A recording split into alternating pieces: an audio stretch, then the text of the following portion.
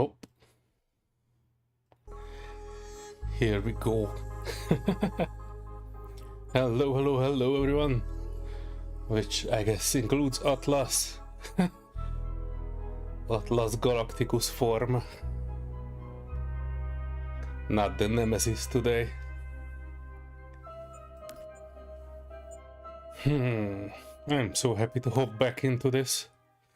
Yesterday I had a stream, and due to that bug, the game was crashing left and right. But luckily they fixed it fairly quickly. We were tagging everybody from Marek Rosa to the entire team. I saw a stream discussion about it, and it was like several hundred people were complaining about it.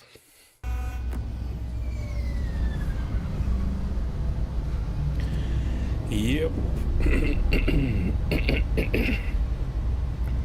So this is where we left off, and when you are basically entering into atmosphere or leaving atmosphere of a planet, what space engineers do is they basically offload everything behind you.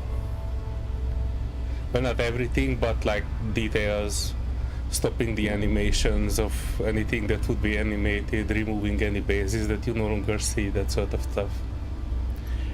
And during that cleanup there was an issue. That's why the game was freezing. Initially I was not sure that it was because of, you know, the mission or something, because it happened during the very last mission of the Verdun planet.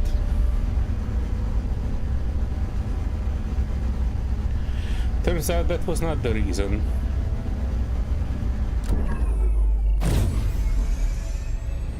It just looked that way because the missions are between the orbital station and planet side, and as I was trying to approach the planet from multiple angles, it was crashing at, you know, various places.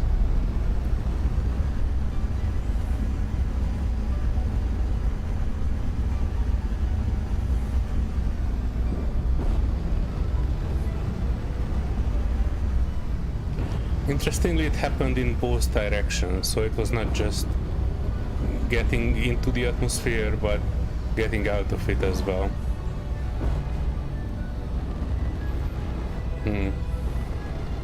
Let me check this unknown signal. Kinda looks like something that we're supposed to do. It's right on the way to where we are going.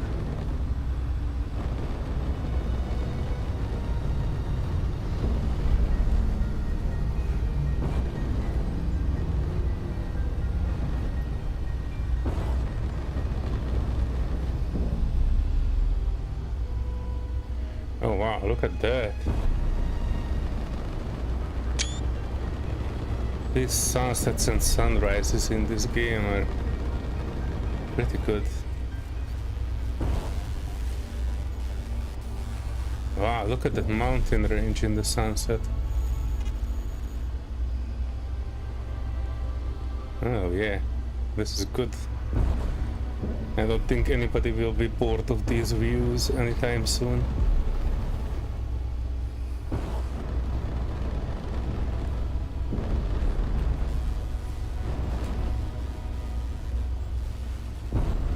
I've seen Hades was also started playing SE too.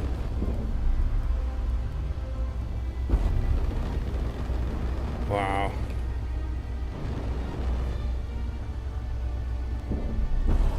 Okay, I like this.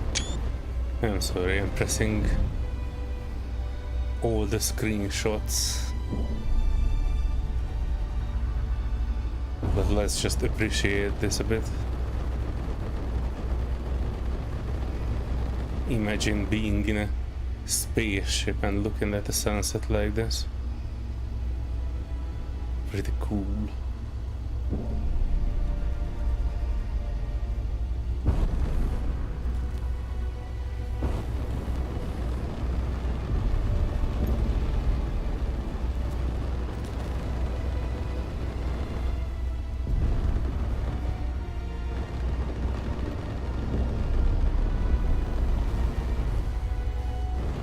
Oh, this is a new POI. I don't think I have seen this one.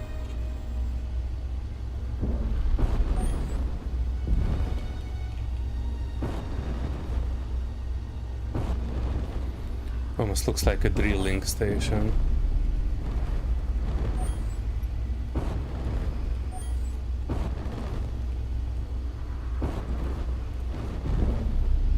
It is the same drill structure as it was in the mines.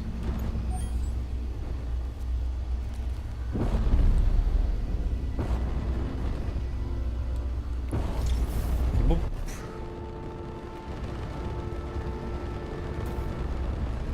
Wow. Look at the gigantic red cloud. Nice. I do love this. Conan and other games lets you customize how long you want the sunset and sunrise be. I hope SE2 will also have that feature, although they are aiming for accuracy. So I think you might be able to change the lengths of day. So if you make it like a longer day, you can probably enjoy this a bit further.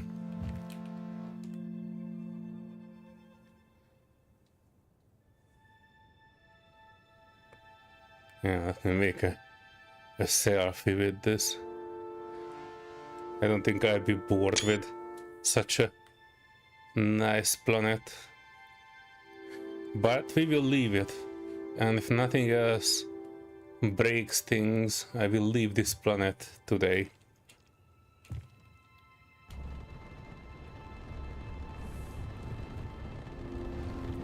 There's a battery. Ooh, some wires. Inventory full. Inventory full. I could still put it in my inventory though. Inventory full.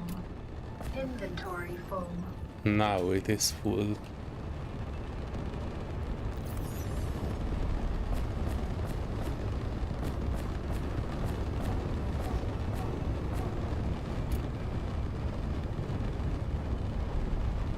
Oh, interesting. So the ice is now pulled from the cargo. I have not noticed that before the patch. I know that there was an issue with syncing up the connected grids, and I have not seen a hotfix for that one. And I'm pretty sure eventually that will come as well. Ooh, look at that. Garta. You know what this is? I kind of recognize the structure.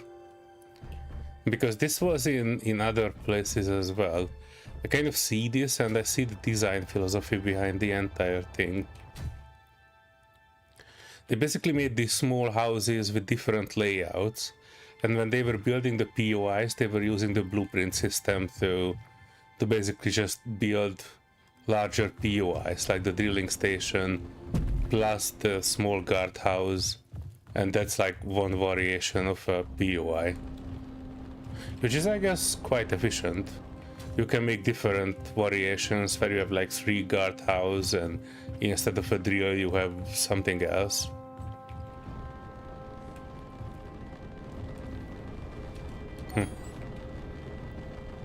Iron, copper. Oh. Okay. Never mind. I'm excited again. I didn't know gold is available on planets. I thought that will be like a space asteroid thing. Gold on planets. It's official now. Let me drill down there. I don't think I have seen the texture. Oh, it is already like in a hole. Very efficient. Ah, look at that. It's actually not too different from SE1 gold. I'm not too sure. The texture kind of looks like it's not high resolution enough. I'm making a picture note of this. Maybe I will send a note for the team on this.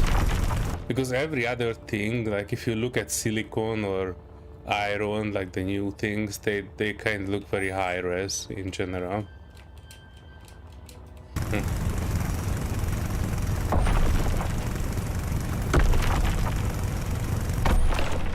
So it is actually worth checking out the POIs. This was like a hidden Easter egg.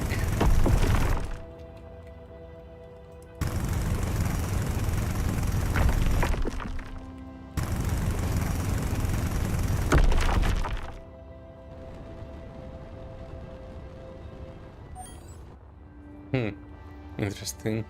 This is just a cave specifically made for the gold, I guess, and it's part of the POI. Oh, what the heck? That sunset is still ongoing. I think they kind of slowed down the time a little bit. I remember seeing somebody complaining about nights lasting forever. This is probably part of that. It's part of the infinite nights. The guy doesn't see infinite nights, but I guess there's something is either making the days longer or just freezing the sun rotation for some reason. Anyway, I don't mind this. This means that you can build in a forever sunset or sunrise location. They will probably fix it though later on.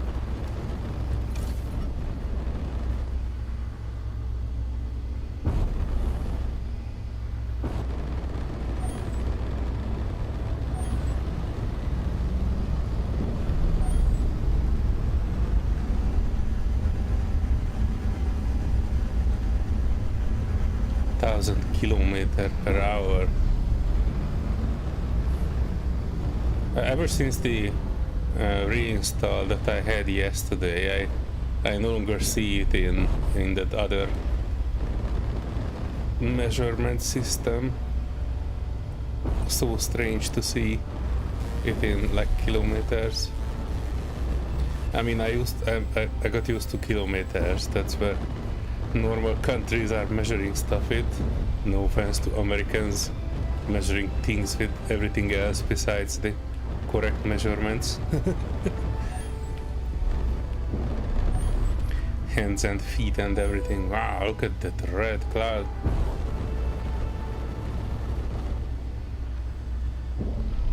I am properly impressed by this. It's never getting old.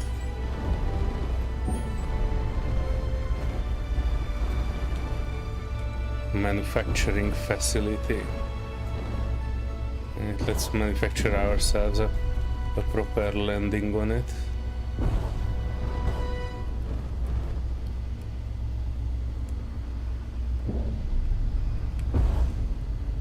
Which is of course face first.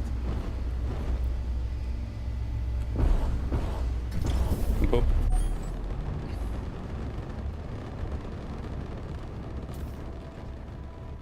Alright, let's see what we are cooking with. Locate and finish construction of manufacturing hall. Ooh, it has go. I know why they put. Inventory full. My inventory is not full. This is a new bug since the hotfix. It is kind of trying to consider the consumables inventory as well, because that is full. Hang on,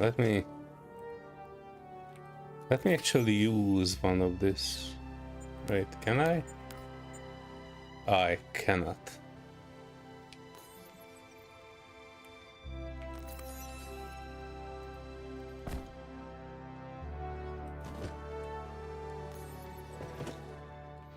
Hang on. What did I press? Now I only see one inventory. And it's not displaying the consumables. Split, move custom. Move 100, move 10. Drag stack. Interesting. Hey Neil. For Serenity freedom units. Indeed. But yeah, I was referring to Americans measuring everything with legs and feet and bananas and whatever.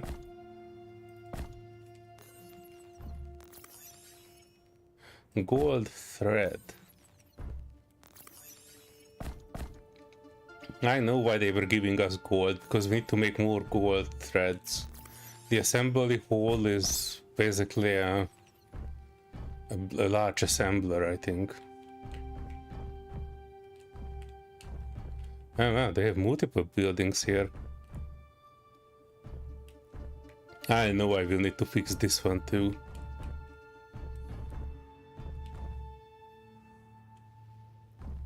This is their assembly hall. Oh, Jesus Louise. That's all the things. And yeah, I can confirm this sunset and sunrise never lasted this long. Definitely they did something with it.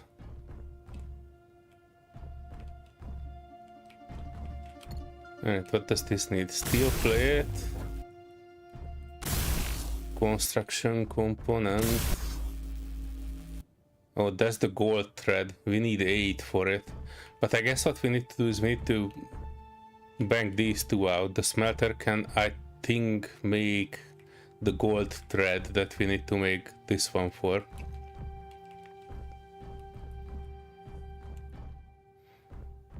Cargo container. Psh, an empty cargo container. Might be a good idea for them to eventually have something which would, like, just by looking at it would tell you which cargo container is completely empty. There's something here also that I have not seen. Window flat. I kind of remember this layout from one of the other stations. And that's what I was kind of harping upon before you came, Neil, that they were basically making these chunks and they were making the POIs as a combination of various parts of the same. I'm pretty sure I've seen this block before. This is where you get the hydrogen ship. It has a block like this. It has a different tower. This one doesn't have a tower, but they were using the blueprint system to just basically kit bash same parts together. I'm not sure how I feel about this. I kind of like discovering new things, not, you know, using the same things. This large chunk reusability of blueprints might be efficient from game deck perspective, but as a player I kind of like to see unique things, not the same.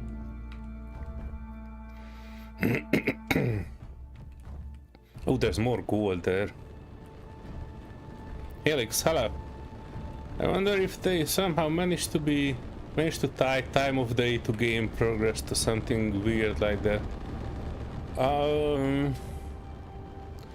Technically it would be possible, but I don't think they did that. I think this is just a bug.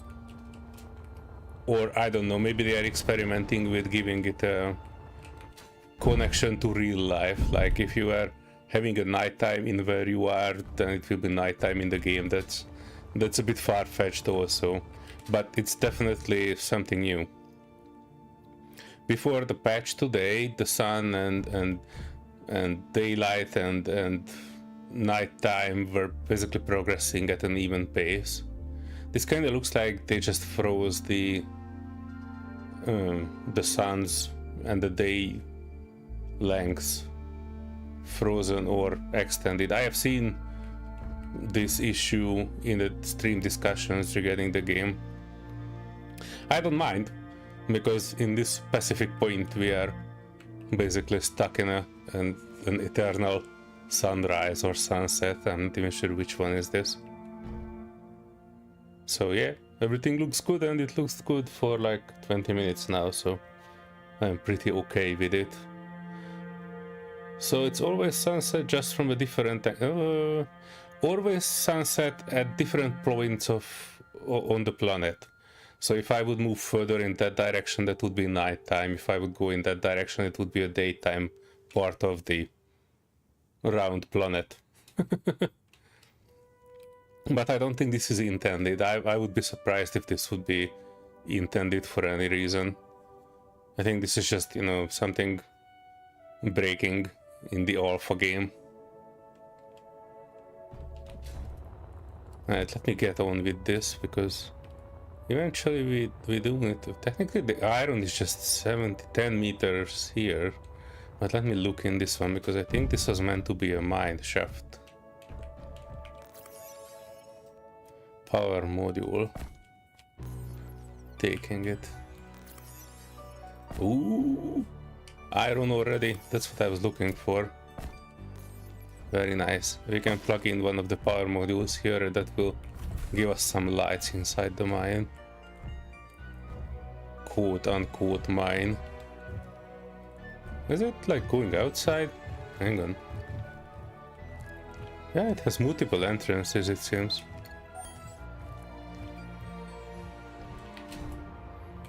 And this one too. We didn't even need to use the door.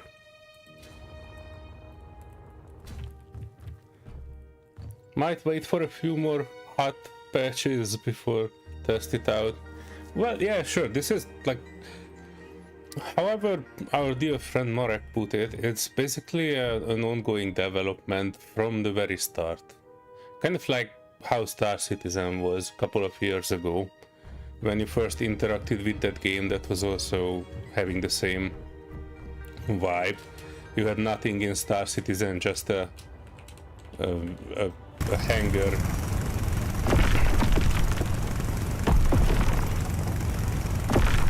And of course, as patches are coming along, it will be expanded significantly. If you have not checked it out yet, they have a roadmap for it.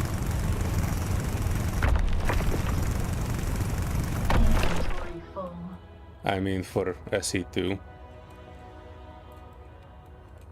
And their roadmap is having like the next big chunk will be water on planets.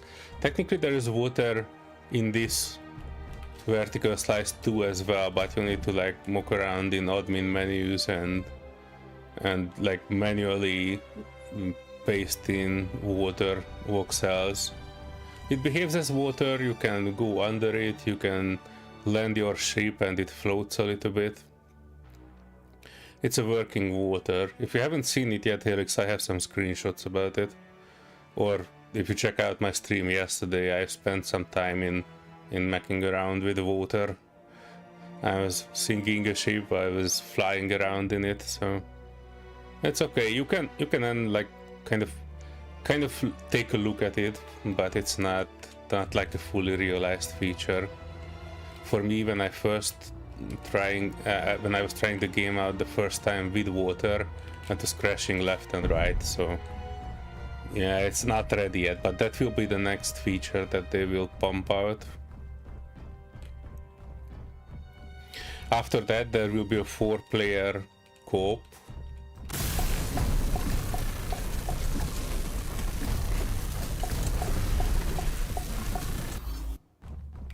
Heck yeah. Empty cargo container, that's fine.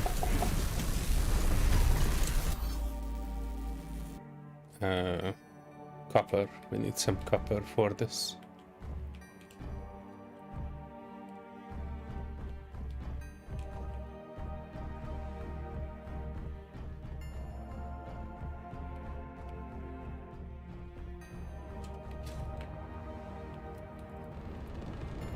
Those holes must be the air vents. Probably. I'm okay with it. It's basically a new PY, but you know, human eye is uniquely trained to recognize patterns. And when you see a PY with this habitation module and then you see a different one with the same habitation module, I kind of see it as somewhat similar to the first POI. Interesting, it kind of looks like things are changing a bit. Previously the clouds were red and now they are bright yellow.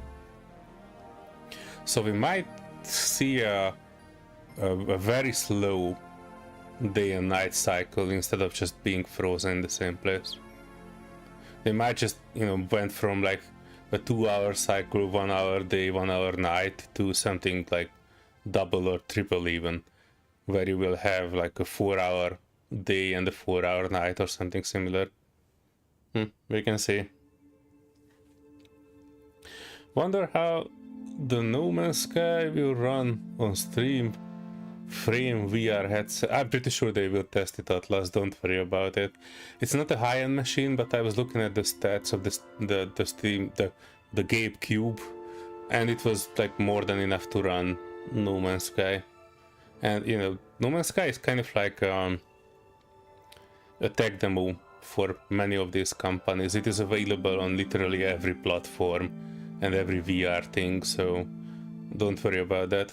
No Man's Sky will be running in the Stream VR, the new Stream VR.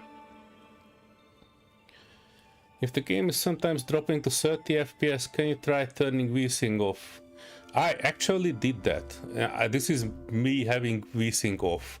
I don't think it actually affects the FPS. It is just if you have VSync on, it kind of waits a little bit. So for me, it is more like fluctuating between 75 and 30. So if you have VSync on, you see that like going 75 and then you see 30. If you have the VSync off, it is a bit more of a gradual change, like a 75 to 50 to 40 to 30 and the way back, so you see more increments between the two. But yeah, like now it went down to 26, but it goes back fairly quickly. So yeah, there are some optimization changes that they need to do with this.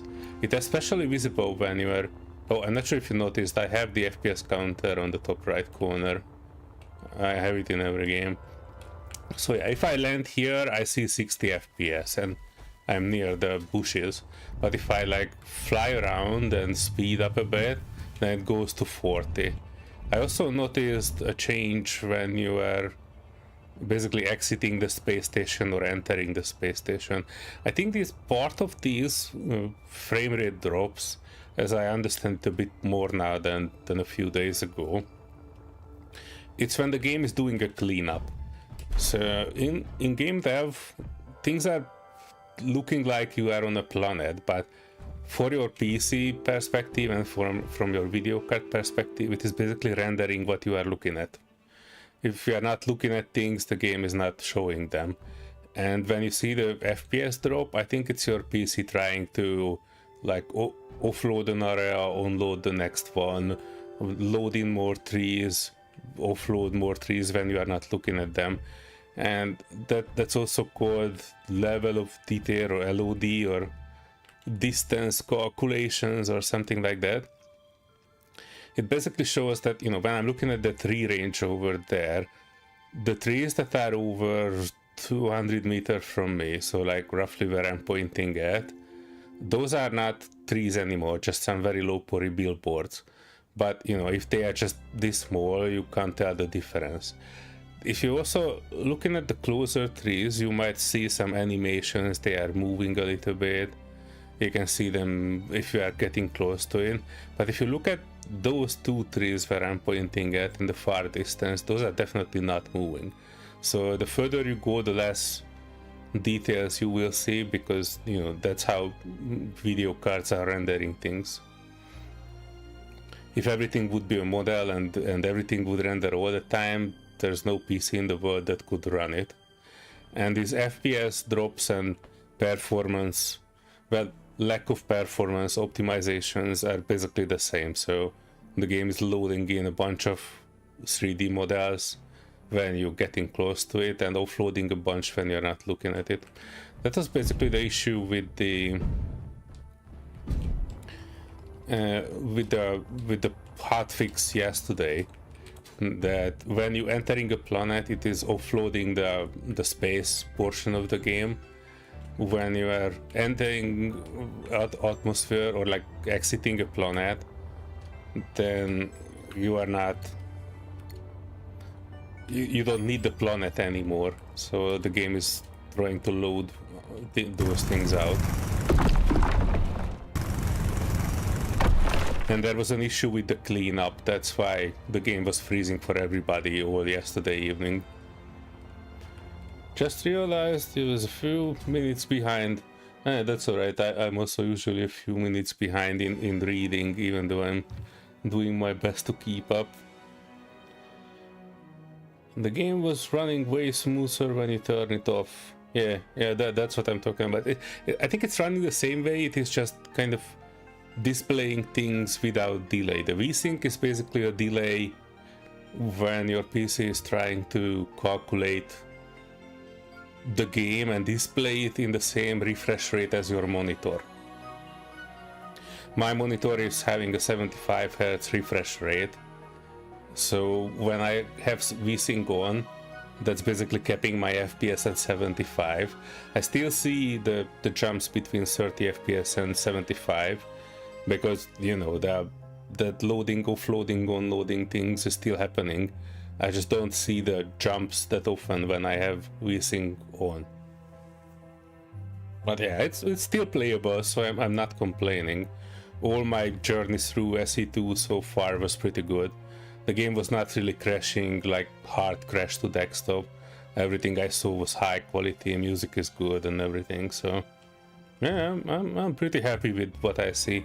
Yesterday was a bit of a hiccup, but nothing really broke. This is the same save game that I started out with Vertical Slice 2. It was just, needed a bit of a hammering.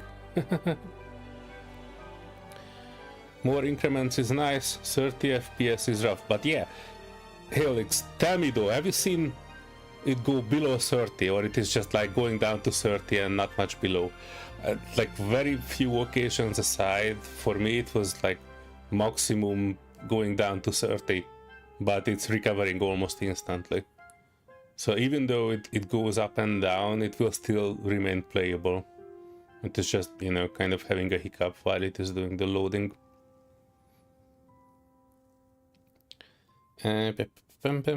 Noticed that the red dwarf was dropping the frame rate a lot when he was on screen. Oh, you might be right, that's an entire planet though.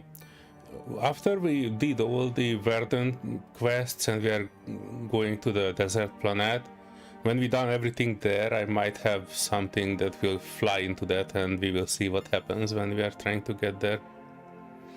I'm also curious myself, but I probably need to prepare a save game for that, because travel between planets is extremely slow. So even if I try to fly there, it would take me several hours. I know a lot about rendering. Well, my channel is called Gaming and Game Making, so I do try to learn about video game dev in general for several years now. I have not made my own game yet, but it's coming eventually. I know 3D modeling in Blender, I know Substance Painter, I know a fair bit about graphic design and Affinity Designer. And that's basically my limit of knowledge. I also know quite a lot about Unreal Engine. And you know, I kind of look at all games that I play from that perspective as well, so not just a gamer, but like how it actually works.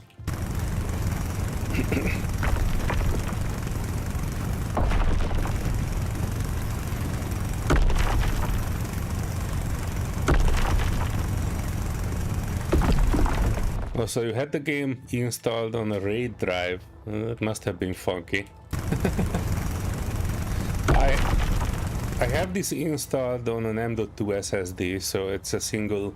It is the same drive as my operating system as well. So I don't think loading and offloading is much of an issue. So when I'm talking about loading trees and offloading stations and such, I'm not talking about like loading as in like when you load into the game. I'm talking more about like displaying parts of the game, like loading into memory and out of the memory, that sort of things. But yeah, hard drive is definitely affecting all this, because this entire game is just about loading an entire voxel planet or more.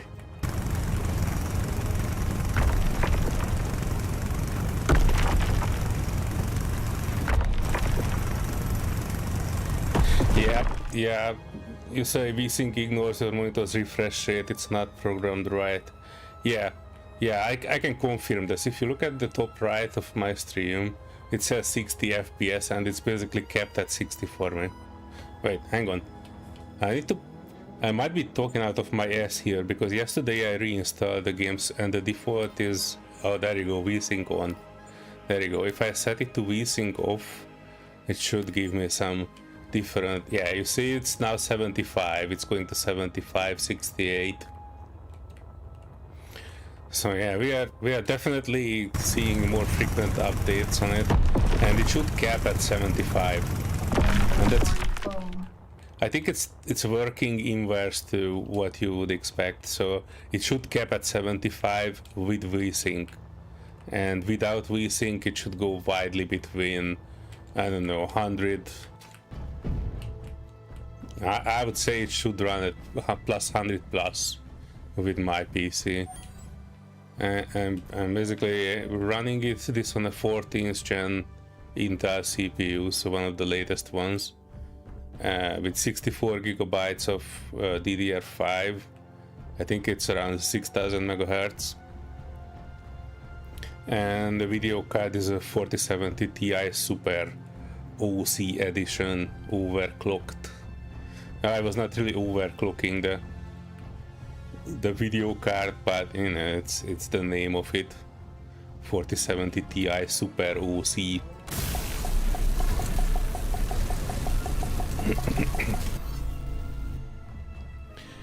They fixed the stuttering, but they're fixing a bunch of things. And they had Keen software houses working like an ugly girl. Every day there's a new hotfix or patch or anything else. And let's see this gold threaded assembler. I need more iron for that. But there you go. So we can make more gold thread, and I'm pretty sure I need some more. Oh, it needs gold. Hang on, let me put in my gold here. Heck yeah, all is good, all is fine. Smelter output. Oh, it's interesting. Look at this. I've not even noticed this. So basically, the current available cargo on this line here is the container next to the smelter, and the smelter actually have two slots, one for input, one for output. Interestingly, you can't put the output into the input, so they already implemented the parts where you can only put ore in specific parts.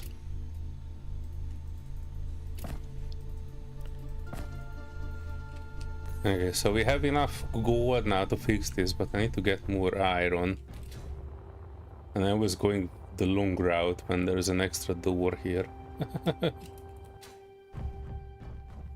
Should probably stop being coy, but actually Professional rendering engineer. Oh, okay, then you probably know more about this than I am. I'm just trying to, you know, learn it as a self-taught thing. But yeah, given that I've not actually made my own game, that should tell you a lot about my actual knowledge and motivation.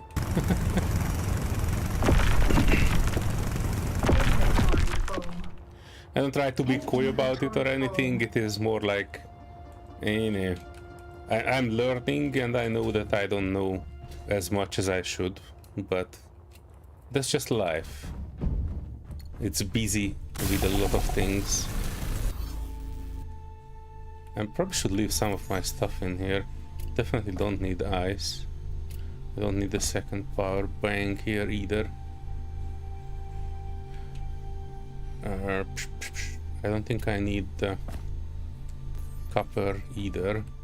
And silicon and nickel, that's what I would need.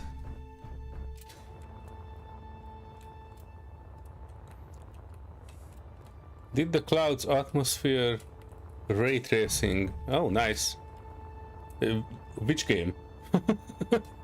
This one?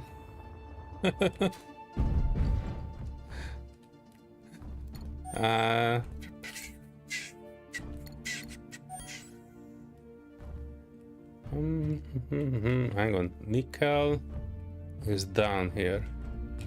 I like the nickel texture more actually. This is one of my favorite textures in the game. It almost looks like gold a bit.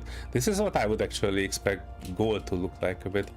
If you look at the gold texture, I was looking at it at a POI a bit earlier, and it kind of looked different. But yeah, I do like this. This looks rich. I like this one. This game, oh awesome. It seems the developer team is making its appearance in many streams.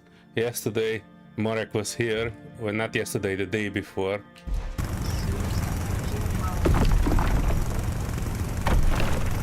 I'm very happy about it. And so far what you have seen, not just on my stream but other people's stream, have you seen how people play it, what they praise, what they have issues with?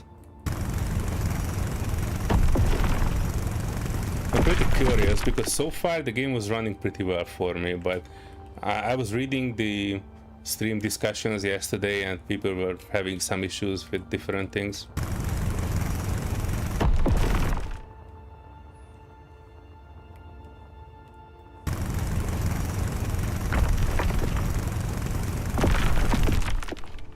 Yeah, okay.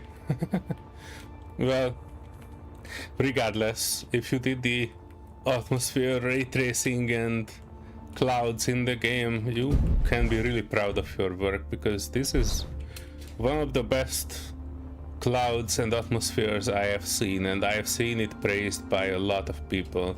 It's not just me saying it, but I've seen other people also having the same opinion about it. It's really great. I like it. I like that it's different from No Man's Sky. No Man's Sky clouds were basically the top of what I have seen until I've seen SE2. And this is good in a different way. It's more realistic. It kind of reminded me to the times when I was flying into different countries for holiday, and when the plane was taking off for landing and they went through a cloud. It was the same experience as in this game. So yeah, it's very good. I'm very happy with what I see. Hang on, I need to get silicone. Not just my mouse is speaking instead of my drill. I should have my drill moving instead of my mouse.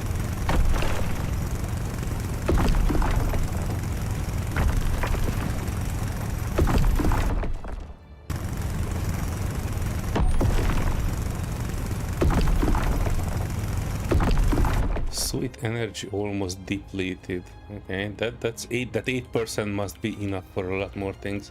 I also need a bunch more iron.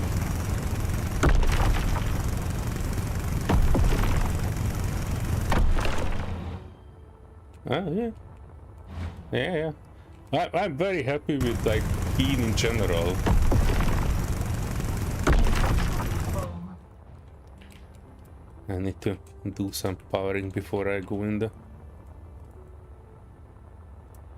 base. Hang on. Artists and Marek. Yeah, it's a nice team. You guys have it good here. I have seen, you know, as a gamer in general, I follow a lot of dev teams and companies and games on social media. Most of them have many issues, like overarching ones, not just detail issues. I'm talking more about things like, you know, prioritizing the wrong things, and when they are talking with fans, they are not really looking for the right feedback. I think the team that Keen has a unique perspective of bubble is not the right word. It's more like you know your audience and you are basically preaching for your own crowd, and that's something that a lot of other teams have forgotten. SE1 could have gone a lot of different directions, but it was kept in a strict focus on engineering and engineering for engineers. And I think that's very good.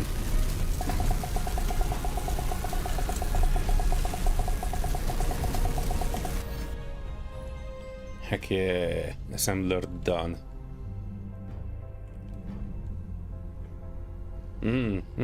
Yeah, I agree, yeah. Mark is kind of a strange dude, but I like him. I'd probably not mentioned this in the recent years or months. I don't know him much, but our first interaction was when I started learning about SE1 modding. And the lack of tutorials and the difficulty of game dev involved in SE1 modding. If you know that one, you know what I'm talking about. It's like pissing blood. Not gonna lie, it's very hard. And when I was kind of putting things together from the SEUT Blender module and various tools from Keen, like the image packer that is packing the textures, texture packer tool. And I made a 1.5 hour long tutorial on how to add the single decorative non-functional block to SE1. And I was making the model with time-lapse. I was setting up the textures, making the textures in Substance Painter, and you know, eventually putting it in the game, setting up the textures, wiring it up, making the mod, testing it, that sort of stuff. And it was a cactus. It's still in the SE1 workshop. If you look for a cactus mod, you will probably find it. And I said it in the video, or when I was like releasing the video, that I made it a cactus because whoever made SE1 modding this difficult should stuff it up in their bumhole. And our dear friend Marek replied to that something with the effect of, "Oh, how do you know that's my favorite activity?" And we were laughing it off, but yeah, SE1 modding was not easy, and ever since then we were like, you know, interacting a few times, sending him emails, and he's replying sometimes. I know he's not too frequent with his replies, but yeah, he's a cool dude. I'm okay with him. I sent him an email today actually when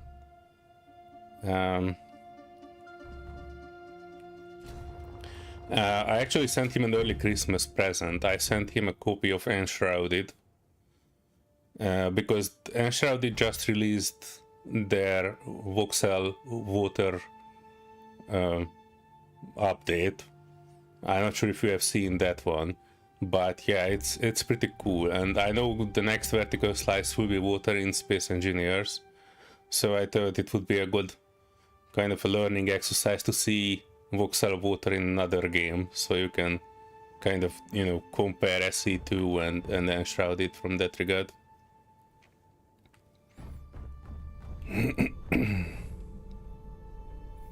SE1 is an opportunity to learn mistakes from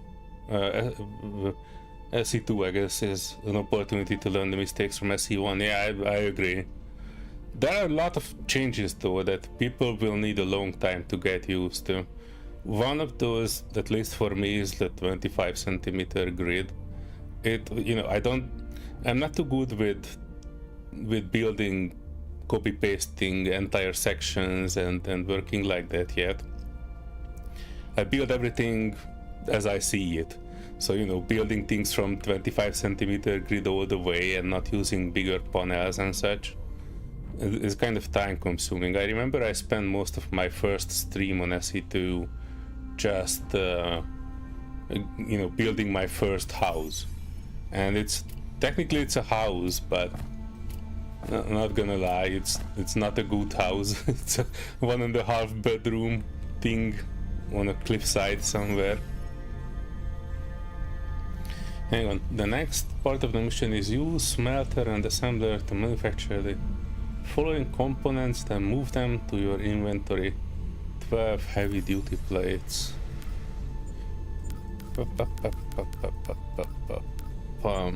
Do it.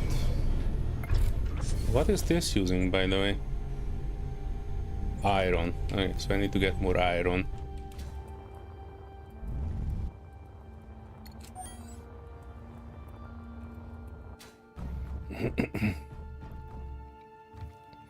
Like the start. Oh boy, the start. Oh, you mean like the first player experience? Tutorials and such? I think that's a good... It was done well. I didn't have any problems with the tutorial, except it's not working. If you look at the screen of mine now, you still see fix the ship and finish the ship, both of them stuck there. The first ship I was driving into a mountainside, the second one I was trying to bring home to repair, and I put it on my house and it rolled off the house right into a ravine under the mountain, so I basically break both the ships. None of them exist anymore, but the main quest is still showing them. Luckily you can kind of progress just by approaching the next waypoint if you know where it is. Even if you know what to do, you spend much more time mining the dirt. Yeah, in SE1, well, it kind of depends. I'm not sure. Helix, how many mods you are usually playing with? SE1, I started out as, playing with 0, but after a while I discovered the power of mods, and ever since then I was not really playing without mods. We usually now have an assortment of 40-50 mods when I make an SE1 server, and it's basically packed with a lot of things like rotary airlocks, colorable thrusters, extra planets, custom skybox, additional blocks like I don't know, tarps, and extra NPCs like rivers and some of the asserts with various happiness levels. I personally like the rivers, I'm partial to them. Keep in mind the game will be adjusting to player feedback as well as players adjusting to the game. Yeah, that's the tricky part, isn't it? Like, what do you expect from your player base? Especially for Keen, it will be a hard process, because whoever plays Space Engineers... I have a theory. Space Engineers 1, at least, is a game that if you look at it and play it a little bit, you either don't understand shit and you hate it and you will never boot it up ever again in your life, or you put thousands of hours on it. That's the two. That there's no between. There's nothing between the two. You either love it and put thousands of hours in it, or you don't like it and you never boot it, and then you don't understand it either. And it has something to do with the engineering mindset, I would say, because if you are an engineer, you have a certain way of thinking. Like, you see the world as not a collection of problems, but you see it as a collection of solutions. And once you understand the physics of Space Engineers 1 and you know the process, then whatever you want to do is basically possible. You just need to engineer your solution to it. And that will be a very hard process for Keen to basically select the right feedback, so to say. Because, you know, if people playing thousands of hours of SE1, they might have an opinion on how to play it. If you want to see how wild that thing can worry, just look into the expense server and you will know how much an opinion of what a space engineer's game can be worries. So yeah, there are a lot of people having a lot of options. If you know the Japanese SE community, those guys are crazy. And I'm not exaggerating. They are building gigantic Gundams and mechas all around.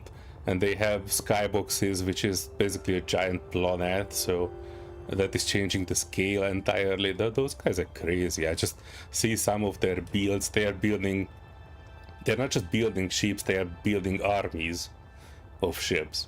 They're the ones that were making the modern jet fighters in the game, and those guys are having some crazy ideas. And selecting what to listen to and what to change based on player feedback, that will definitely be a big part of the challenge. Technical things aside, I mean, technical things you can learn, but navigating between the loud people and the good feedback and things you shouldn't change is definitely will be a hard thing. Luckily though, since, as you mentioned earlier, Keen is an independent company, they don't need to pressure themselves to choose between certain things. They can just choose whatever they think is right. And that's what I like about Keen, more or less, that they were choosing to cater to their long-time audience.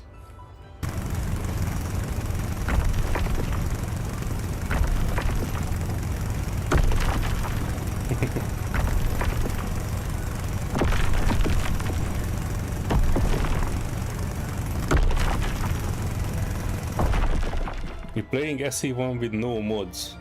Oh my. Oh my. You are... How? Hang on. There was a word for this. I think it's Luddite or something like that. But yeah, how can you bear it? I mean, SE1 start without mods is just you landing on a planet and nothing. No NPCs, the default goose poop colored skybox, although they changed it not too long ago, and no goals. I don't know. I can't imagine myself playing default SE1. Although there's one thing that I will be able to play, and that's the Never Surrender scenario. We were starting an SE1 playthrough of that with Serenity, another regular on this channel who I cooperate with a lot of times. We got decently far, but you know, it was between larger updates for SE1, so we didn't really finish that one. That is the only vanilla that I play. Everything else, only mods. Hey, Backyard Gamer.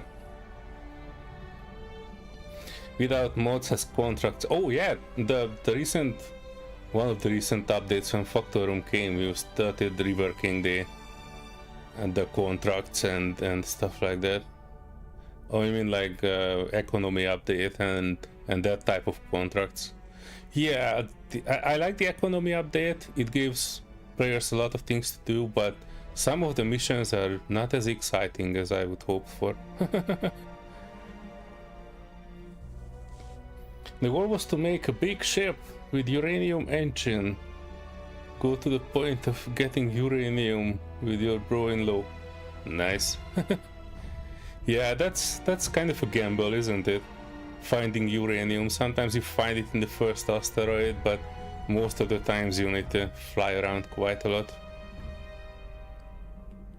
Yeah, when we are playing modded space engineers, what we are normally doing is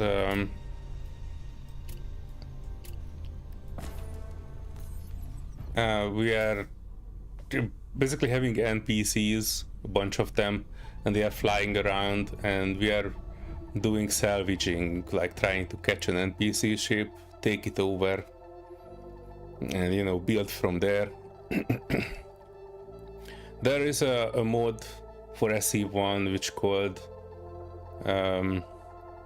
MES Wrecks.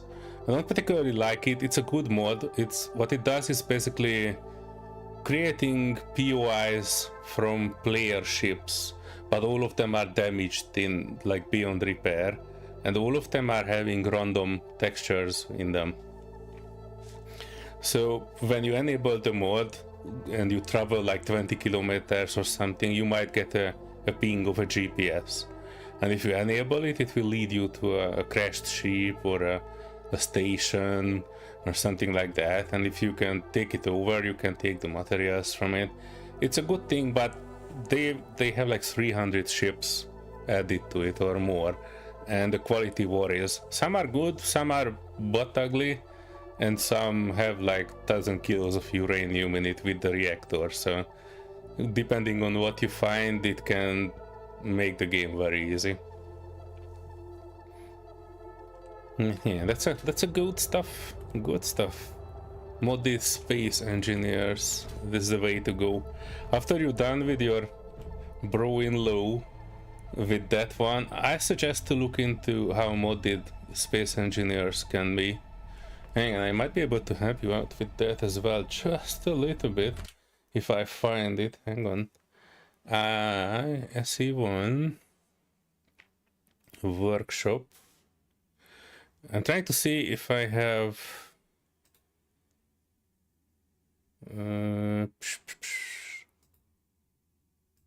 files I have posted. No, not the one. There should be something called, I don't know it by heart, but oh, there you go, collections.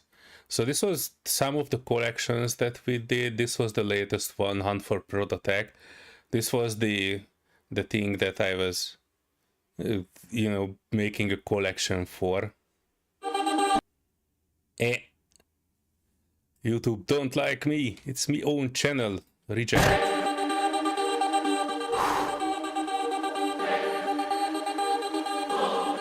Captain, I've detected a faint radar signature of unknown shielded technology.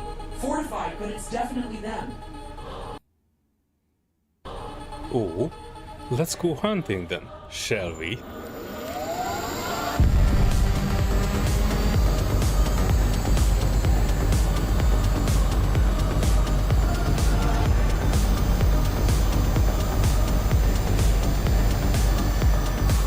There can be some crazy stuff. And you know, in these collections I was trying to put some of the mods that I was doing. This was a 16K skybox that I really like. Rendering improved. This is making lights and shadows a bit darker and lighter. Custom planets. This dude, this Resrun Major John was doing some very cool planets. Trelan, Orlunda, these are custom planets and they are very good looking.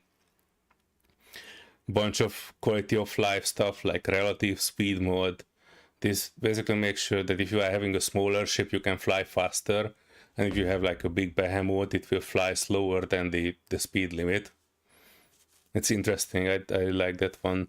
Colorful icons, quiet tools, build info, nuclear weapons and bigger explosions. This is a funny mod. I really like this one. Graded catwalks. I don't start any playthrough without this one. This adds a bunch of curved and different type of catwalks to the game. Consolidation proportions, and this was the cactus mod that I was talking about. It's a custom image with Substance Painter texture, so it is not using any of the SE1 textures. This is where I made the tutorial with. And there are some fancy stuff you can add to it. Additional images to LCDs. Rotary airlock is a must. I mean, you can engineer your own airlock, but this is a much simpler solution. Additional stuff. FSD Super Cruise, that was an interesting thing we were working around. This is basically a replacement of the jump drive. We are not jumping 2000 kilometers, but you can accelerate to several hundred and thousand kilometers per second. It is just using an extraordinary amount of energy. So you need to put your ship full of batteries when you do that one. Animated cockpits, power lines, large armor blocks, decorative forming items. Yeah, this is all stuff that adds a lot of life to SE1. I would definitely suggest to try a version of this when you are playing SE again. Hang on, I need to read back. SE2 is working-ish again. Yes, indeed, Backyard. I'm very happy about it. It works pretty well, as well as before the hotfix. Took a long time. You have to get to the moon and get platinum and then find uranium to harvest it. Yeah, it's yeah. Platinum. We don't have platinum on starting planets in any playthroughs that we do, so you are incentivized to travel there. And the evolution of that in SE2 will be the contract missions from the start, I guess. Because definitely they make you travel. That I give to SE2 team. All of the tier 2 missions that I made were on the far side of the planet from where the station is. So I had to travel like 150 kilometers. Reverse, corrupt, etc. Big bad. I don't use corrupt, but reverse, I definitely would add it. The mechanic of reverse, and whoever made this is just chef's kiss. If you have an antenna in SE2 and the reverse spawns, they basically hone on to your base with GPS. So basically they are trying to get to you. And they are extremely aggressive. And they have timer blocks on them, which basically changing up their tactics. If certain things are damaged on them, they can just put the drives into, like the thrusters into overdrive, and they can just ram you. So that's like, and all the while you can hear the random screams in the radio and all that jazz. Reavers are a good thing, and I like to add them to any playthroughs, because personally I think the biggest issue with SE1 is the lack of NPCs. That there are not enough factions. Well, now you have pirates and you have Factor Room, but before that there was nothing. And even if it's just a ship that is flying 2000 meters from your base, it adds some air traffic, or like the SR, they are adding some chatter if you get within 2 kilometers to them. So that kind of brings the game to life. Without it, it's a very solitary experience. Thinking making a Scrapyard Survivor server. That's a good idea, Backyard. Don't add more than 2 planets if you have that one. We had one previously with Serenity and the others, and it was a cool thing to have, but you don't need to overdo it. Just add a bunch of planetary spawning NPC mods. I think the WTT Wasteland Tire Thieves is one of the good ones, or Abandoned Settlements, I think that's one of them. And if you can disable jetpacks, that also can add a bunch of good things to a scrapping server. I think we did it with Serenity like more than a year ago or so. So that is something. Hang on, let me see if I can find a picture of it at least. I know that I have my own thingy ping for it.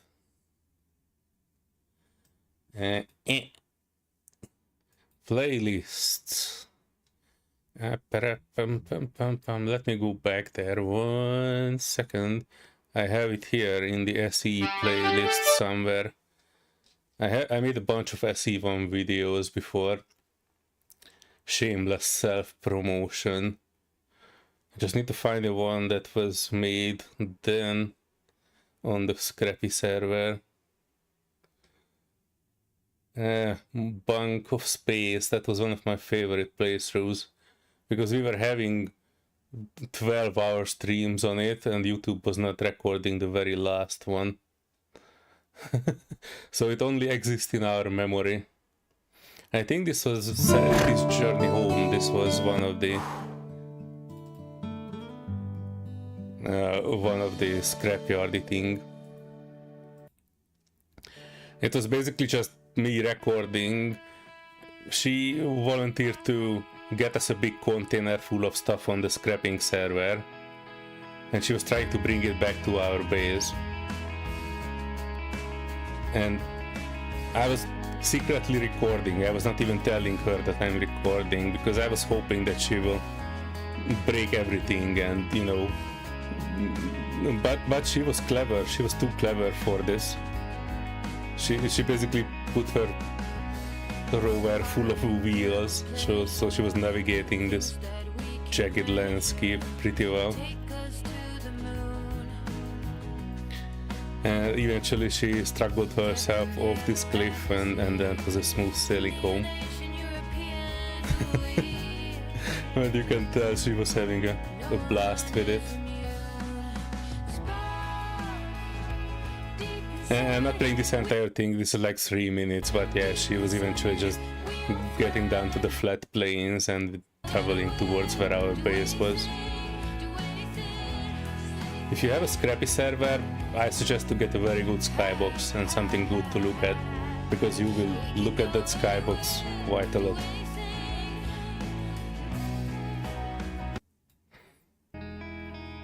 Yeah, that was our base. We basically took over a POI and we were dragging all the wrecks in there, and we were salvaging day and night. It was a good one. You have other games to work on. Tell me about it, Helix. I have a library of over 2,000 games across multiple platforms and 3 consoles and PC and everything. Believe me, I know the struggle of wanting to play games and not having enough time for them.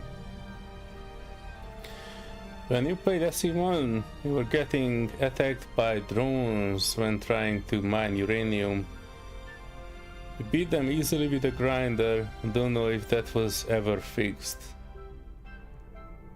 I'm not aware. But the starting pirate drones were pretty persistent, but not too strong. So I remember having an asteroid base at one of the previous playthroughs of SE1. And I remember salvaging a lot of pirate drones. That was before the update of, you know, Factor Room and everything else. Hey Penny! When you created a new playthrough, there were encounters on the planet near where you landed. Oh, that makes things a bit easier. we were playing SE for a couple of years now, so the original. So yeah, we were kind of...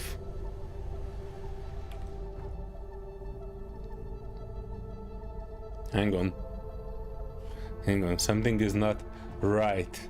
I'm just checking our progress on this mission. It says use smelter and assembler to manufacture the following components and move them to your inventory, but it doesn't give me what components it needs. Error. It's in my inventory, but what do I need to manufacture here? It is not showing. Contracts. It is not giving me any extra info on this either.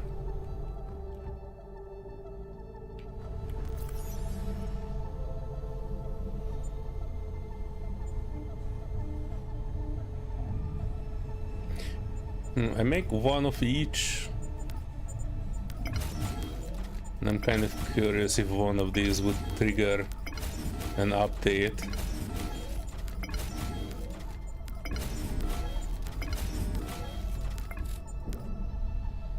This one needs cobalt. This one needs lead. No, this one needs cobalt also. Interesting. So the lead bars you make out of cobalt, I didn't know that. Let me bring some cobalt in here. And we can figure out what is actually needed.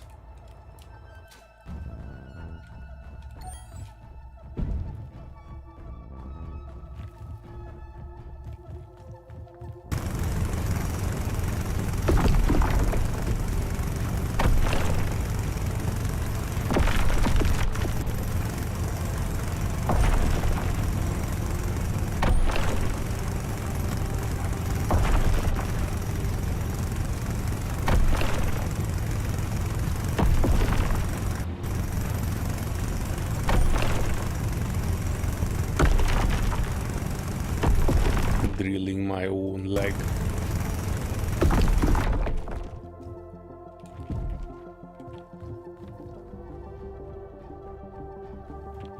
How is it hanging, Paddy? Are you guys still in SE1?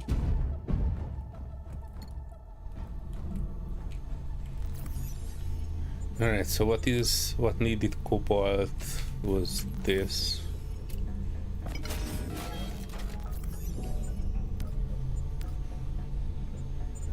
One of this. Oh, it needs magnesium. I think I've seen it. I don't think I've seen it. Lead. Oh, I'm an idiot. Lead needs lead ore, which you don't have. Gold means gold, but we already had that one. And chrome needs chromium, which I'm not even sure we have here.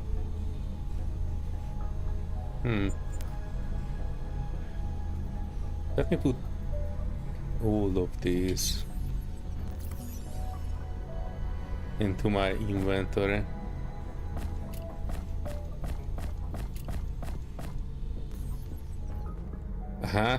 The mission log did not change, so I have zero idea what I'm missing or what I'm supposed to make here.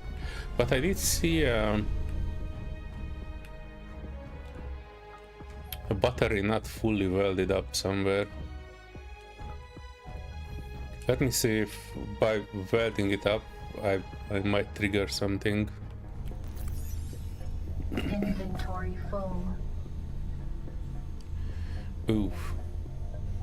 Oof. I probably don't need this. Nickel, silicon, cobalt. Inventory full. One of these should work.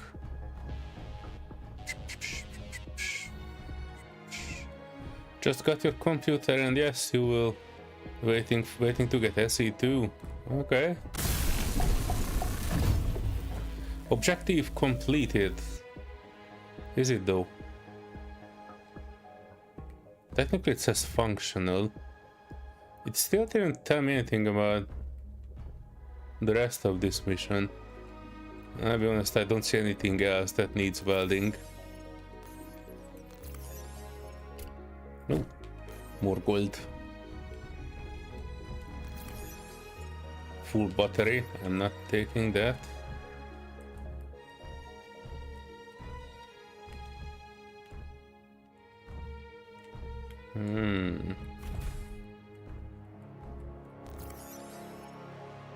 Sweet battery. That's alright.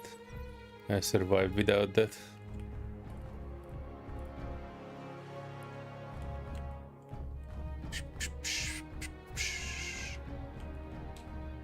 This one we fixed up, minus the heavy duty plate. This is where we came from.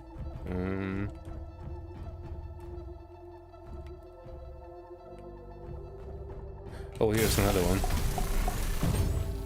Oh, objective completed, contract finished. Heck yeah. All is right in the world, even though it was not in the description. Good for us to recognize that the issue was with that. That means this will be the end of our Verden play. After this we should be able to travel.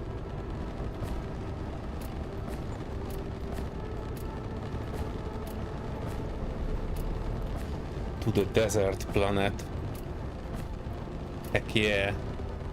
Question, can you backpack convert the ore into component in your backpack to save space and weight? No. Hang on.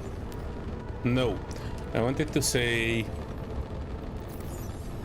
Yeah, no. The inventory can hold stuff, but you can't craft anything in it. The suit automatically crafts it when you are welding things up in the world, but it's not like manually crafting an item. If you manually want to craft an item, you actually need the smelter or one of these ding-dongs here, because this one, the basic smelter, makes the same things that you can craft in your inventory as well. Well, not craft in inventory, but craft from the raw materials. So these things, I guess, and maybe not the gold thread and the lead bar and the magnesium powder, but metal grid, turbine, wire, construction component, motor, electronic parts, glass, steel tube and steel plate. These things you are crafting from basic materials like iron ore and that sort of stuff, and you can just weld. And if you look at things with R, you can choose between welding it from raw materials or welding it from parts, but there's no conversion yet between the two. So even if I would take this assembler with me, which I don't really need, if you grind it down, you get back the parts, not the raw ore. And as far as I know, currently there's no conversion between part and raw ore. It doesn't really bother me much because basically you can find ore anywhere and everywhere. But yeah, that's it. You can't craft a component like to keep it in your inventory as far as I know. But as you craft, or if you have a smelter like this, you can just pop it in there and convert it to whatever you need. But so far this was not an issue for us because, you know, even if you just look around, you see gold, iron, copper, nickel, silicon, whatever you need, and you can just, everything is within like 150 meters. And it's basically like, you know, you're never in a situation where you would stuck. The most stuck I was when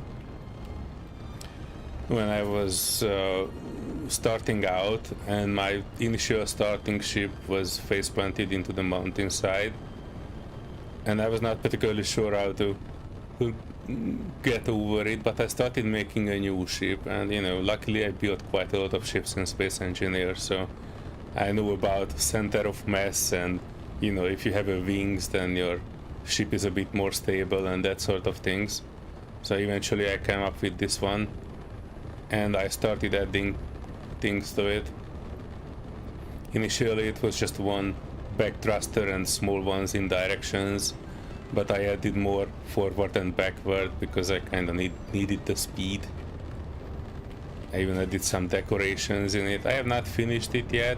You see the decoration holding up the solar panel is here, but I have not finished it on here and on the other side. It's a process. An ongoing process.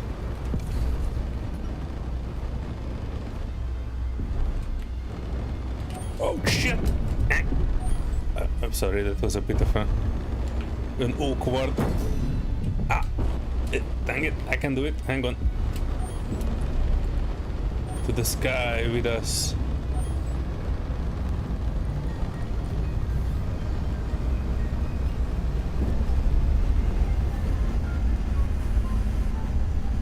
So yeah, cloud tech. I am happy with it. You found a life hack to turn them into components. Build a block and grind it. Your backpack built with the ore and get the components back. Don't know how much weight you save by doing this. We can try to figure it out. Let me get to that terminal. I guess I'm actually flying the wrong way if I want to get to the terminal. Hang on.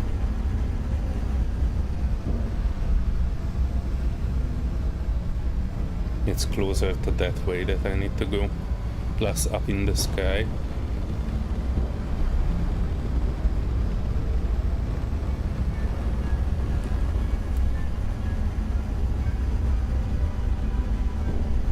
Still heavily in gravity, but I guess what you can do is you can check how much iron ore you use for one plate, and you can keep it in your inventory and see that, I don't know, 100 iron ore weighs X amount and one plate weighs another certain amount,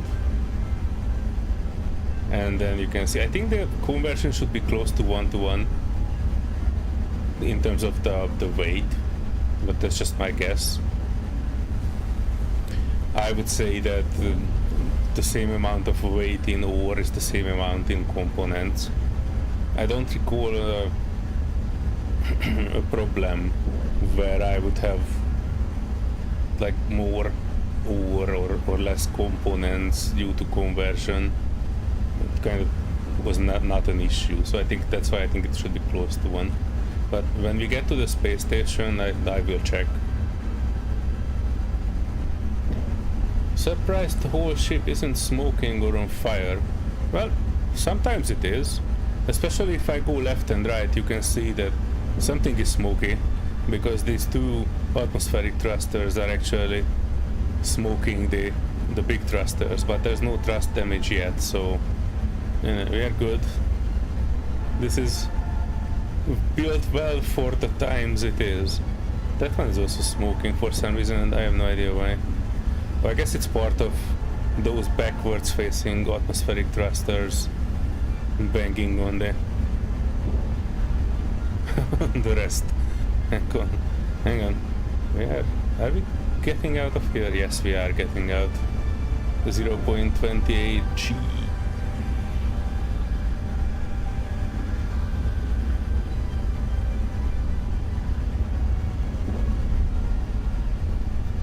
Would just fill their inventory with ore and then see if have extra space when you build something and grind it. That is also a way to look at it. Do we even have that precise measurement? I think it should give you the weight of your inventory, I think, at least. But yeah, I will test it out. Stay tuned.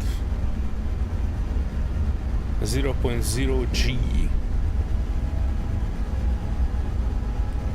I guess this would be a nice place to even out. And we are going towards the terminal. I also noticed, compared to SE1, the render range of certain things are increased exponentially.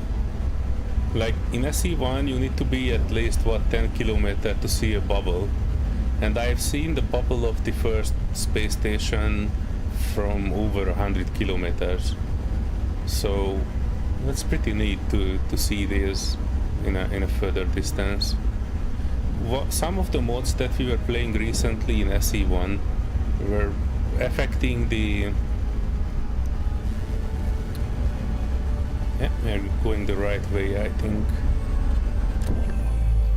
Let's cruise a bit. So yeah, some of the mods we were playing in SE1 nowadays were modifying the range of guns. If you have not played much with mods, you're probably not familiar with it, but there's one called Weapon Core, which is...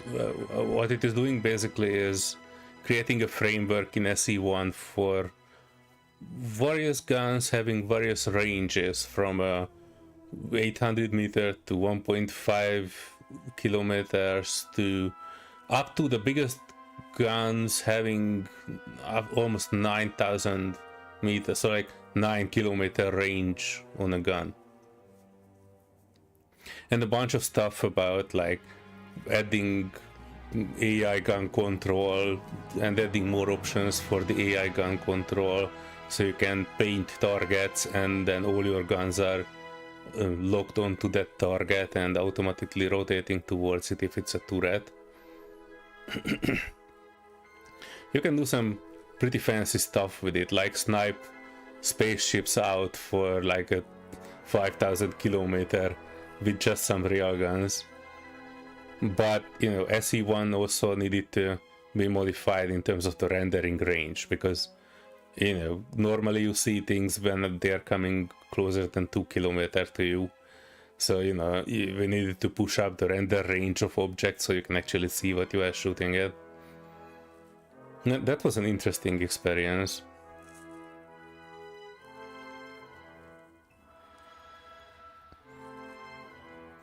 Yeah, SE1 modding, very fancy, but also very hard to do. I also tried SE2 modding. I didn't get too far in it yet.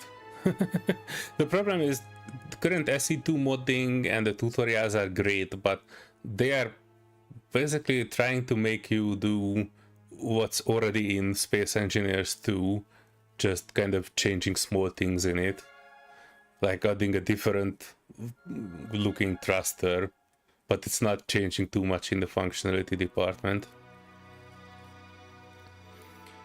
If you want to add a completely custom model with custom functionality, that still needs a lot of legwork. But yeah, I'm pretty happy with both SE1 and SE2. I'm just kind of waiting for the actual crowd. The 4-player co-op will be perfect to start out with, but yeah, eventually we will need dedicated servers and all that. I already have candidates lining up to play SE2 in co-op, so yeah, it will be good.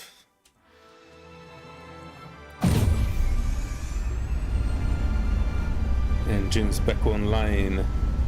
We are 60 kilometers from the terminal. Let me even out the direction.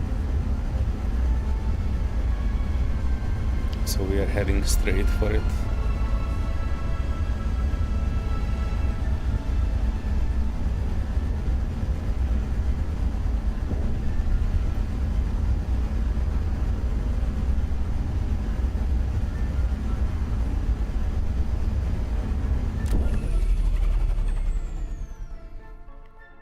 SE2 modding scope was limited for good reasons.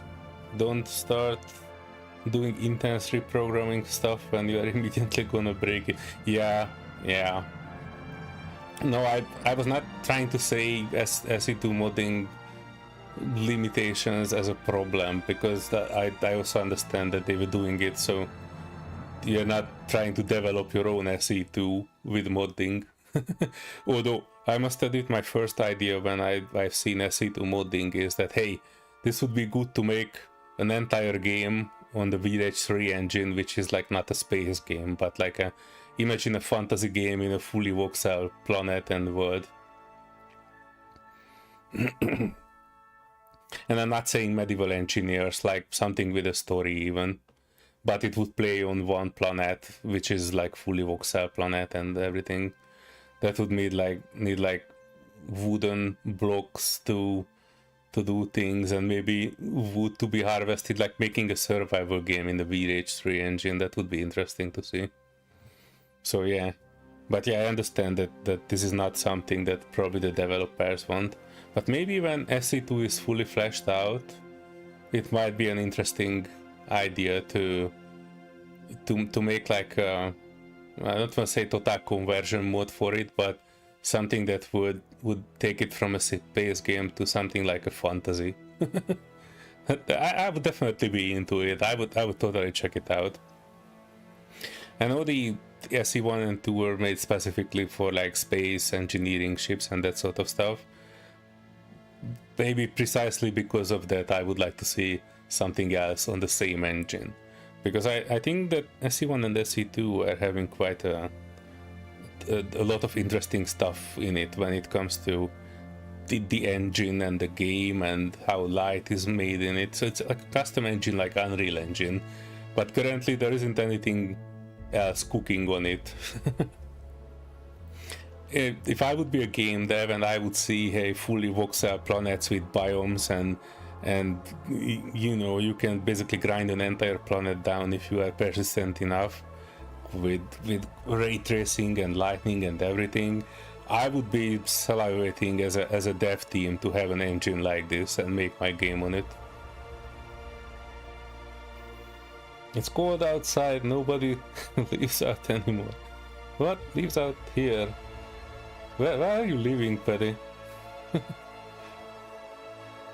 Are you in the snow biome? Right now, modding is just access to editor tools, which is perfectly okay.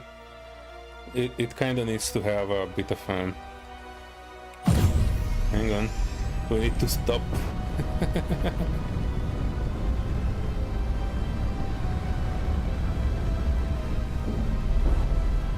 It's crazy, kind of crazy how much you have to reinvent things when you are dealing with as much as dynamic stuff, as these ray tracing solutions had to be redone to like work in a moving ship.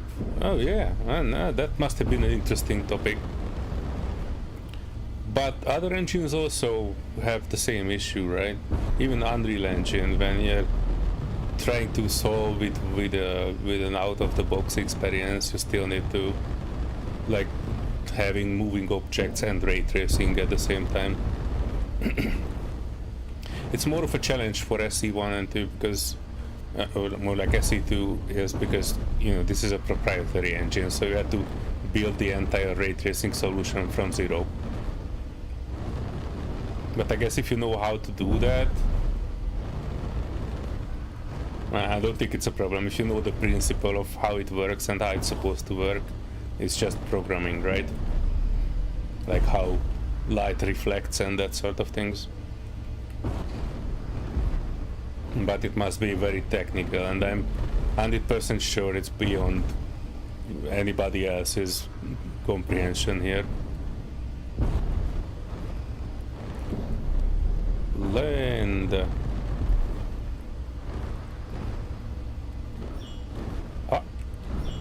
Park.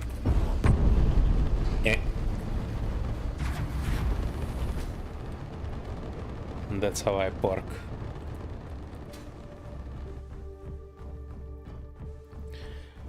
Right now, the instabilities of stuff like ray tracing has to do with this, because how do you do world space when you are in a moving ship? Are you doing world space? Technically, yeah, that's a good question. Yeah, I have nothing on that. Sorry, I don't even want to pretend. I kind of seen a couple of ray tracing stuff, and I think I've read an article about it once, but that's the extent of my knowledge. I know that it has something to do with tracing reflections and light, but yeah, I don't even want to pretend that I know anything about it.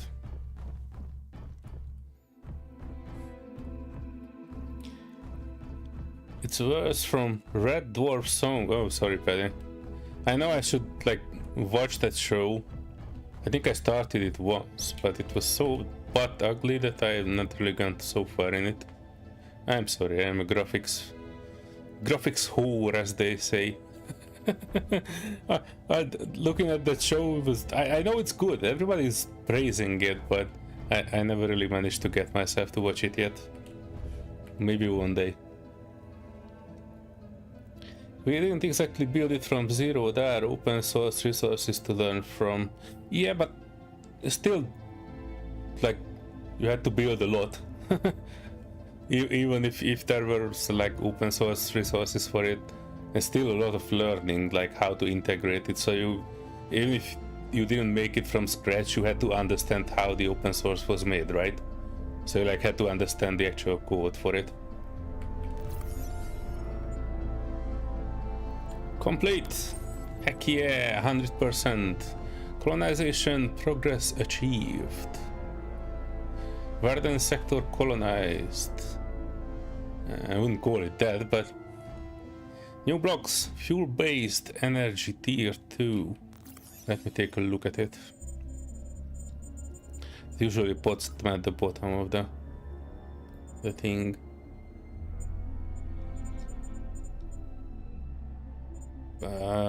Not in this case though, hang on. O2H2 gen, smelter, assembler, survival kit, gear forge. What's this? Reactor generates high amounts of power for grids by consuming fuel. Technically I could build one of these, but I haven't found uranium yet. Like not a single one. I've seen it. I've seen it in this base specifically. If you... Well, not here, but if you go out of here, there are some containers here, and if you access these and then look at all the containers on this one, you see there's uranium in this one. Currently not connected, accessible. I found one reactor on this base, but I have no idea where the other three are. I guess if you could directly access the reactor, you could take the uranium out, but I don't know where they are. So, it is what it is. We just need to find our own uranium, and it doesn't have any anything to anything to do. But if I'm correct, yeah, the jump link to chemic sector is not having this lock icon here, so we should be able to fast travel there.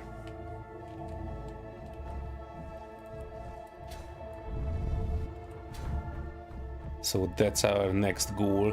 Technically I could go down to the planet and resupply, but I'm not sure what I would need, and I guess fast travel is... I have no idea how to fast travel though. Oh, fast travel, I'm an idiot, there's a gigantic button here. Are we fast traveling? I assume not, because we are connected. Hang on.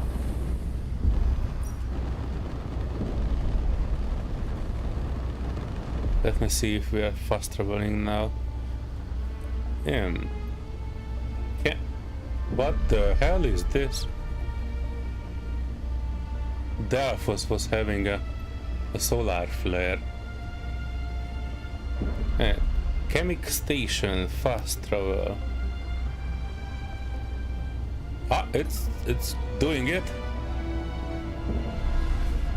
I found chemic station. Oh, that was easy. I see that there will be an animation here eventually. Something like how you travel between systems in No Man's Sky.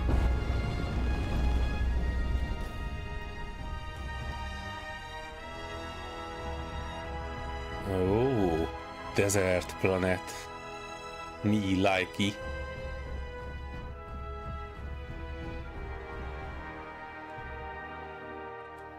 We even have an asteroid here. Let's take a look. Oh, it is looking like almost the same station, isn't it? Except that this one only has 2 landing pads and no connectors. The other one had 4 landing pads with connectors.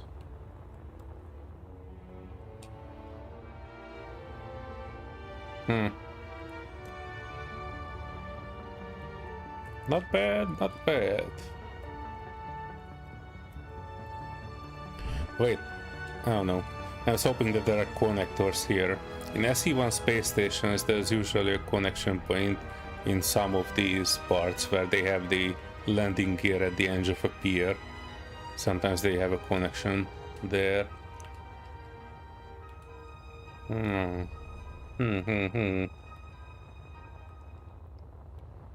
But ugly, it was made on such a budget that the ship's model was vacuum cleaner. Oh yeah, Yeah, yeah, it was.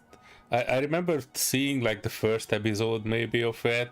It looked so low budget. I mean, like I don't expect CGI, but it was like a low effort thing in terms of how it looked. Probably stacked on top and bottom of the one you found. Yeah. Okay, I have confirmed that the grinding hack doesn't free up inventory space. Yeah, that's my guess. Oh, sorry, I almost forgot about checking that one out. But yeah, if you hang on. So let's see. I can alt click, choose amount, let's say 100. And that's 100 iron is 100 kilo. And I'm taking one of this, so that's 35 kilo for one thing. So now I just need to figure out how much iron are we using to create one steel plate, which I could if I would have production, which I don't. Let's see if the station has anything that would consider to be a production block, because then we might be able to check it. Contract block, chemic station. Yeah, getting there, hang on. Do you have a production? Yes, they do, but not the right type of production. Gear forge? They have two gear forge and not the one. We could actually check that one. Because then you could check how much iron you need for one steel plate. And I guess my guess would be that you need 35 kilos of iron to make one steel plate, and that would make it like a 1-to-1 conversion ratio. What the heck is this? Oh, it's a medical station. Don't mind if I do. I was a bit low on health. Their double gear forge, which I don't need.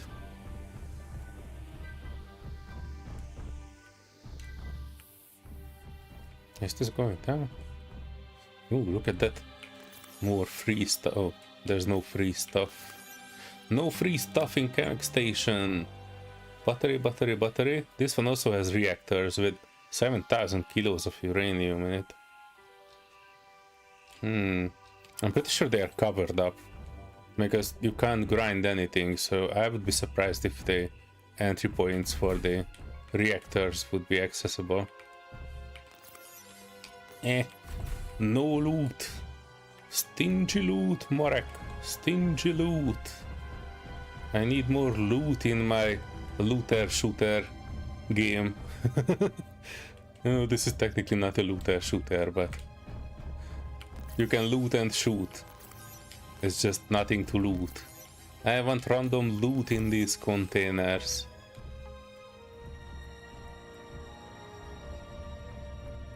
Let's see the contract block. It gives 20% each for the first one, and one is asteroid expedition. Science team found an interesting asteroid presumed to be hollow inside. Help them build a mining ship and reach the center and assist with other tasks they have for you. And it unlocks production blocks tier 2, gas production tier, or like hydrogen, larger hydrogen O2H2 generator, I guess. Hybrid movement. Oh. In the consolidation mode for SE1, consolidation thrusters, there's a hybrid thruster, which is hybrid ion and atmosphere. So basically you don't need 3 types of thruster on your ship, just 2. One for hydrogen and one for ion and atmo in one block. And I really like that change, so I'm pretty curious about this hybrid movement tier 2. Hang on, I'm reading the chat. Confirm that that's a bug. Rendering thruster particles on the world. I don't think it was thruster particle, it was a bit more sparse than thruster particle. It kind of looked like an emission. It was not like a thruster cone or anything.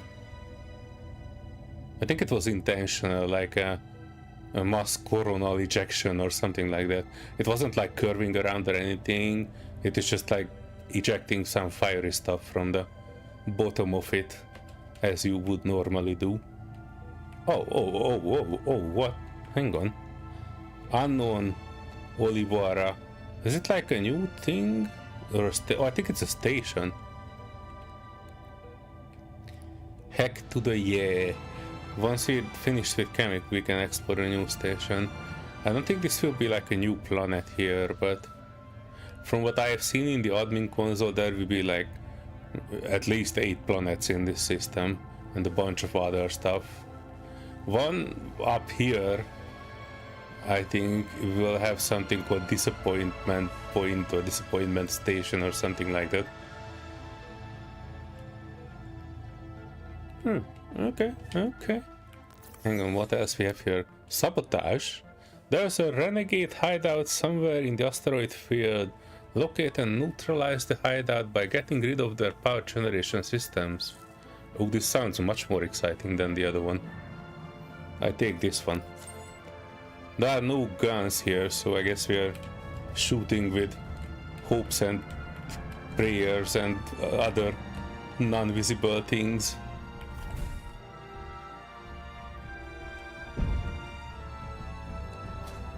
We don't even have a gun on it. Technically we can put one on it. That was a gun.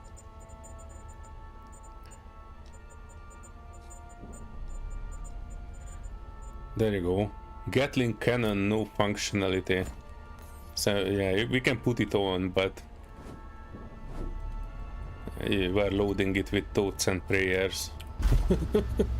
Nothing else at the moment. Oh nice, and the first 2 missions are still bugged out on the other planet.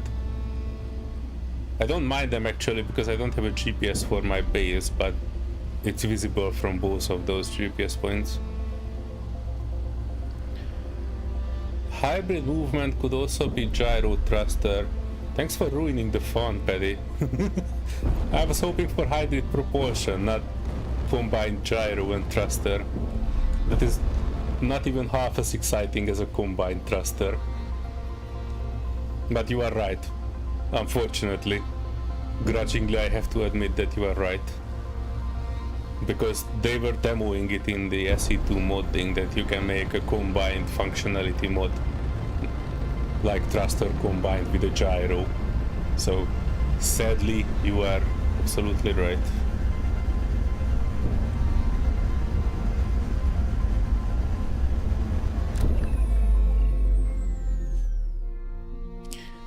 Let's look at this. Do any of the ship tools work? Yes. The drill, the welder and grinder are not working. It's actually saying non-functional. I can't use it while I'm in cockpit, but next time I'm out I will show. It specifically says welder and grinder non-functional, but the drill is working, and you can basically make a drill ship.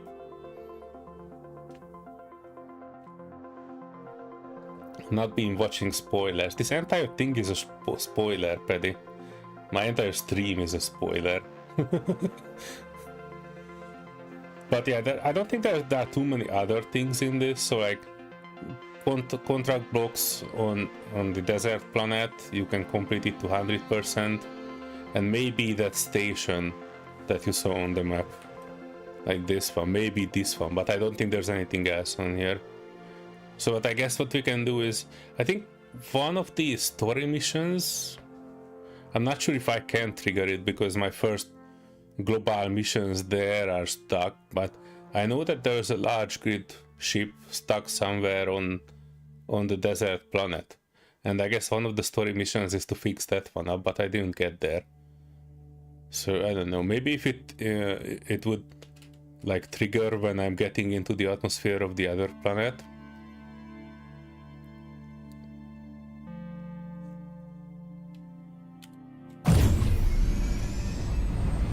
Alright, we are 5k out from this.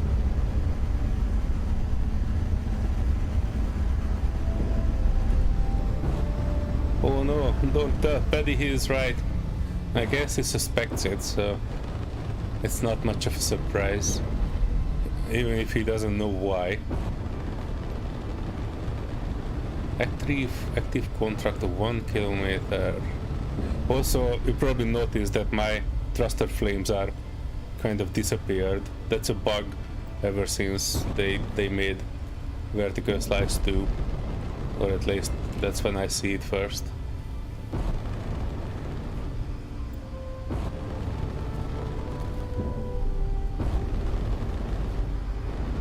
Is it like around this asteroid?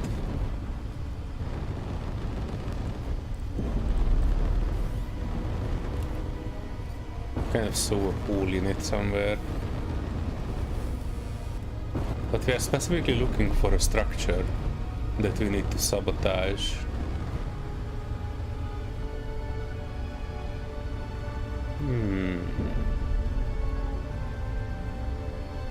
Hang on, I need to stop.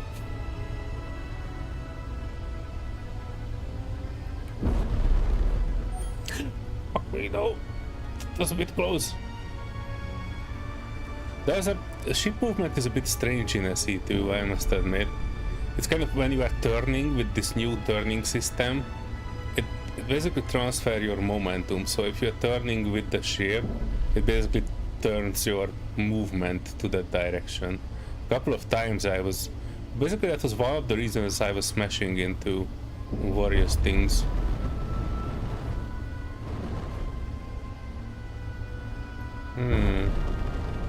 Locate the renegade hideout. According to our information, there's an iron deposit close by, so use your drill to search possible entrances. There are more than one here, but I guess, you know what, I'm parking here and we can take a look. Might need to change the bulbs in your headlights. Lights are working, thrusters are not working.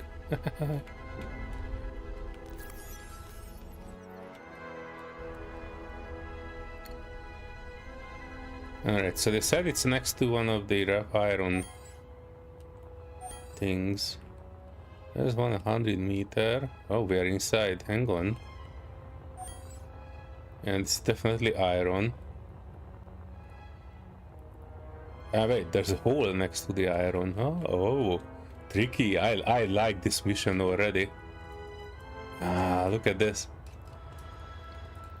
We found it. Yeah, this will be much less pleasant when guns will be a thing. We are stealing their copper. And I think our sabotage will basically asking us to grind down their battery. But we are stealing everything that's not nailed down.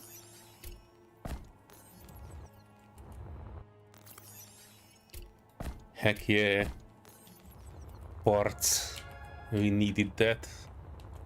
What about their battery? Oh, they had a gun.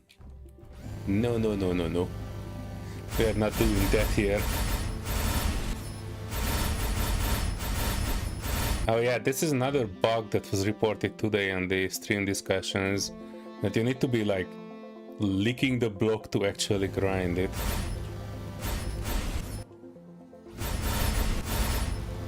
Even then, it's not always working. I kind of noticed it with other blocks that if you grind the corner of it, it might work, but not in this case. The gun is specifically something that you cannot grind from here. But if I would like take the thing it's standing on, hang on, we're getting there. Then I'm grinding this one. Then you can actually get to the gun. Kind of. Getting cannon, no functionality. There you go. What was that? Oh, these are also getting cannons. Yeah.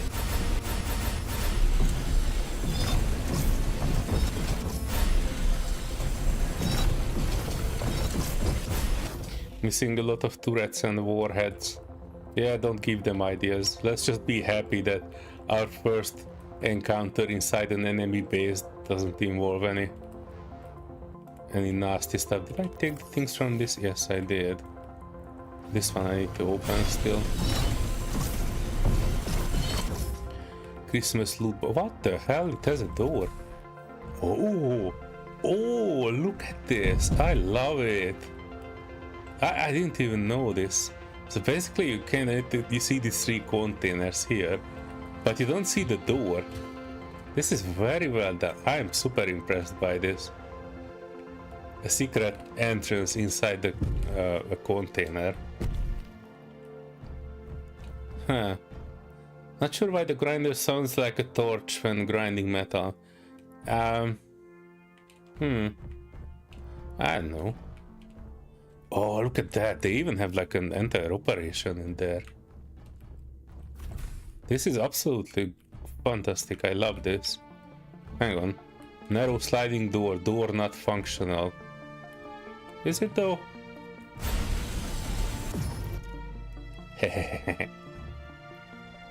This is, by the way, the first non-functioning door that I've seen.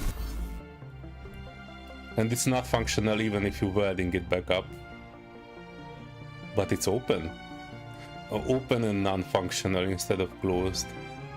Interesting. Plasma grinder, you say? Heck yeah. Rebottle. These guys have a decently sized operation here. Gravity generator. Interesting. I definitely take this. The only problem with this is that the gravity core, the 3 gravity core weighs more than 2 tons.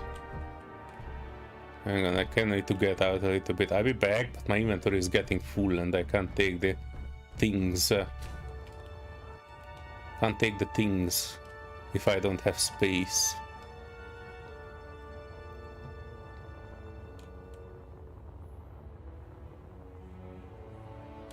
I parked a bit further than I needed to.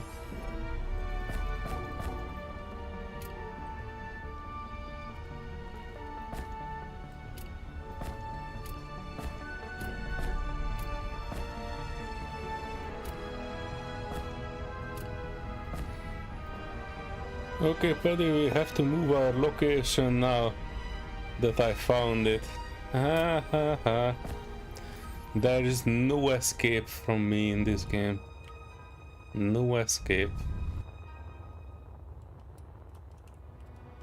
Wait till the multiplayer. You folks will have a hard time. Alright. Through here. Destroy Gearforge 1 and 2 and Refinery. Let's go in order, and whatever is left after the mission is completed I can just take. Ooh, sweet battery. I don't actually use any of these consumables, by the way. Maybe I used battery once and O2 tanks once, but I never actually used any of these.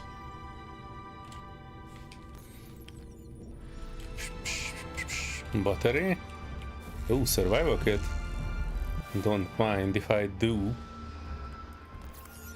Somebody's private quarters. Wow, look at this. I like this. They made a half window block window. It doesn't look like a window too much yet. Kind of want an option of this which is a bit darkened from one side.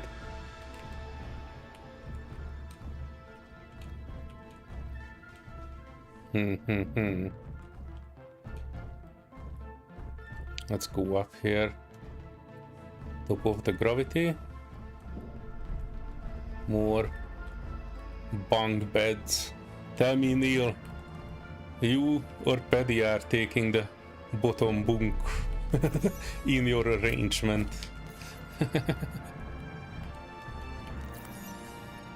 Pressure pipe. Okay. Chemical synthesizer. I think this is the first one that we found. Oh, there are 2 gear forges that I need to take care of. Non-functional door. Heck yeah.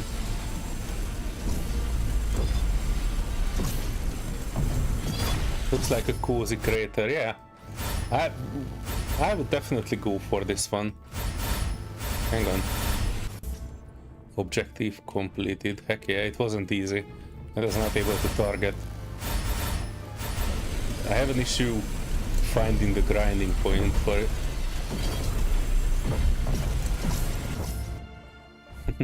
Neil says, I get bottom bunk, make petty climb.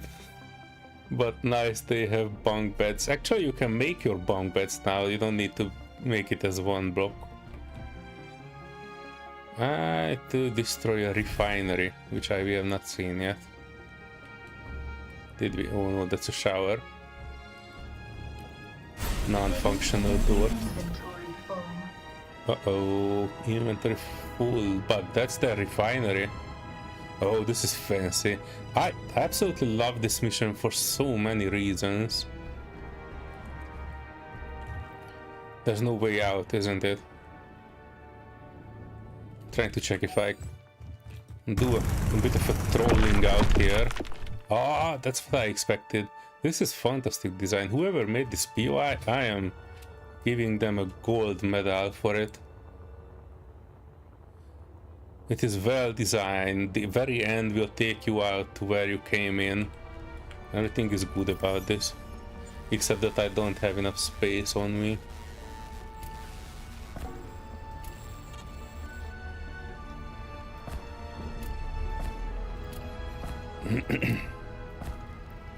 And yeah, if you take the gravity gen, you will see I can carry 3.2 tons. And like 2/3 of my inventory will be full with the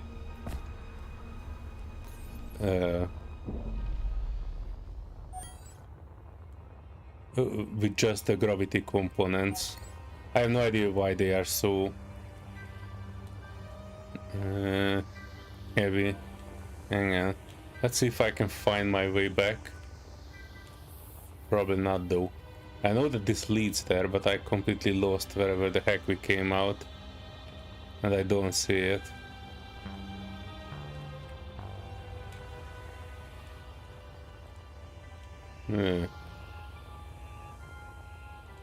Is it here? Did we came out here? No. Dang it, this asteroid. I'm not chancing it, I'm going back to here, to the iron node.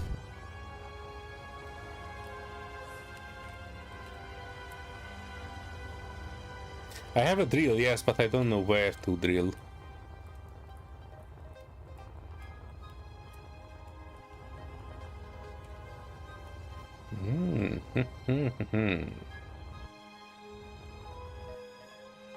Oh yeah, the refinery. Is this it? No, this is another entrance. I have not seen this one.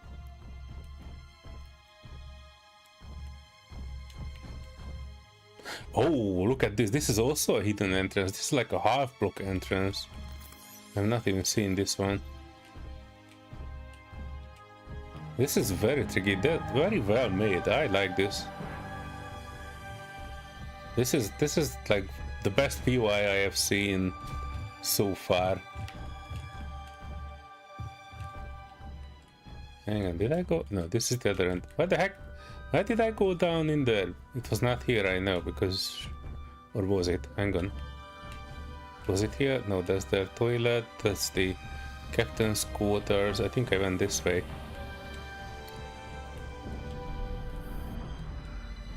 That's where the gear forges were. And this is where I wanted to end up.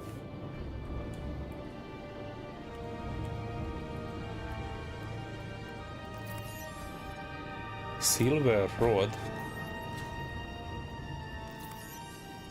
Titanium sheet. I like this.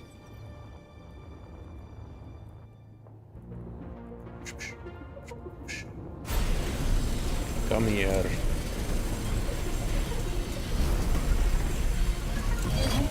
Inventory full. Inventory full. Hang on, I know the solution to this.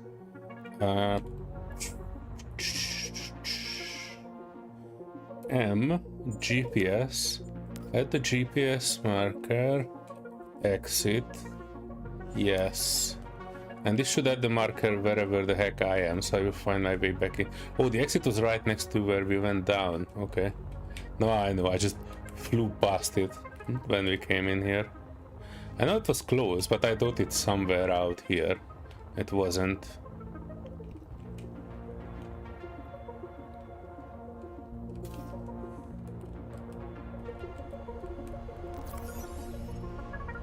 I'm not sure I have any space left. Ooh. That was weak sauce. I have a bunch of these small containers sprinkled around the ship. But they are very small containers. I can put 3 of these heavy duty plates in them.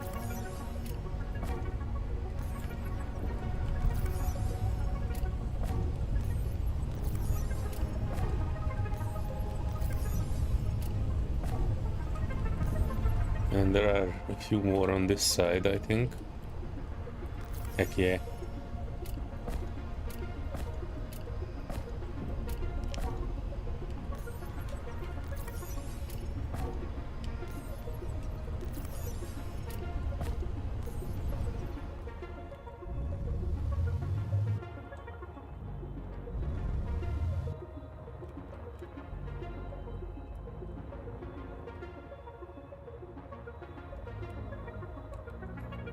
Alright, Neil is off. Have a meeting to go. Have fun. Talk to you guys later. See you later, Neil. Enjoy your meeting as much as possible. I'm so lucky that I finished for today. And even luckier that I'm actually on holiday tomorrow. So I'm not in a rush to finish the stream today. Everything seems to be working. What we are heavy? Oh, we are full with heavy duty plates. Not good, not good, not good. Destroy refinery, we kinda need to. Even if I don't take all the things. Alright, what now? The mission did not update. Or did it? Hang on. It leads me back to the contract terminal. So this was it. More or less. There is some stuff to do here. I don't wanna... I would be quite reluctant to put more storage container on my ship because technically it can fly, but I have not really... I don't really want to test a fully packed ship.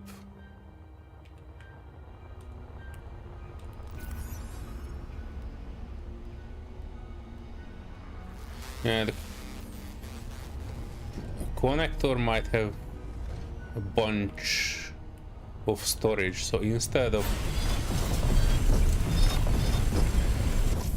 that I might put a connector in this one and then we can experiment. It doesn't even need to be piped up.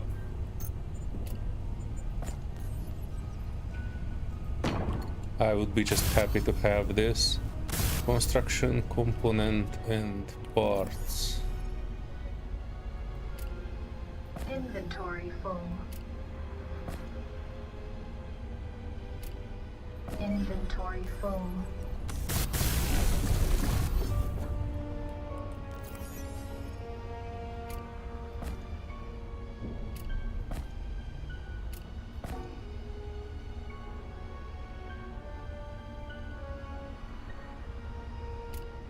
Inventory full.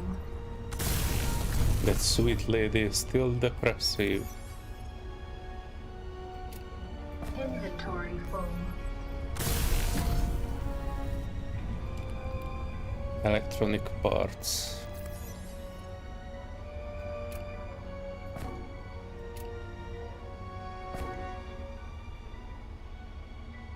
I should have a bunch. Oh, there you go. Inventory full. Inventory full. And 18 more.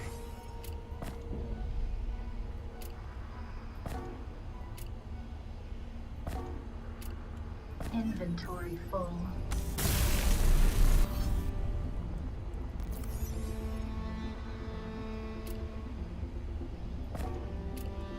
Yeah, I still cannot put anything in there, but I should be able to put most of this in here. This adds an additional 8 tons, so this will be like a tricky lunch. But I don't want to leave the gravity components. Is it? Hang on.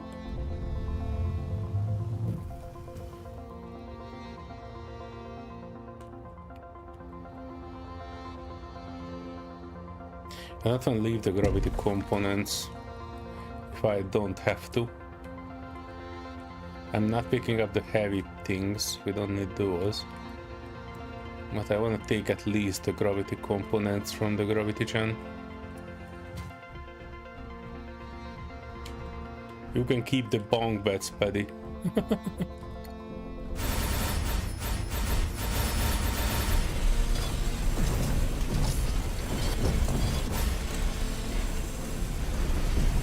Inventory full.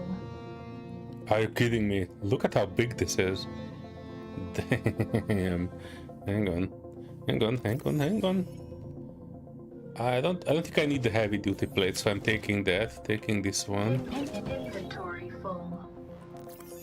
And we were able to pick back a few of those. But yeah, the 3 gravity core components that you need to make a gravity gen is 2.1 ton out of 3.2, so almost two-thirds almost of your inventory. It's just that 3 component. There are so many materials here. I need a bigger boat.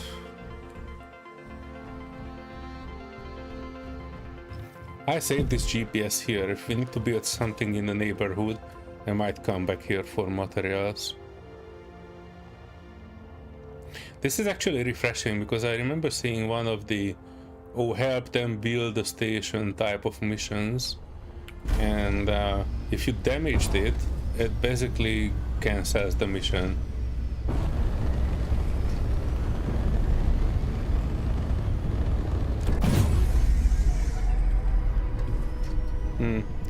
Restarting the ship is not actually fixing the thrusters.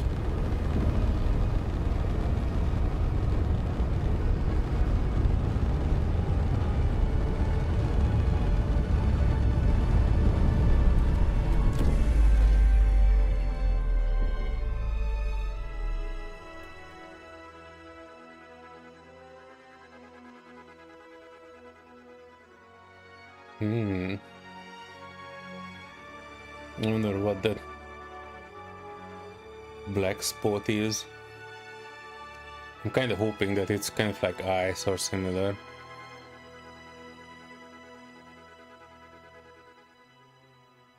I don't see anything that I would like to visit, like nothing standing out on this far LOD side of the planet. It does look cool though, and if you look at the halo around the planet, it will look even better from the surface. I've seen it yesterday, I think, when I was messing around with the water in the game.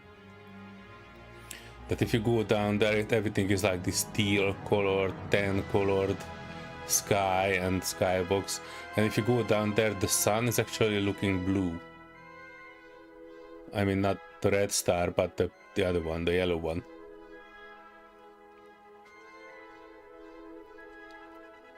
Also, I find it a bit strange that they went with the big yellow dwarf, or like red dwarf, instead of a different star, because they did need to have a proper sun in here to have lightning. That one is not giving out proper lightning for the entire game. I guess they could have just added a gas giant, not a red dwarf.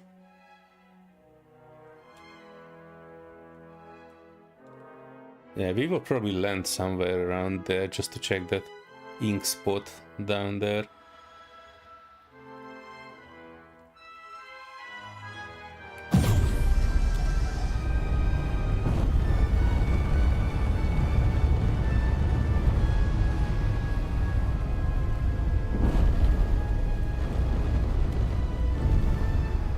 Oh wow, look at the bubble.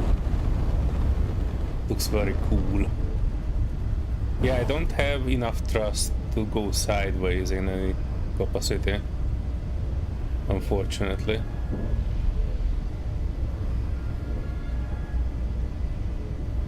Bubble.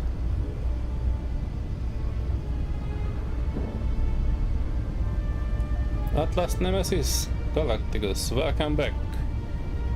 Sorry about that, just changing your username. Really? I thought you already have a different account with Nemesis in it.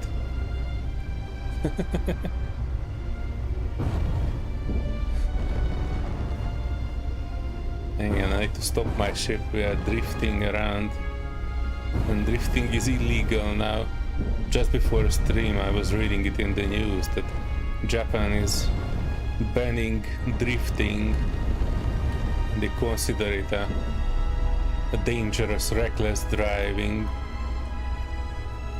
What is this world going to when you cannot Tokyo drift anymore?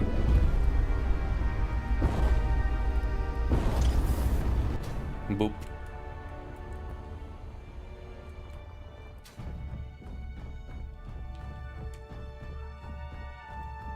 Sunsets on Mars like blue. Yeah, it has a shift in the atmosphere. It's pretty cool. We will go there next. Hybrid movement tier 2. I'm pretty curious what will that do. Colonization progress achieved. Production blocks, gas production, hybrid movement. I would love it to actually list the blocks that you get in like a small pop-up, so I don't need to look up everything. Detailing inverted, oh, that's not it. Toilet lightning. Assembler, refinery. Is refinery that new thing that we unlocked? O2 gen. Gear O2 gen. Hang on, O2 gen. S2 variants. So this is a large O2 gen. I guess that's what we unlocked now.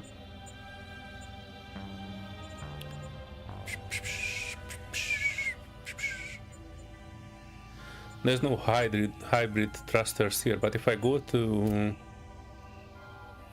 Well, it says ion thruster and it is not giving any additionals. Let's check the hydrogen thruster. Oh, there you go. Hydrogen thruster. 0.5, 2 meter, 2.5 meter. Oh, this is the hybrid. Look, hang on. This is hydrogen, so it's nothing new. I thought I discovered something here. It says it provides propulsion for grids in atmosphere and space by consuming hydrogen. And it has 3 variants.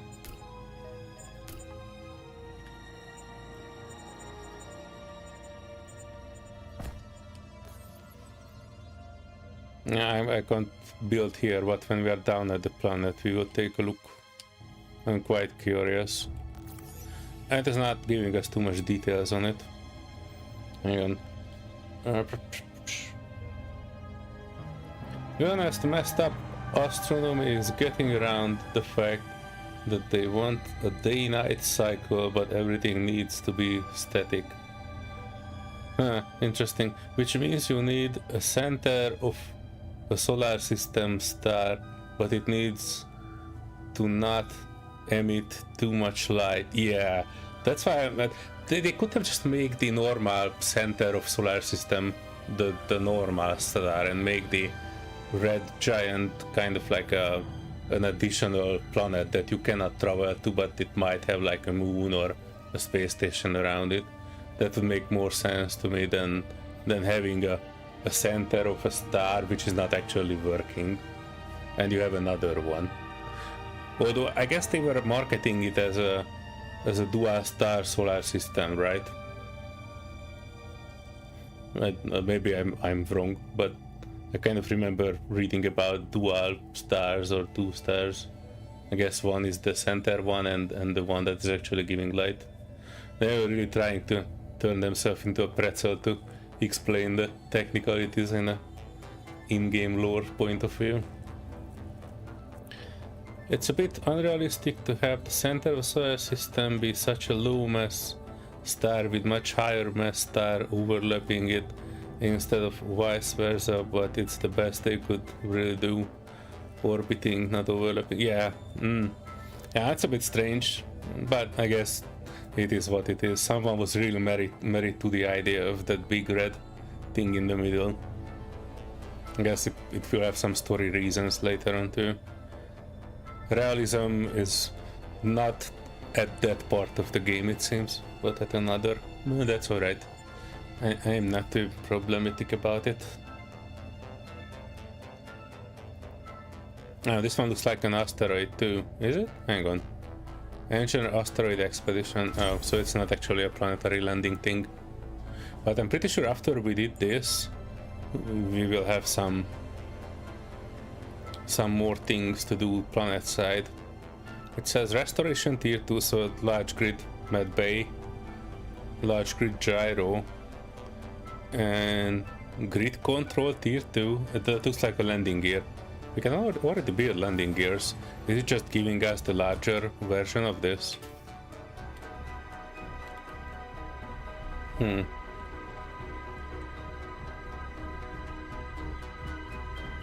If a center of the solar system was a normal star, then you couldn't have a day-night cycle because the planets don't rotate. Well, here's one thing for you. There's a mod for that in SE1. It's called... I don't know what it's called, but it's basically moving the planets around the center star. So it's not the skybox is rotating, but the planet's actually relocating. So if you GPS a planet side with that mod on, the GPS is moving basically with the speed of the planets. I think it's called realistic solar systems or something like that. And you can actually, when you set it up on the server, you can set the planet and you can set their orbiting circle, like where they are rotating and that sort of stuff. So it's already solved in SE1. They might take a look at that mod later on. And I'm pretty sure that SE team is aware of it. I've seen it showcased in one of the pre-SE2 streams. So yeah, they sorted it. And there's also a realistic solar system with the actual our solar system planets, Jupiter, Saturn, that sort of stuff. But yeah, there's a specific mode that does exactly the same, so it's basically moving the planets.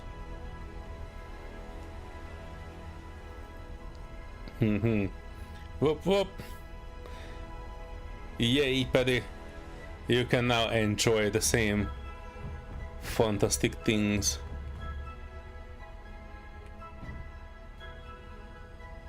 Alright, let's bang out this mission quickly.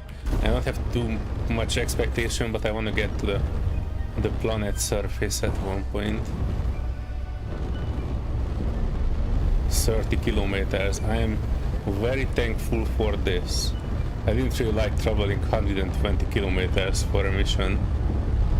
We are doing this because there isn't too much in here, but I must admit in SE1 I was not really a big fan of contracts that take me a half a solar system away just to complete something. These are like a bit more advanced though, so I'm pretty sure this will be interesting.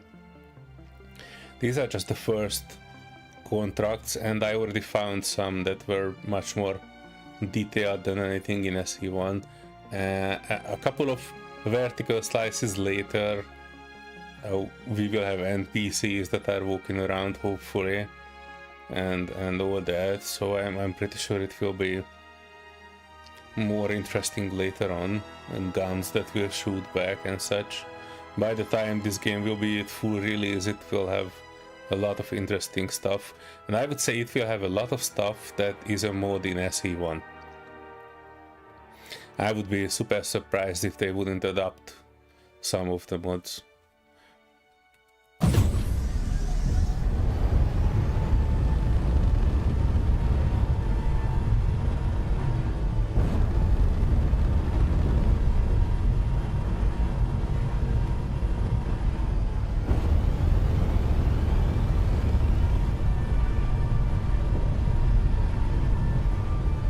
light 30 gigabyte update, or is it 55 now? I don't know. I know that the vertical slice 2 update was exactly 30 gigabytes.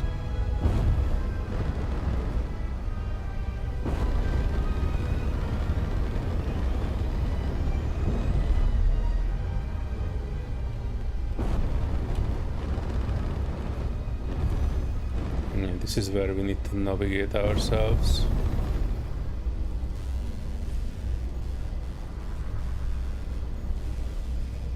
Hang on. Oh yeah, we do have one hydrogen thrust in this direction, but it's not nearly enough.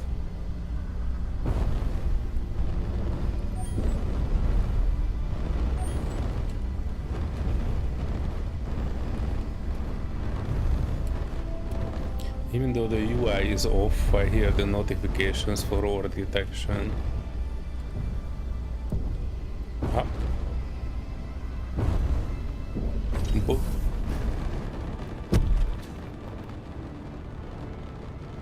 Oh, there's a gravity gen here somewhere.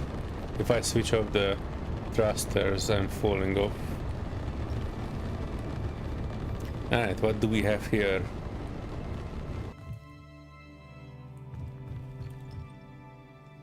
Oh, there's the gravity gen right at the antenna. I see it. There's nickel, a big crevasse. Oh yeah, batteries, ion chamber. Yeah, that will be for ion thrusters. Inventory full. Ice.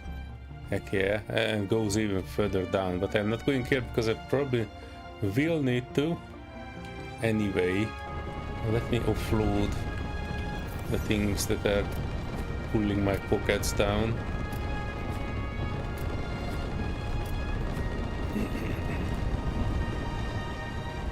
Oh, here was a landing pad for us.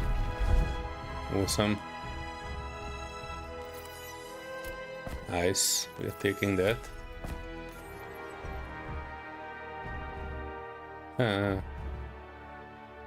It kind of surprises me that the gravity module is basically a 2-block large now. Even the large grid gravity block in SE1 was just 1 block high. It kind of looks like they were planning it as a 1 block there, but they were tacking on something, an additional block at the bottom. I'm pretty sure it will be a mod later on in SE2 when people just cut it in half and there you go, 1 block gravity gen. 25.3 gigabyte download, 32 gigabyte install, 39 gigabyte past that screen. Yeah, look at this.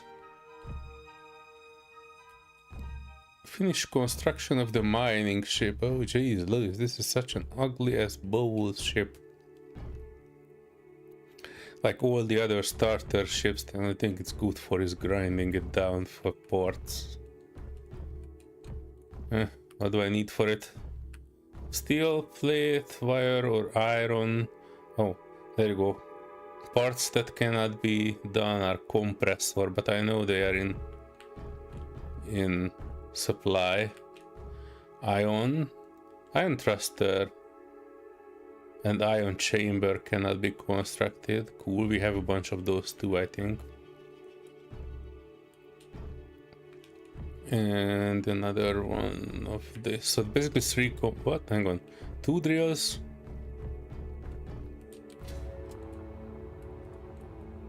Oh, the cockpit is non-functional also. Steel plate, motor, iron, silicon, nickel. Okay, so 1 large ion thruster, 1 battery, 2 drills, and the cockpit.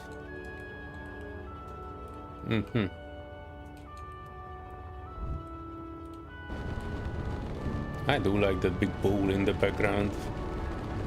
This is just nice. Alright, let me take this. Inventory full. I'm taking the ice out. and then putting some iron instead.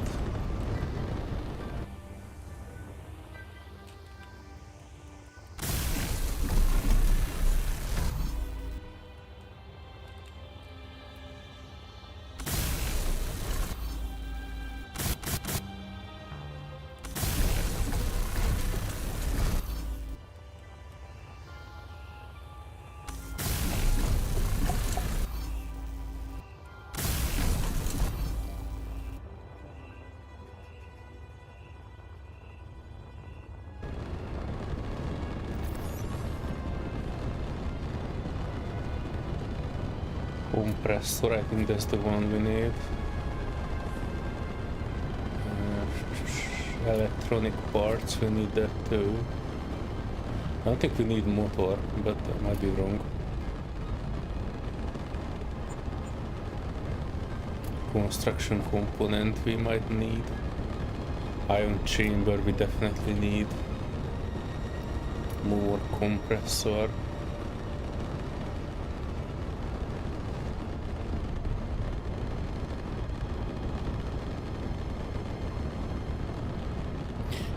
I think we need metal grid, isn't it? Turbine blades. That would be a no. 25 means, so coffee time. Go for it, Paddy. That actually reminds me, I made myself an entire big kettle full of jasmine tea and I was not even drinking any of it. And now it's cold as a witch's tits, as they say.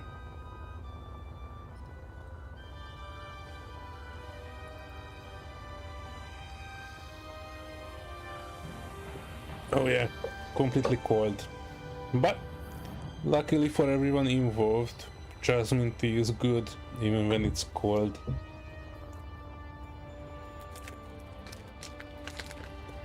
And I also have a snack that I did not start. I'm a happy camper. A friend of mine from Hungary sent me a bunch of Hungarian treats for Christmas as a present. And I have a bunch of very cool treats that are not really available in the UK. I must say the UK cousin could use a bit more international stuff. They know of Indian food and Chinese food, but I think they need to expand their palette with more.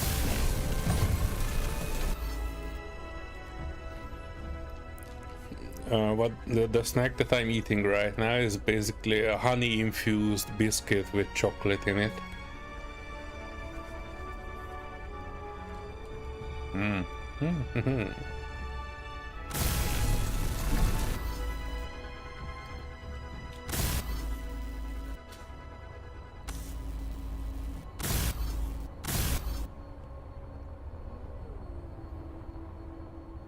Hang on, I need motor, wire, and compressor.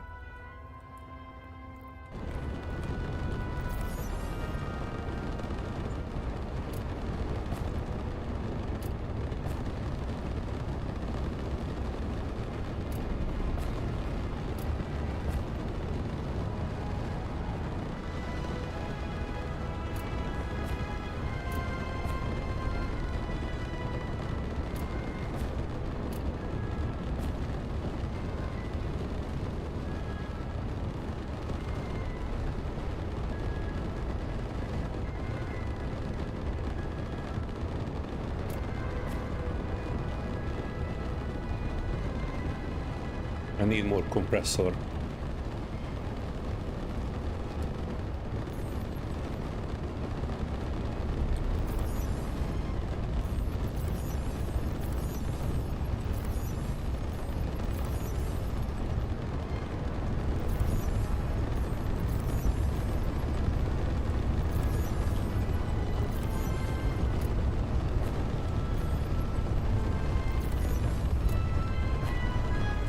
Perfection. From the previous mission I was able to bring whatever I need.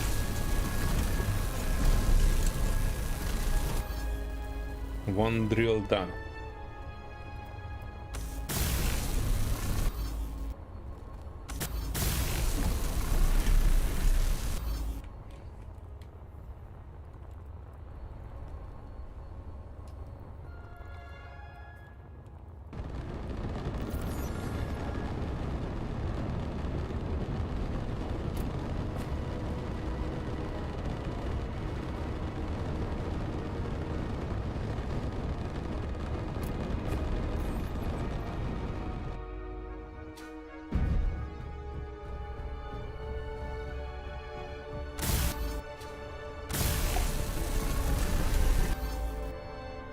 Heck yeah.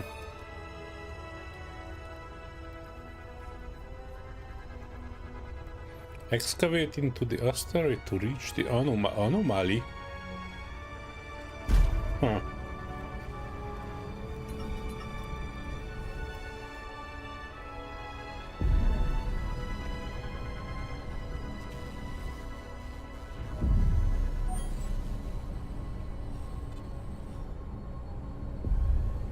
Oh, there's lead in there.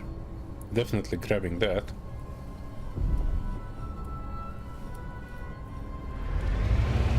Somebody on the stream 2 days ago was asking where they can find lead. Very cool.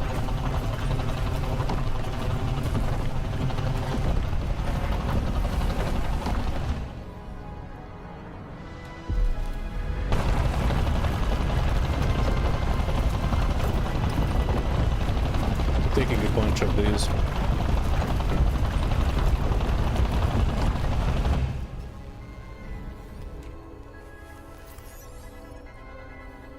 Oh, full 8 ton of lead. I should have known that lead will be super heavy. Alright, time for some right-click drilling.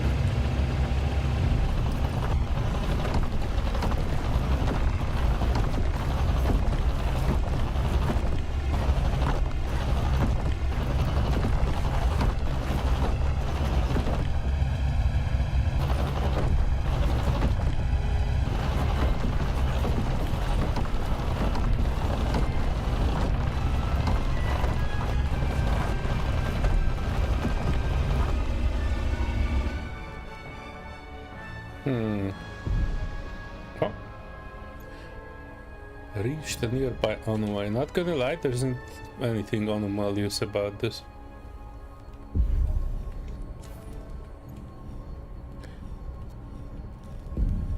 We need to investigate this more closely. Unfortunately, one of our scientists crashed our science ship. Please locate it, find it, and then bring it to the anomaly. The scientist remembers entering a cave near an iron deposit. And what anomaly, folks? This looks like an empty cave. There's lead. Lead is the only thing that I see. It's an empty asteroid. Not gonna lie, I expected an alien artifact when they were talking about anomaly. But this is a hollow asteroid, and I guess nothing else that I can see.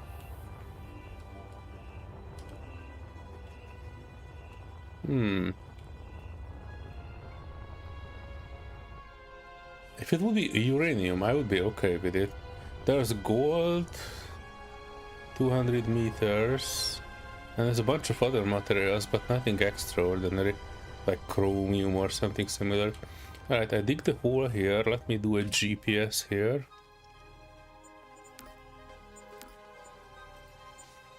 We name it hole. That's what she said. Hey, wow, look at this. This is such a sight to behold. I like it. Alright, so where is that science ship? He crashed it inside here somewhere.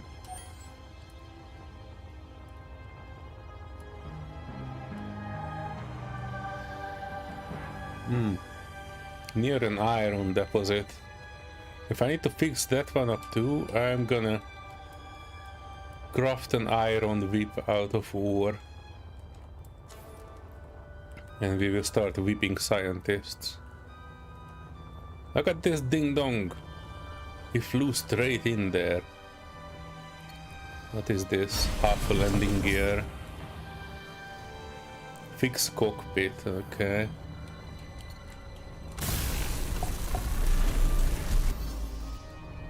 That's technically fixed. And where is that half a section that was here? Oh, I pushed it in. Hello. Move the science ship back to the anomaly. Keep the cockpit intact. not talking about these parts though, so I'm cutting those.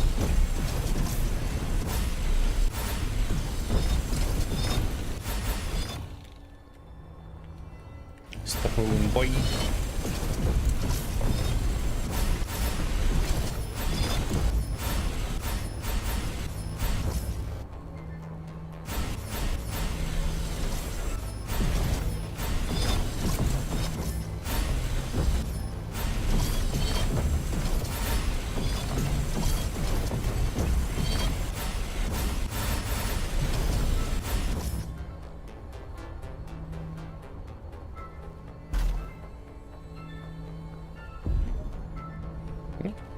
Okay, it seems to have all the parts it needs.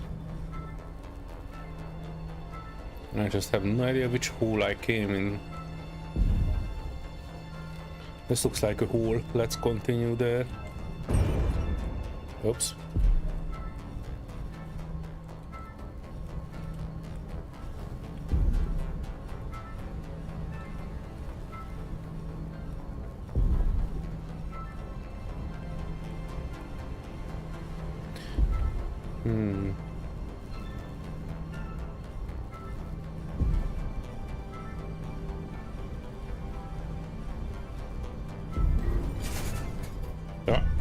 Dinging the paint a little bit. Oh yeah, sun directly into our eyes. That's the best way to drive.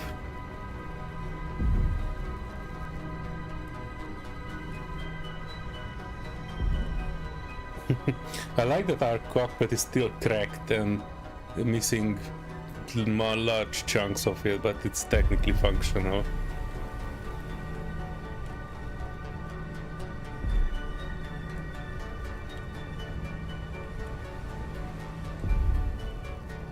What paint? Yeah, exactly. The default blue. The Slayer's J blue, if I wanna be exact. He was the one who was... Oh, look at this. This looks actually pretty nice. I like this. You're missing half the cockpit and it's still considered as working in order.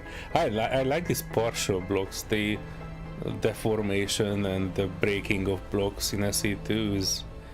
This will... I'm pretty sure it will result in a bunch of fancy screenshots later on. You know, people are just crashing left and right and eventually they make a screenshot of, yeah, this is still workable. Any landing you walk away from.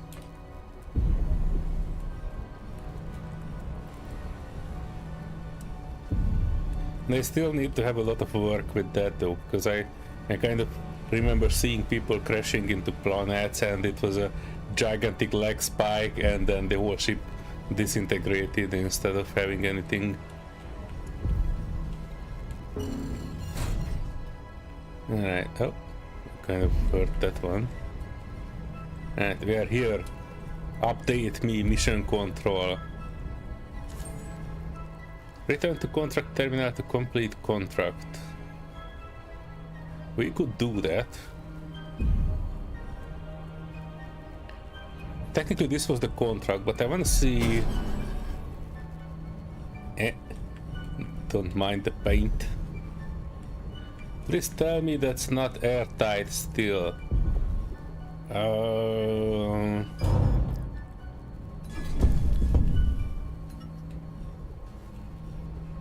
There's no way for me to determine if it's airtight or not. You cannot open your thingy bing yet.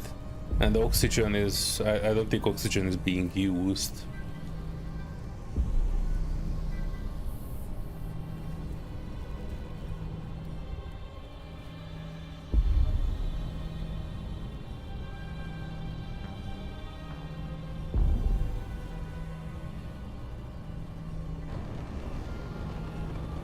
I'm not sure I want to take this science ship though, but for the moment, at least I want to move both of these small ships back to the station.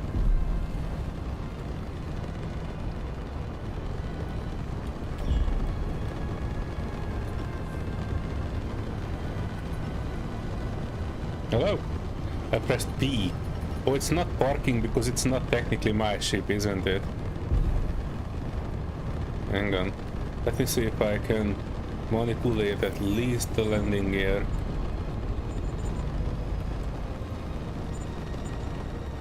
Auto lock on. There you go. And depower. There you go. I can drag it back. Look at this. Technically functional. I like this. This is actually 100% in line with my philosophy of accessing cockpit in any ship.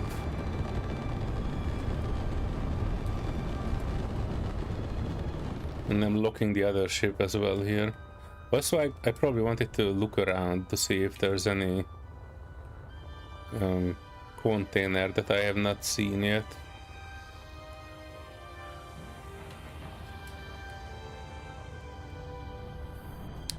Still don't know what's so anomalous about this. It's just a hollow asteroid.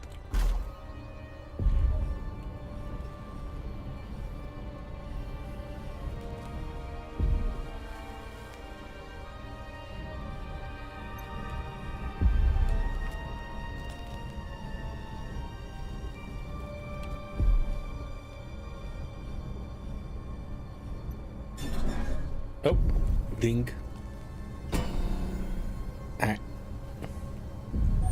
Me and tight spaces are not matching well. Or sometimes we do, but this is not that time.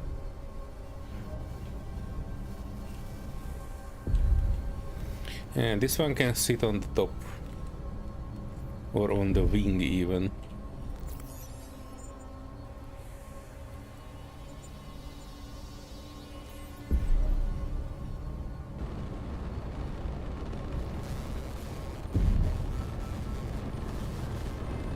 I'm pretty curious if taking the ships would be a criteria for failure or not.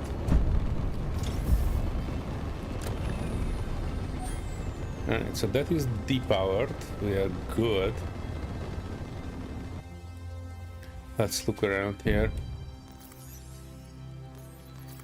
Oh yeah, I think I might have done those. Talking about your airtightness thingy, Paddy, I don't think airtightness is a thing. It will be in vertical slice reef, so when the water comes, I think that's when airtightness will come as well. So this is technically an airlock, but since we don't have indoor-outdoor air or indication of you using air, technically I'm in space, but you see that in the bottom left you see the O2 is 100% and I'm basically not using any oxygen. So air tightness and everything else is coming later.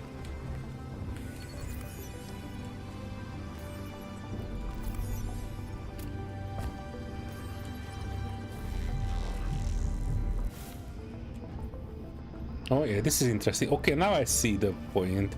So the gravity gen, the 2-block gravity gen, you can keep the gravity part outside the base and the control block inside the base. Okay, that kind of makes sense. And I do like these new bunk beds, pretending that there are more than one people here.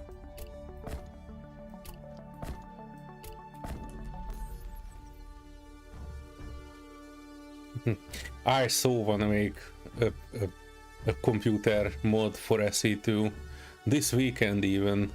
Tomorrow I'm on holiday, but depending on how I can convince myself, I might make a computer mod for SE2 and then we can put a computer on these desks.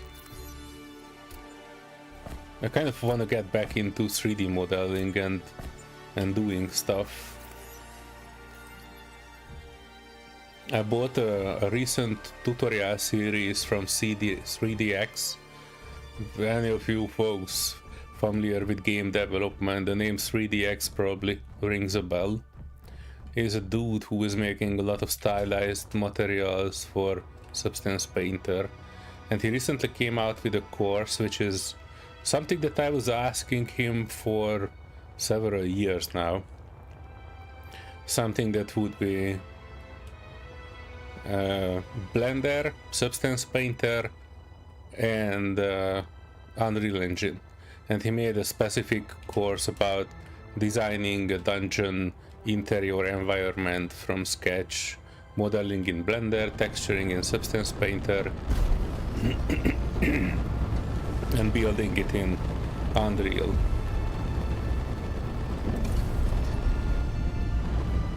Yeah, everything is working like a charm.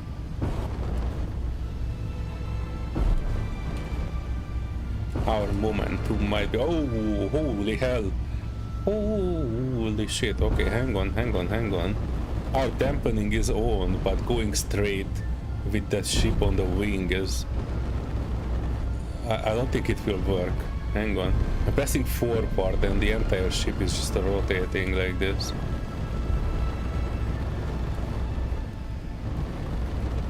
Holy hell. Okay, hang on.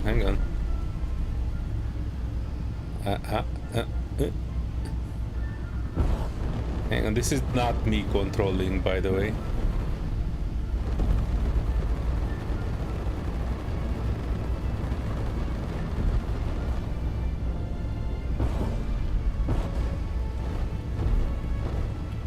Hang on, let me take the... Oh, holy hell. This might not have been the brightest idea. Let me stop the ship roughly there. Taking the dampening off. That might not have been the best idea either.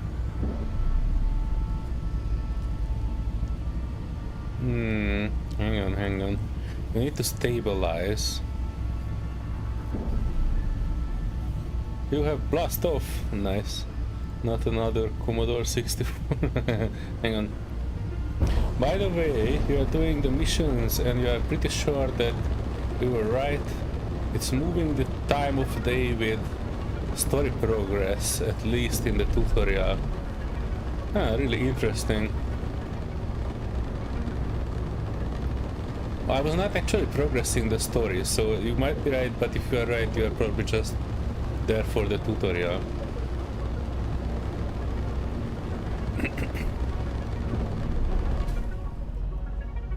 Let me rethink this. I need to move this ship somewhere in the middle. That's a doable. Powering on. Releasing.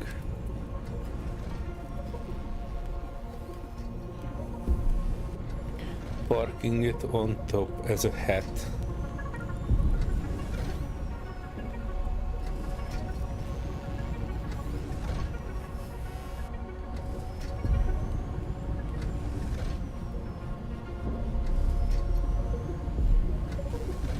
Right in the middle.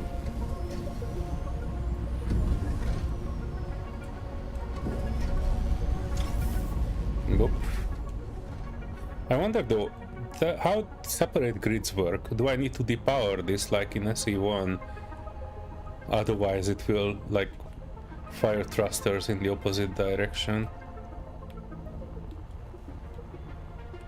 This one is also kind of bonking our ship off a bit. Yeah, I need to rotate this too.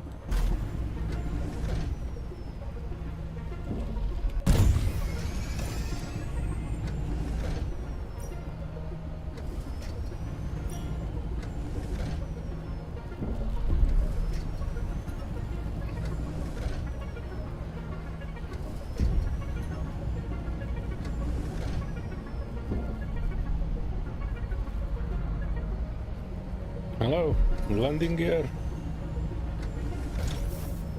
Okay, should be good. I just noticed that this small ship has actual containers on it that we haven't even seen. Never mind. Empty containers. Let's see if this one helped us a bit or at all.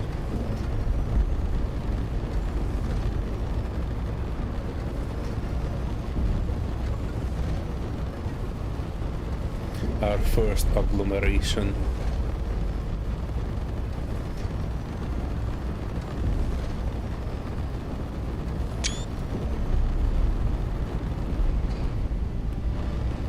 Oh, we are kind of better. Not much. I must say, this is kind of throwing a wrench in our plans with Serenity. Uh-oh. Yeah, we are still heavy, and when I'm pressing forward, it is moving up. I'm not sure I will reach the terminal in this state. I need to leave the ships behind. I'm a bit unhappy about that. But it's probably just our size. If you would have a big ship, this would be less of a problem.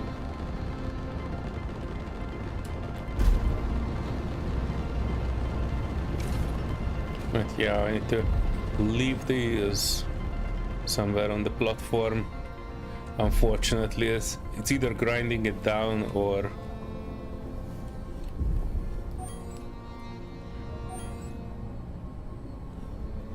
but yeah, I'm just probably leaving them here. I am not too worried about that.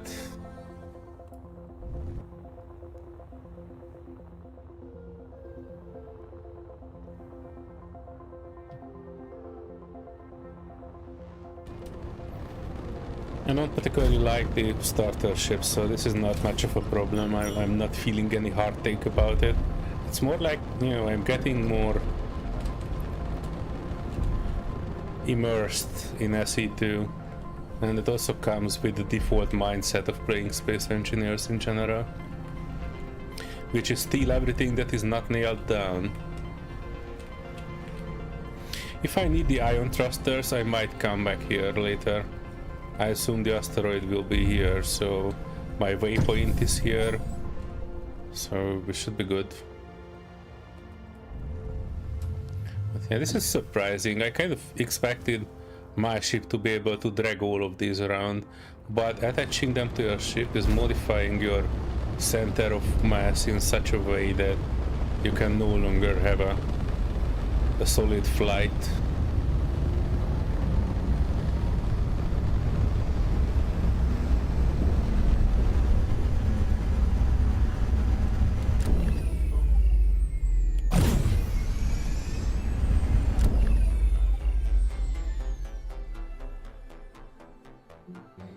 Alright, now comes the slow crawl back to the station.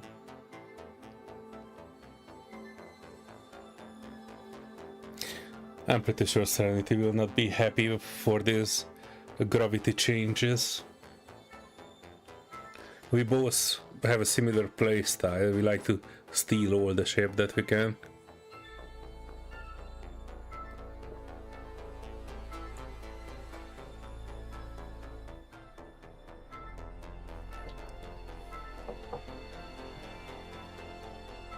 But we might need to rethink our strategy.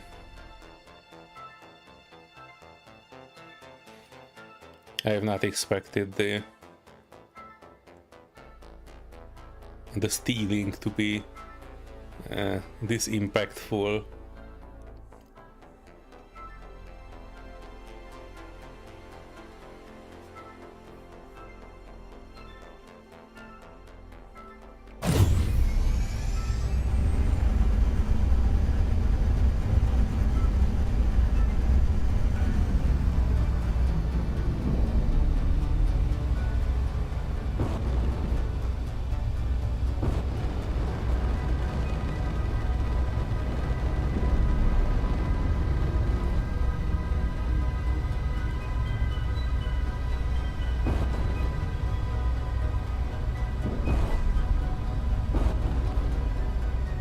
Yeah, the next remodel I will need to do for this ship will be a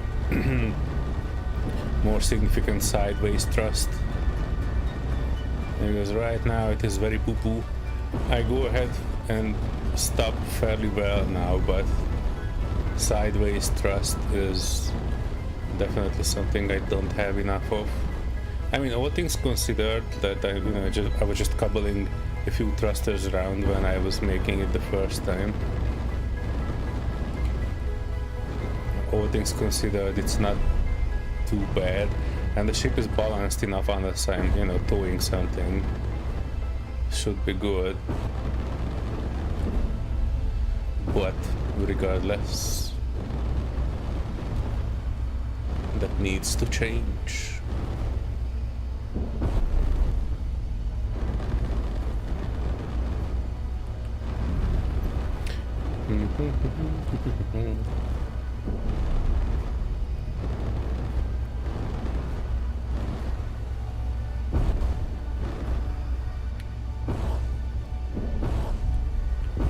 Boop.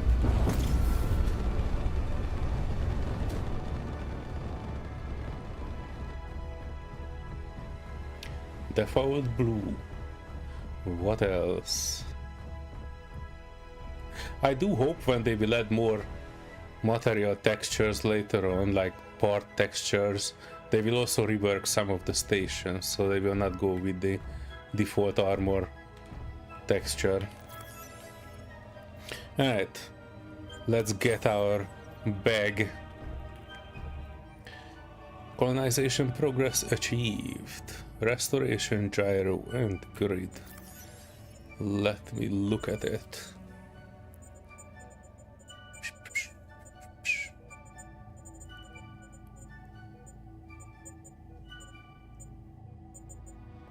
There you go. Medical room 5 meter.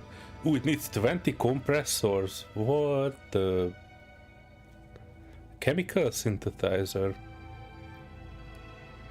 I mean, this is not overly bad, although I don't know what needs, what material the compressor needs, so I'm not sure if we can make more or not. But I know that the two ships had a bunch of these that we had to repair. So worst case scenario, we go back to that asteroid, dismantle the two ships, and we have enough compressor for a large grid med bay. I know our dear friend Marek said that there is no large grid and small grid, but I'm still going with my definition. Anybody who played SE1 knows exactly what I'm talking about. Large O2 med bay.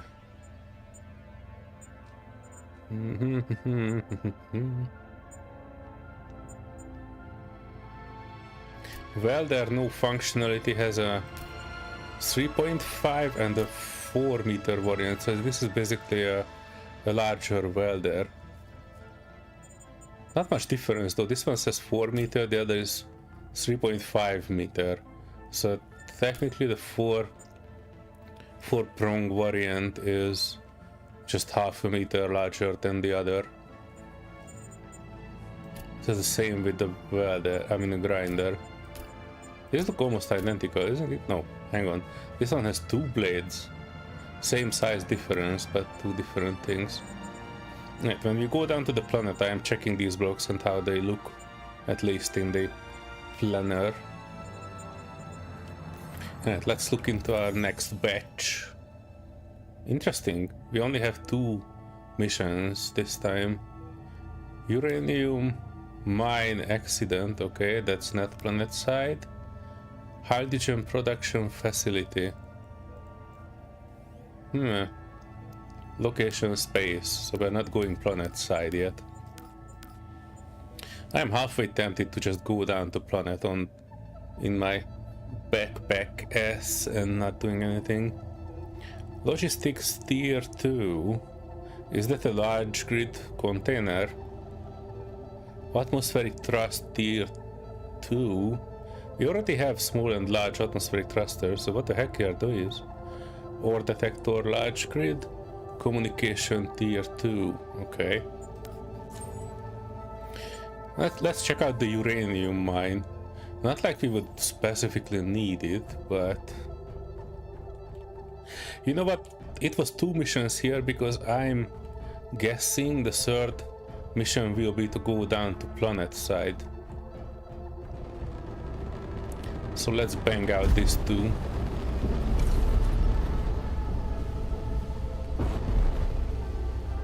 And we are good with power and hydrogen, we should be okay.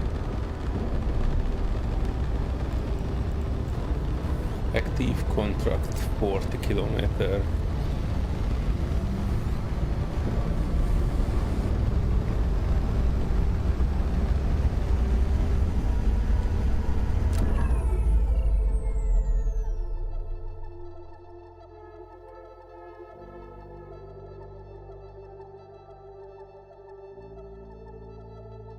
I really have no idea what those black spots are. They look interesting. My guess is that it's kind of like an oasis or something. So there are trees there with ice, maybe.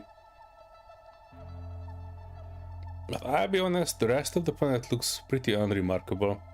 Like I don't see any point of interest from upspace that I would be interested to visit.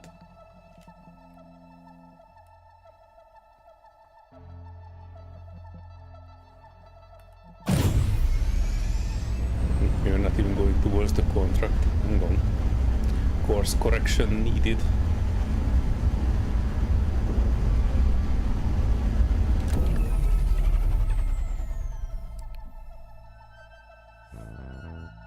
Hang on.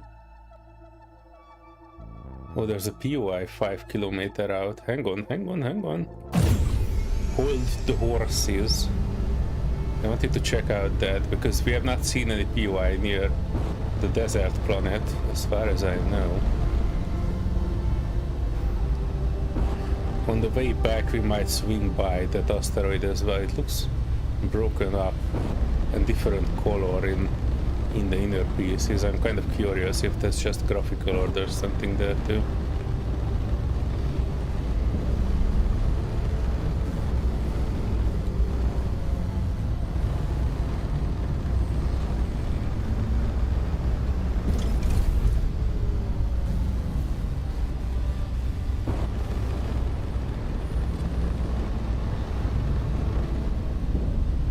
Hang on, did the POI just disappear?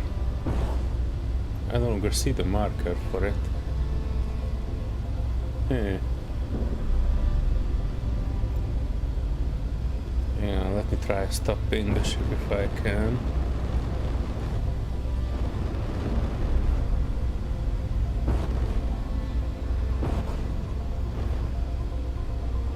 I don't really see anything outstanding on this asteroid.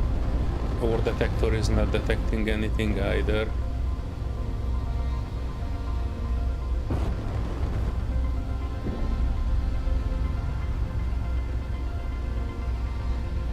Yeah, let me stop.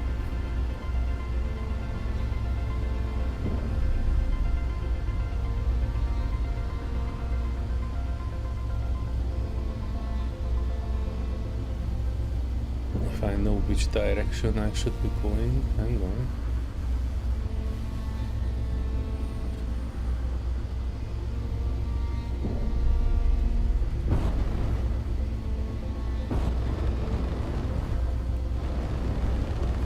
I'm not pressing sideways nowadays because I have an issue stopping.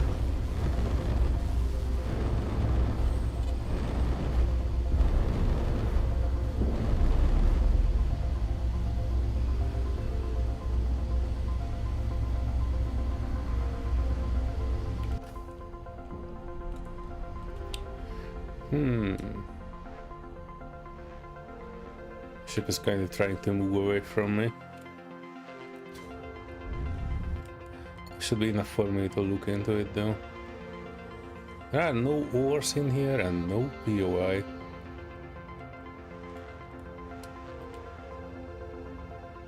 This is an empty asteroid. Only contains disappointment.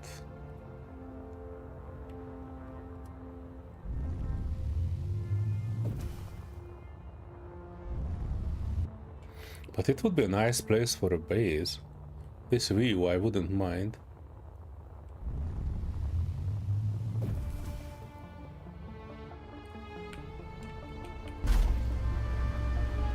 Alright, active contract it is.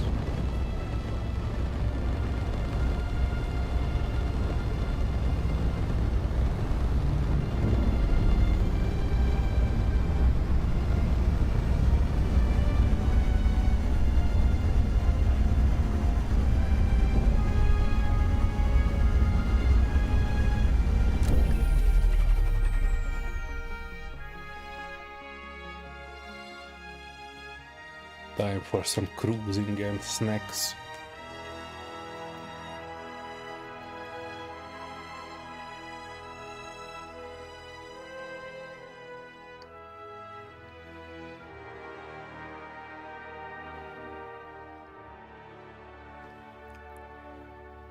Oh, hang on.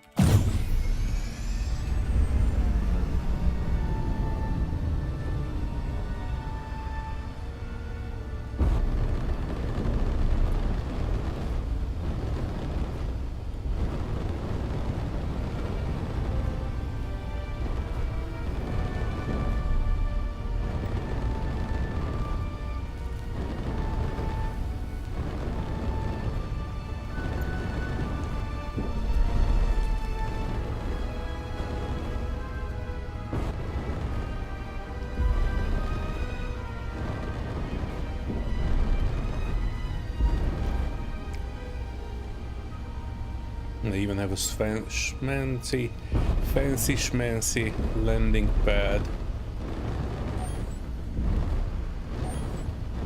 No, there's uranium here. We're gonna take it.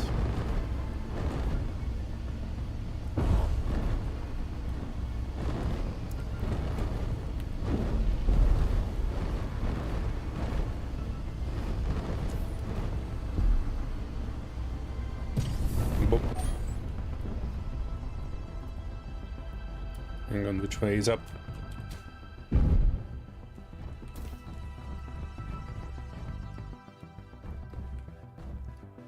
Huh.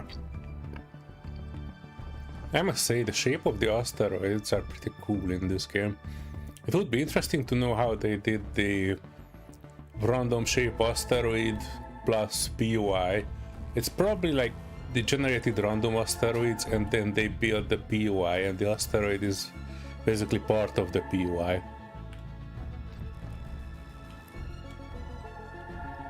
Repair damaged batteries across the facility. Yay.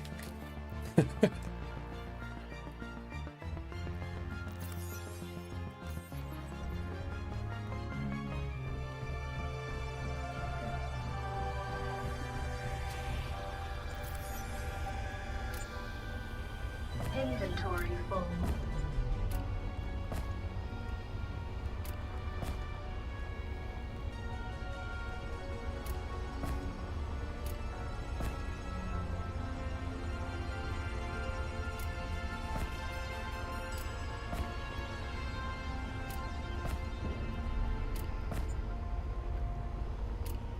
Inventory full.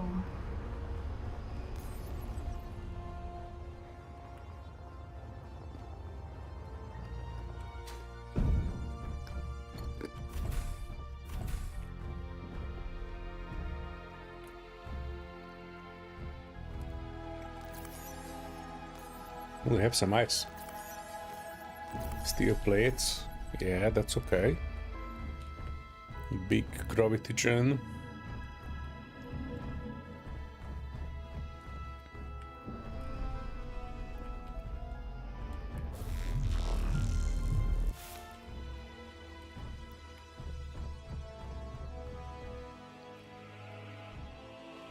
Interesting, look at that reflection.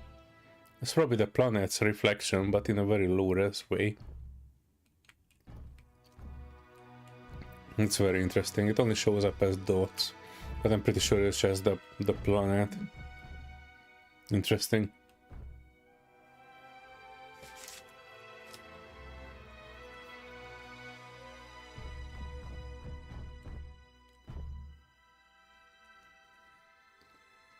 These need no repair. These batteries are fine.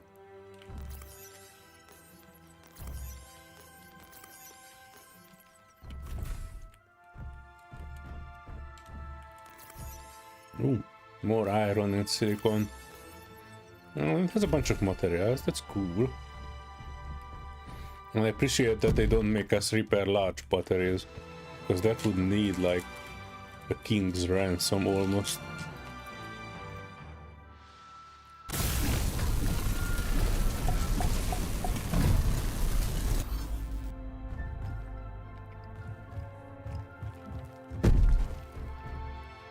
Look at that.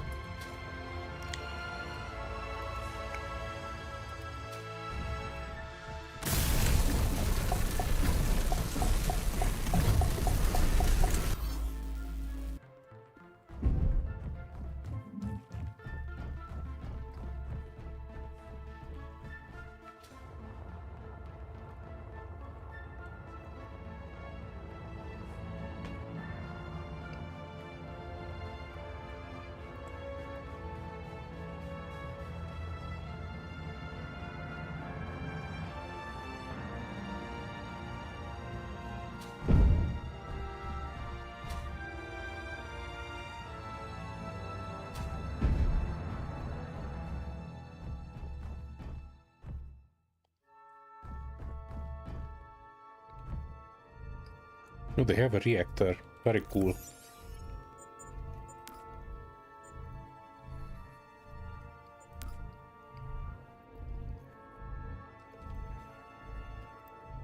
The reactor has no fuel.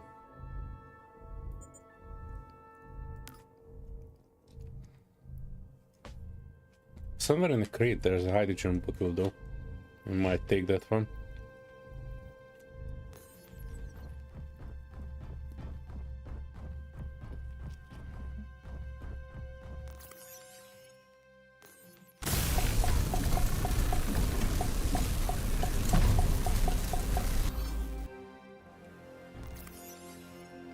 Inventory full.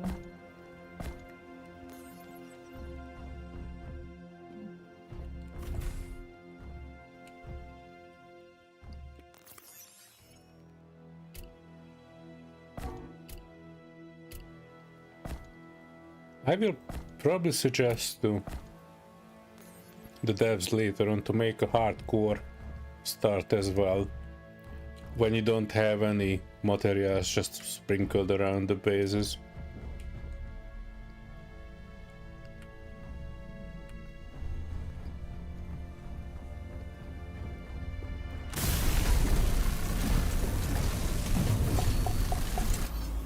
Heck yeah. Repair the yellow conveyor line leading from the mine to the reactor.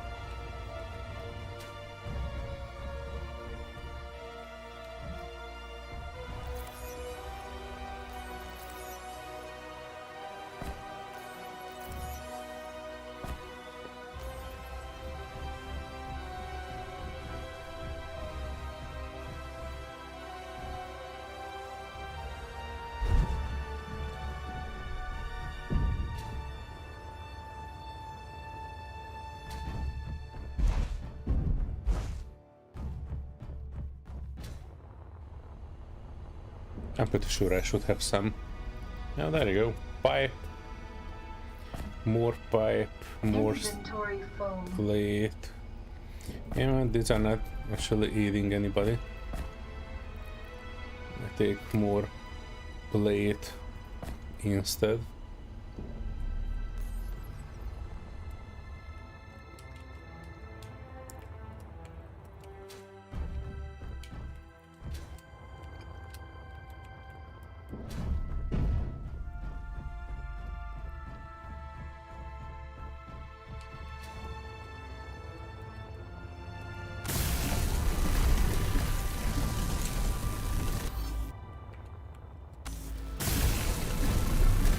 All is right in the world. This is not too hard of a job, I think. They do enjoy their new conveyors, I must say.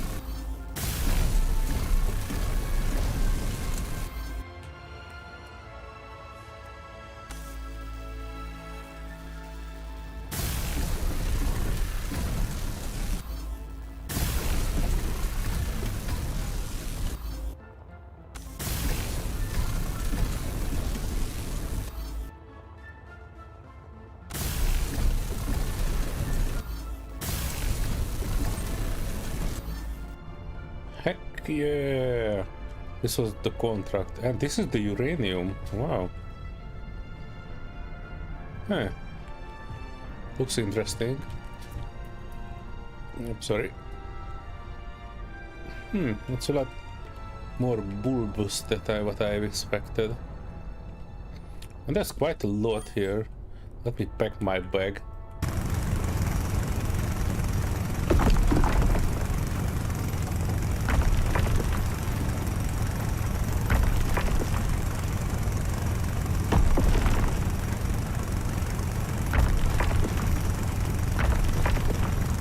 I don't want to take all of it. These poor bastards just got an entire uranium mine. It would be supremely disappointing to them to not find any uranium.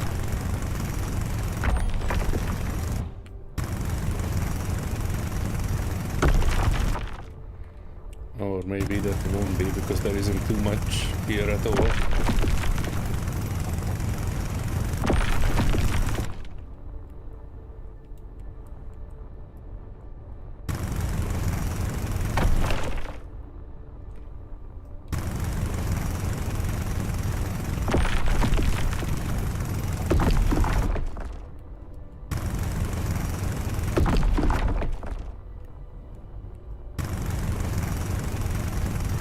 Not actually taking up too much space, almost like it's just a small surface deposit,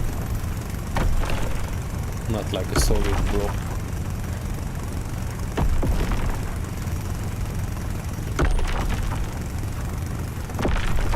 Getting a full bag might be enough to completely remove everything here.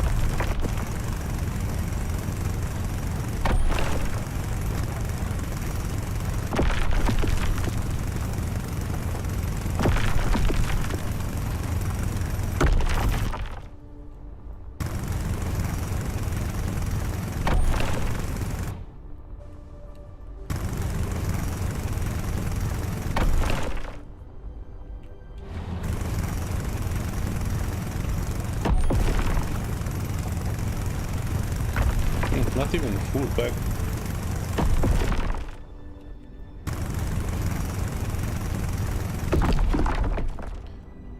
Well, here's a little bit more.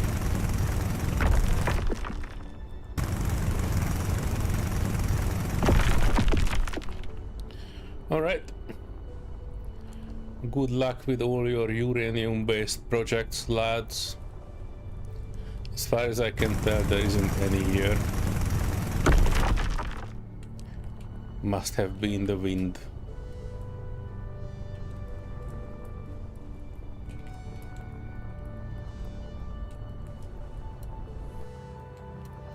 And that's a lot of conveyor lines.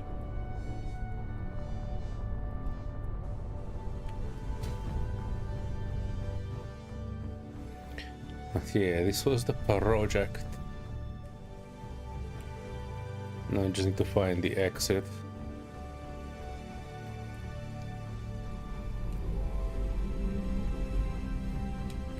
Assembler. Is there anything that can make like uranium rods or something?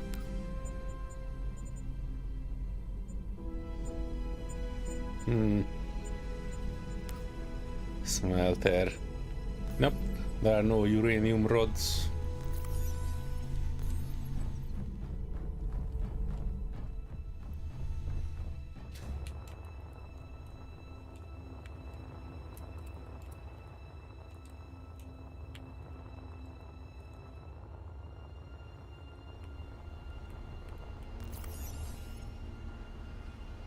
We got 900 kilos of uranium out of this. Not exactly a big hole, but I'm sure it will come handy.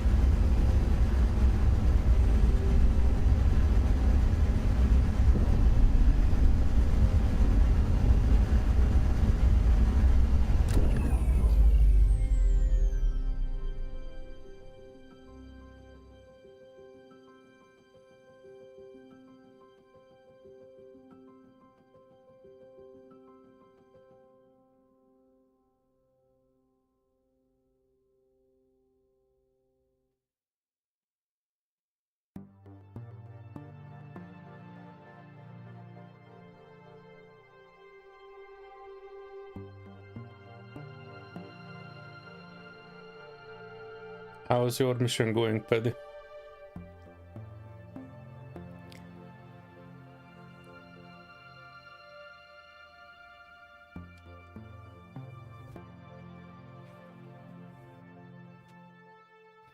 Time for some tea and biscuits. While we are getting there.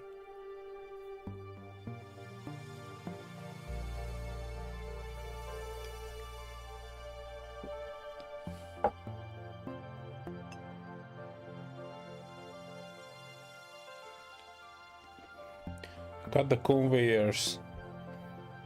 And now you will rule the world.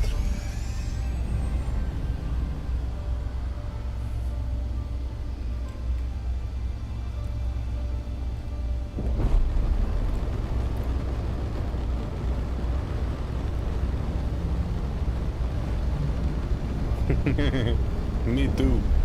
When I started out, I grinded out the entire mine.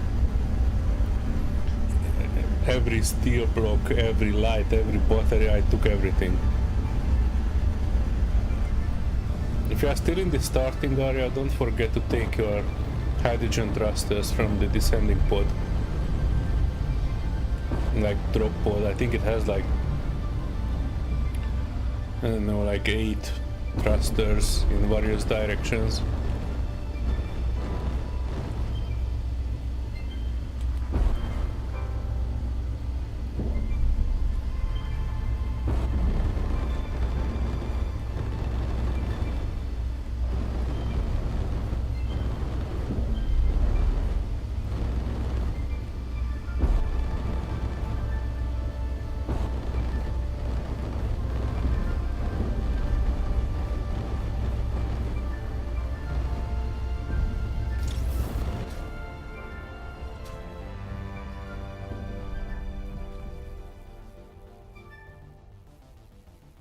Now you say.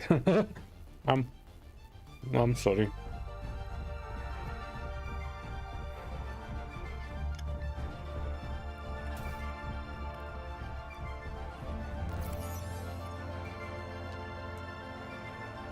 Logistics tier 2. Heck yeah.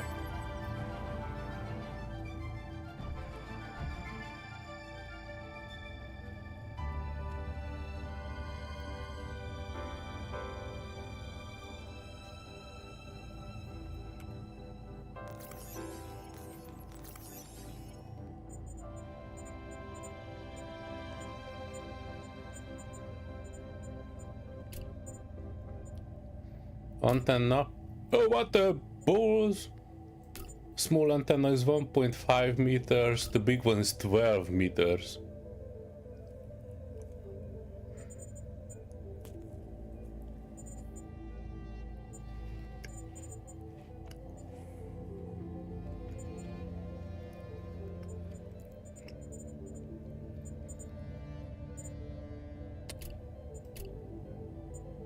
Was this one of those battery? Oh yeah, small battery, large battery, and even larger battery.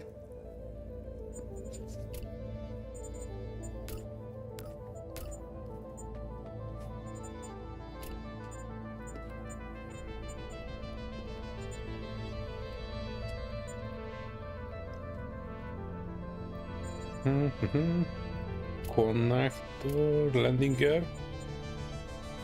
Oh, we have large landing gear too now. 5.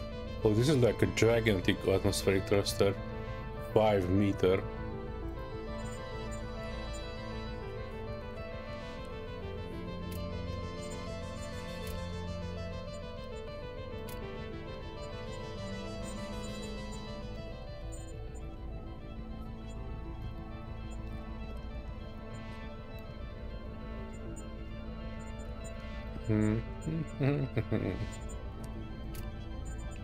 Oh, large grid ore detector. There's a 5 meter variant on it. Okay.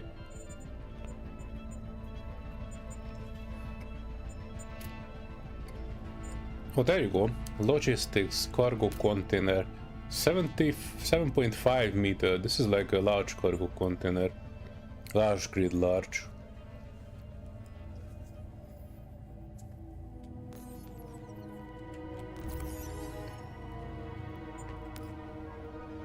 Hydrogen production facility.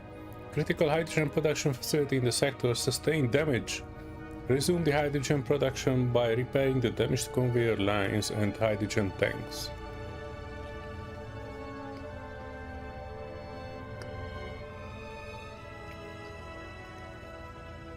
And it will give us space movement tier 2. Production blocks tier 3. Is it like large grid assembler, I guess, or industrial assembler?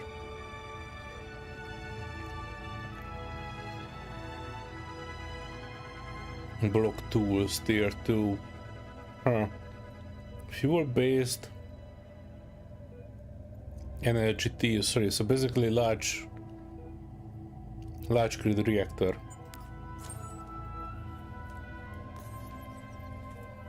And after all this, we will probably have a mission down on the planet. I do hope. If not, we will go down anyway.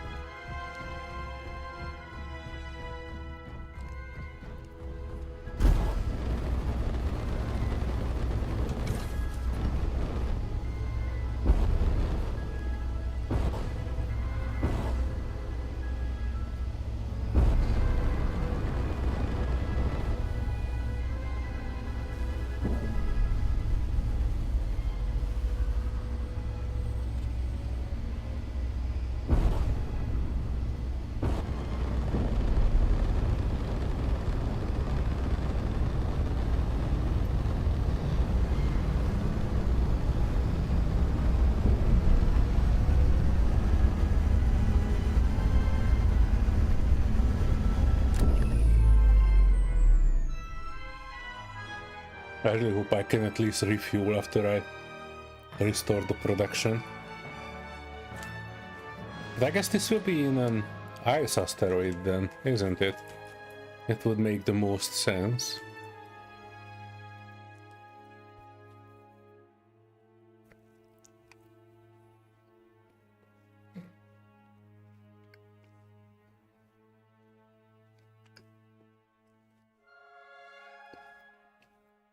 Also, don't worry too much, Paddy, about the hydrogen engines. Once you get the mission, you get a full hydrogen ship, and the thrusters. I think the only unique thing about them that they need is cobalt for the thruster itself. But wherever you find the hydrogen ship, there will be cobalt nearby, so you can fix it up. You don't need the rest. I mean, you don't need to go back for the starting area for it.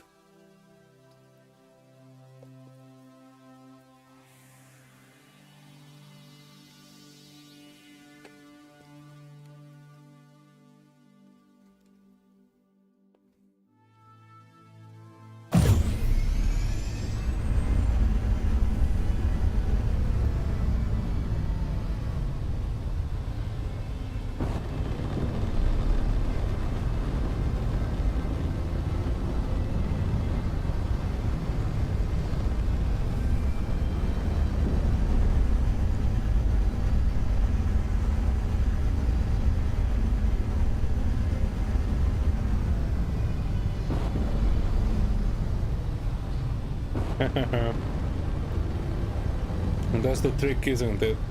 That grasshopper is not good for anything. As soon as you... well, anything other than grasshopping, I guess.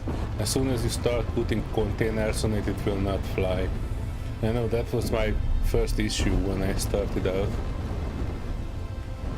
I added a container on top of the grasshopper, and then I like take off the first time.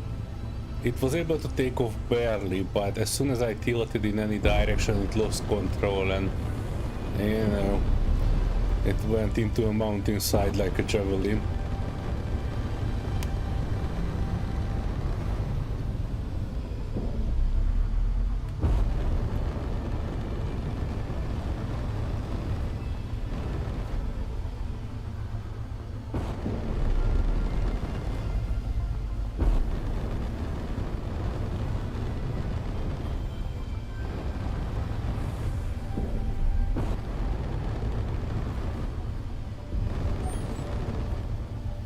Ice. What? It's not even an ice asteroid, they just attached a chunk of ice to it. Almost looks like they just dragged it here and attached it manually.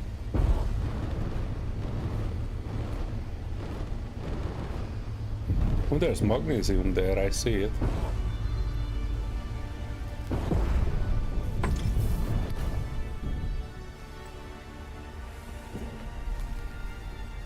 Hang on. Tea time. I'm a thirsty boy.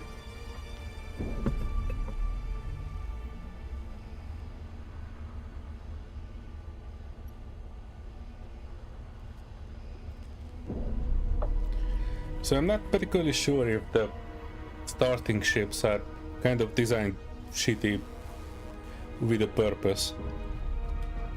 So they are purposefully shitty, so you are feeling obligated to make something better. That's what I did, that's how this ship came along. Oh.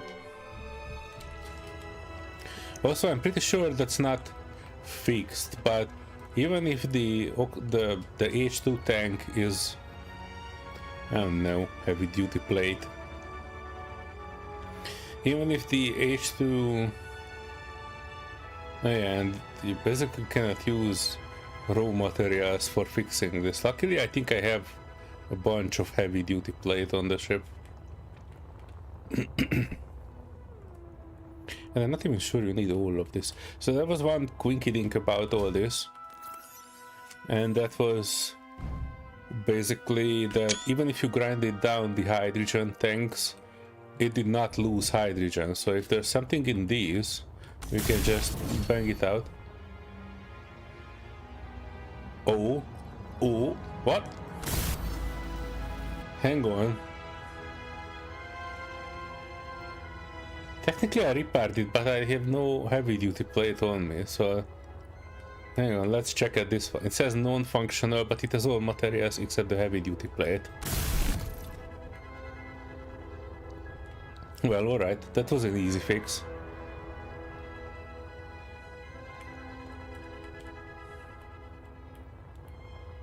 Huh. Oh, never mind then. But technically, if the tank is like broken and it says non-functional,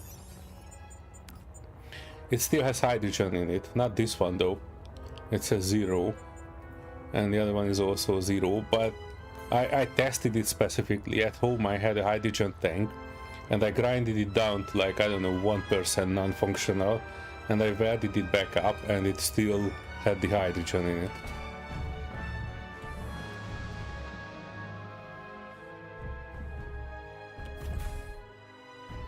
Oh wow, what a novel idea. I was just looking at it. Look at this. The connector is coming here and they were just driving it through the ceiling very elegantly.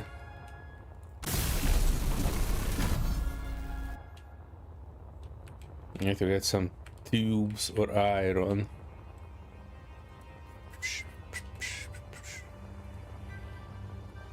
Where did we came in?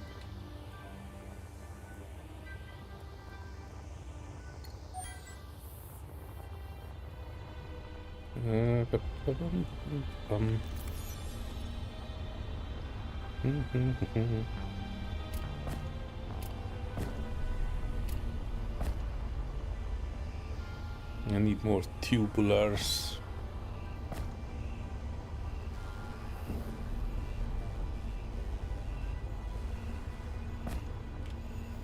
Or iron. More precisely, I will need iron for sure. Oh, holy bullsack, look at this, half of it is missing. I definitely need to have more iron. Is any of this going into here as a mine? Or pretending to be? O2 generator, heck yeah, I'm pretty sure that's part of it. No more?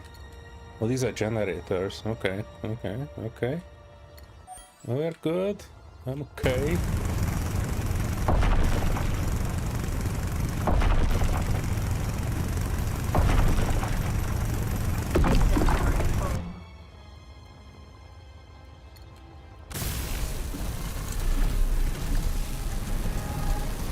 Oh, these are for a later project, I think.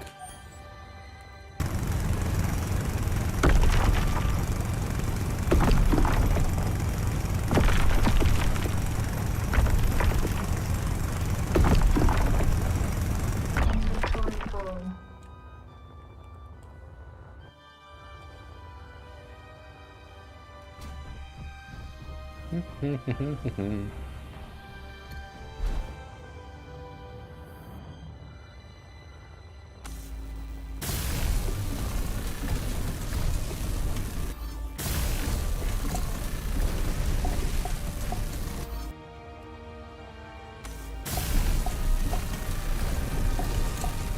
Repair white line, yellow line, blue line. Okay, so they're color coded.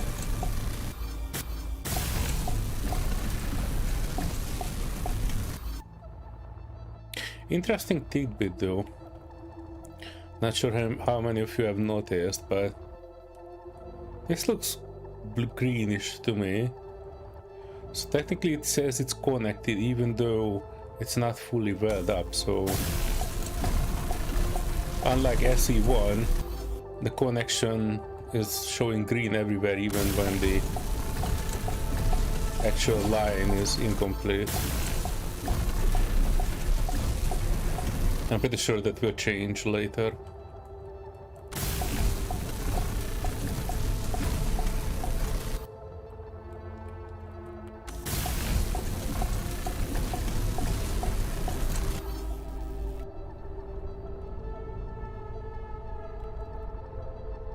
No, that looks repaired.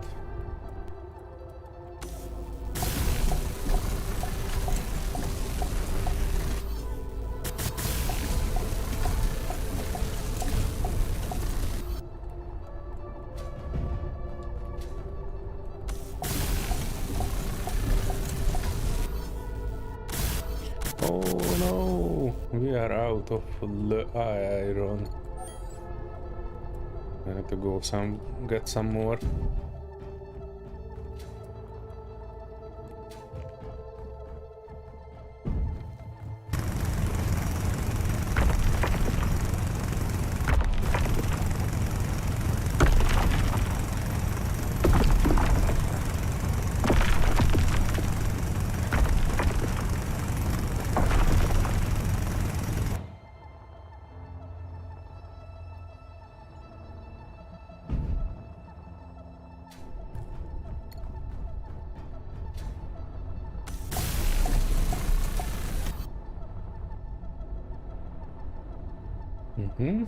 I think that was all for the yellow line.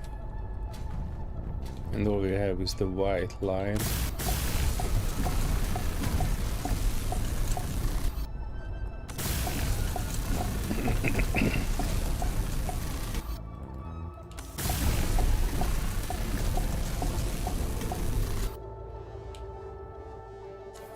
Yep, it's done. Now the 3 generators. I see other stuff in. Oh, that's one of the generators that needs to be done. Hang on.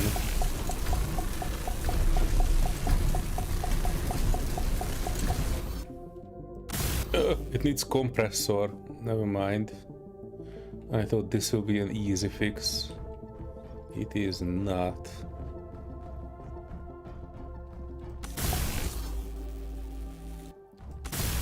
And 12 compressor in each.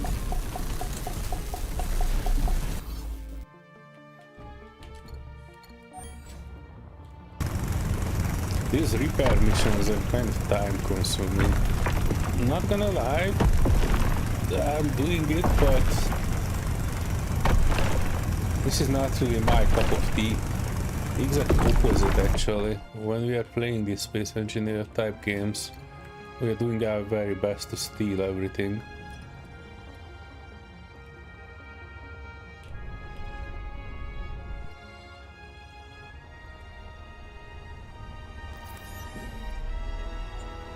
Do I have any compensator? I have some, but I need much more.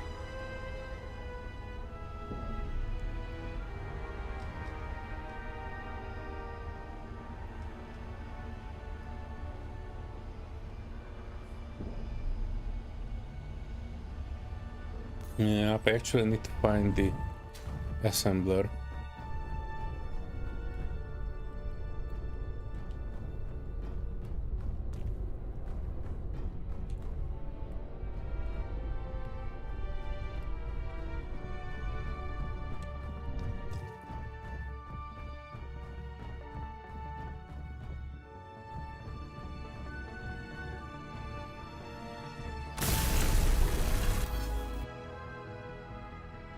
Oh, or magnesium and nickel. That's also a solution. It seems that we can really make it. Oh, this looking nice. Look at that. I like this.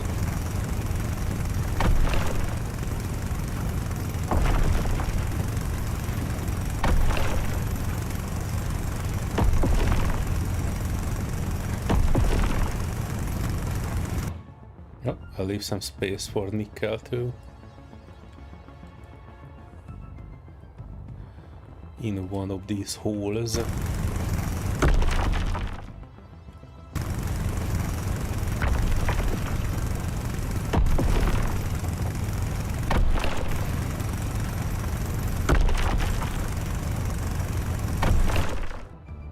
Oh, I accidentally drilled through it.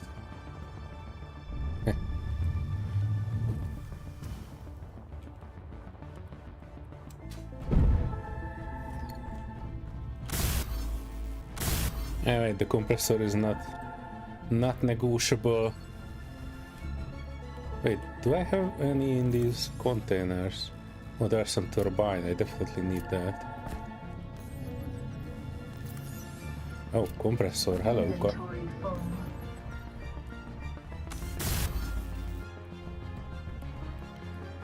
This will be tedious. Let me drop this. Inventory full. Take this.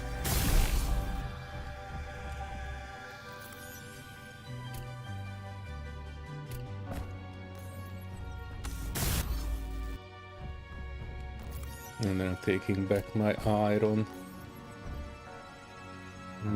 Gravity chain container. Hello. Oh, 16 compressor. Yes.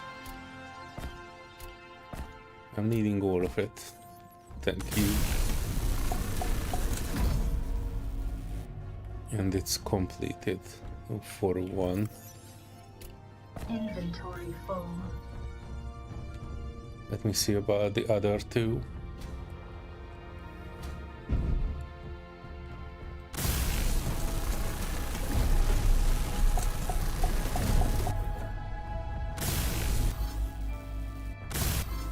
I need more compressors. Which means give me back my iron.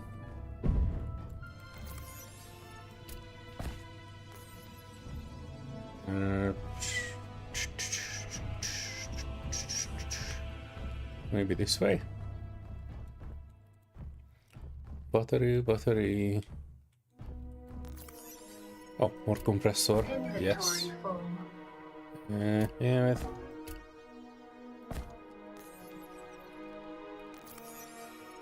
More turbine blades. Nice. More compressor. Inventory full. Yeah. Give me that. Take back what I can. Inventory full. Ooh, an O2 tank. I'm not sure I'm using any battery, so instead of this, I'm taking another hydrogen bottle. I was just thinking about it the other day. We are, unlike SE1, we now have a very Inventory limited, full. Inventory full. very limited boost capacity.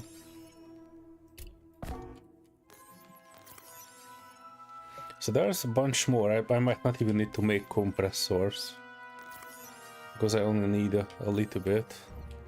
Good to know, because I have not seen an assembler here.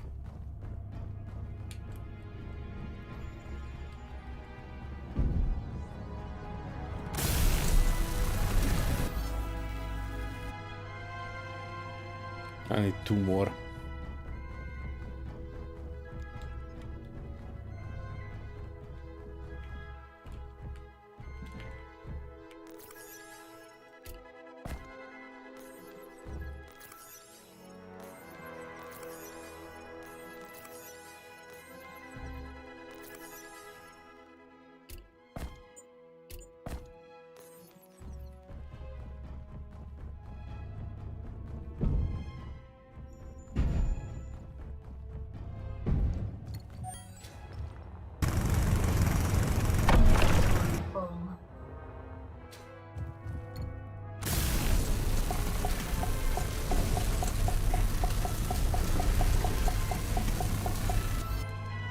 All is right in the world. Remove the destroyed tanks and use their components to finish construction of the new tanks. Oh, I do like it. It says destroy and fix on each. Oh, okay. They are indeed destroyed.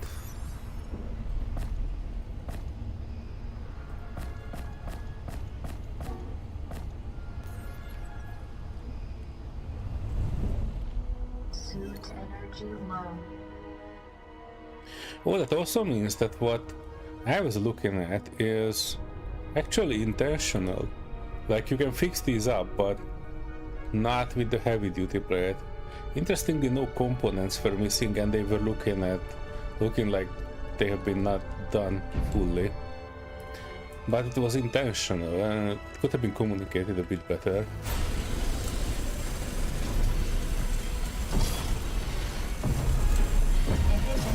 Inventory full.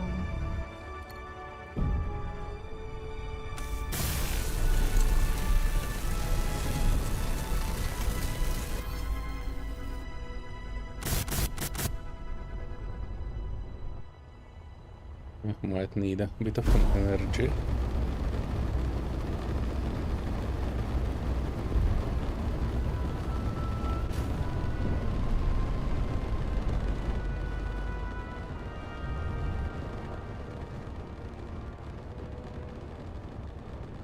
What happened? I had some components falling out of this.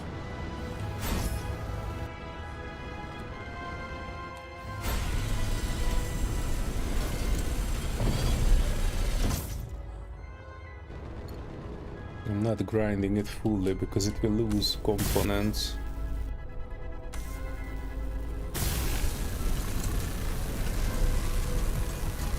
Status functional. I'll be the judge of that.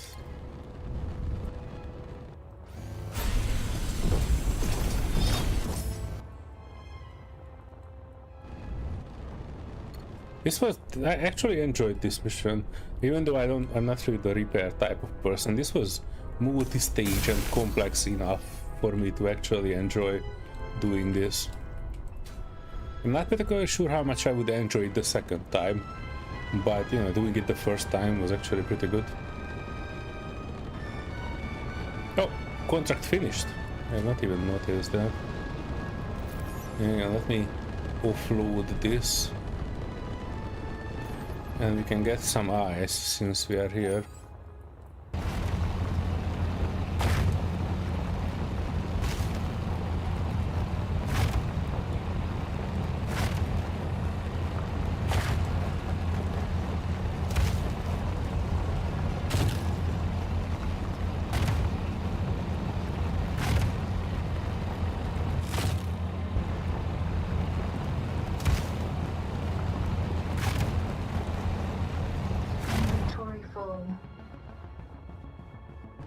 You don't say.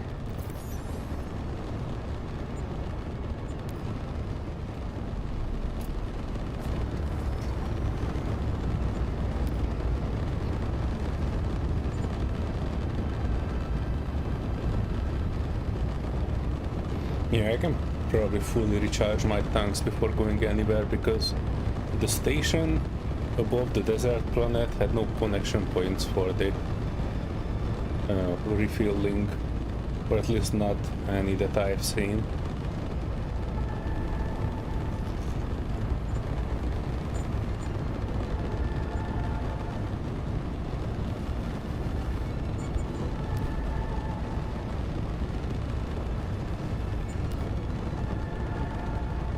Oh, you know what? I don't even need more ice. This will be enough as it is.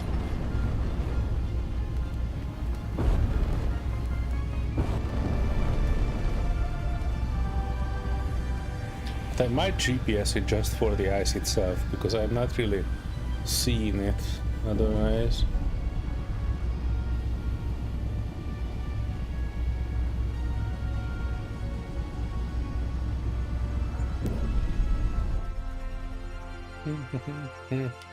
Oh, I almost forgot. Let's do a save. We have not done a normal save in a while. I don't want to end up crashing at one point.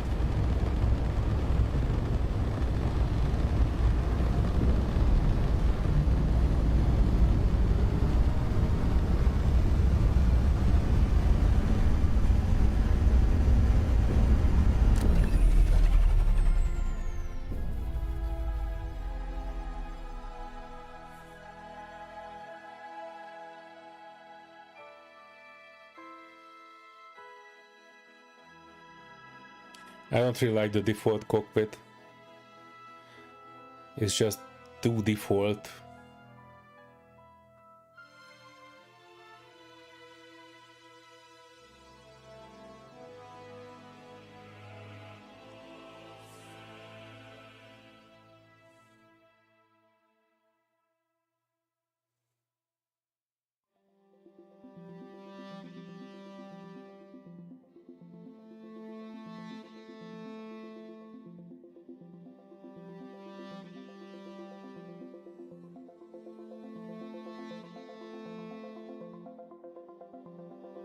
My connectors are flashing red. Oh yeah, because I've depowered the ship. I was wondering why the heck am I losing power? Oh, I'm just losing my mind. I actually depowered the ship and wondering why the connectors don't have power. Old age, folks, old age.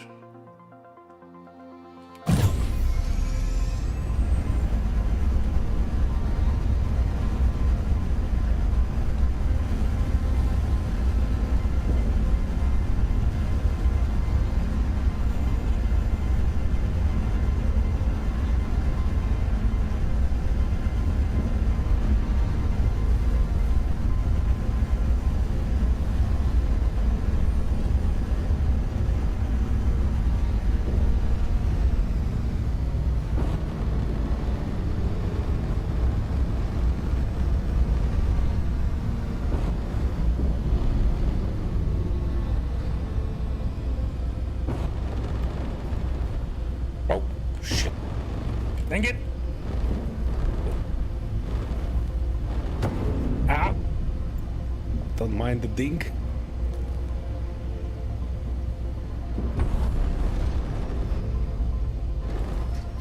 This is how I always land.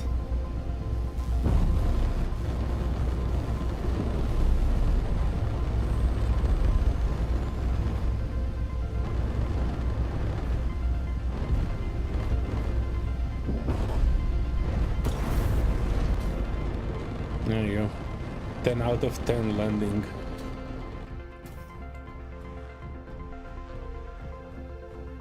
No issues whatsoever. Heck yeah! Colonization progress achieved. Space movement tier 2. Production blocks tier 3 block tours.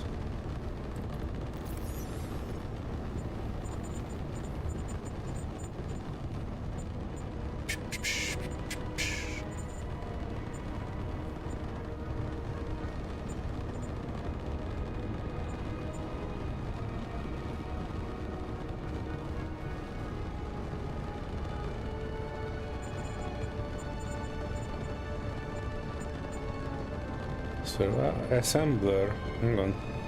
Assembler 5 and Fabricator.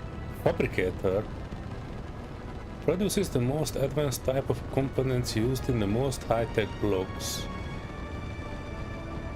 Hang on, my headset is having a kind of a thingy bing, I had to adjust it. Alright, what do you have for me, contract block? This will be the last mission. Hang on, space. What? This one is in space too? I thought there would be a mission on planet side. We are upgrading our communication station to enable connection to the other stations on the fast travel network. Please find the station and finish construction of the relay stations around the asteroid. Once this is completed, you should spend some time building for yourself while you wait for the other sectors to get their upgrades done. So this technically is the last mission, the last colonization mission. It's a bit strange that around the desert planet they are not sending you down the planet. Around Verden we were being sent up and down the planet like a yo-yo. Gyroscope tier 3. Oh, the large grid gyroscope. Atmospheric thrusters tier 3. How big those can be? The last one was like 5 meters long. Space movement tier 3, so that would be like the largest ion thruster. Hybrid movement tier 3. Alrighty. Let's take a look.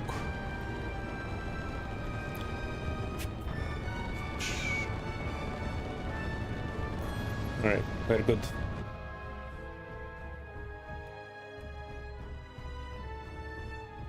I kind of remember that there was a wreck ship somewhere planet side, large grid specifically, but it was not part of the contracts.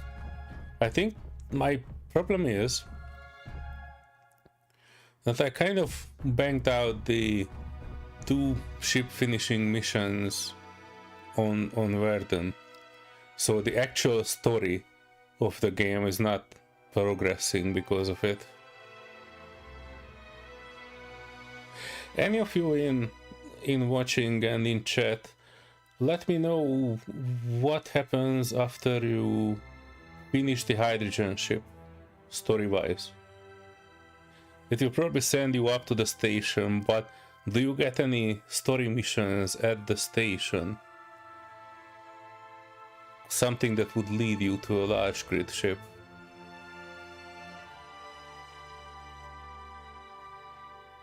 Because if yes, after this mission and checking out the desert planet, I might want to do a bit of a maybe another save just to do the mission if after the hydrogen ship you are being led to a large grid ship.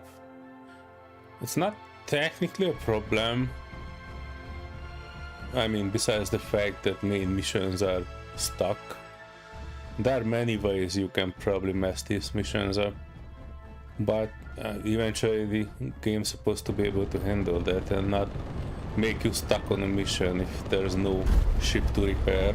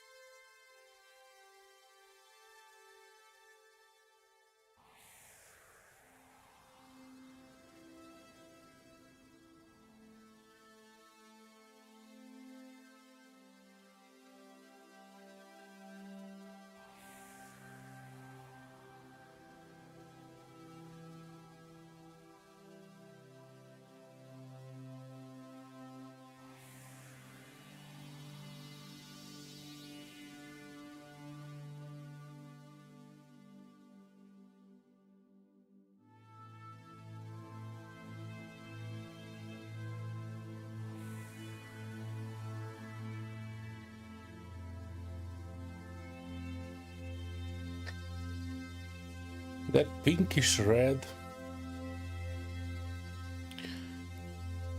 I think it should be a different color. Since everything in the new skybox is this grayish bluish thing, I think maybe a teal colored gas giant would be a better suiting one.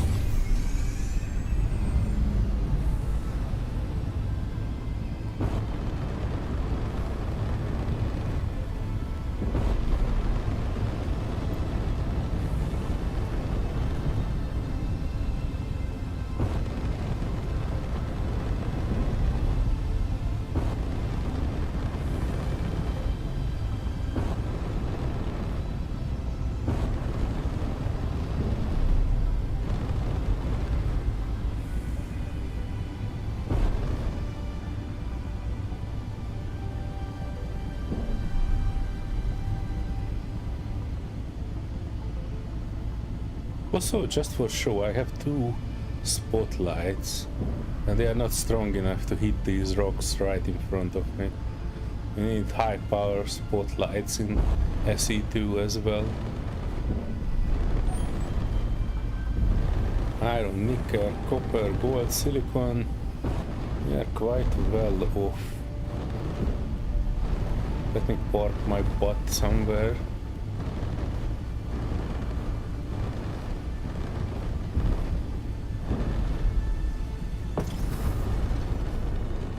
Excellent. I wonder, I thought that this is... Yeah, so this is not like a large grid antenna. This is the small grid.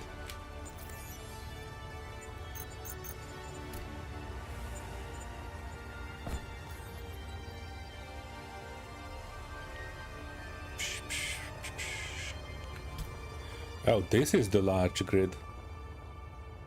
Hello there. I can't put it on this one, but it's just a significantly larger one. I can put a... There you go. I can put a hologram of it there. Signal. Okay. It's a bit simplistic, but you don't need anything better, so this should be good. Also, since we are here, let me check some other blocks out that we unlocked the larger variant of.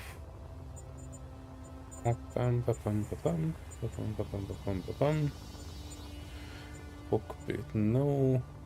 Button panel, no. No. Crate, locker. No, none of these. Reactor, yes. Battery, yes.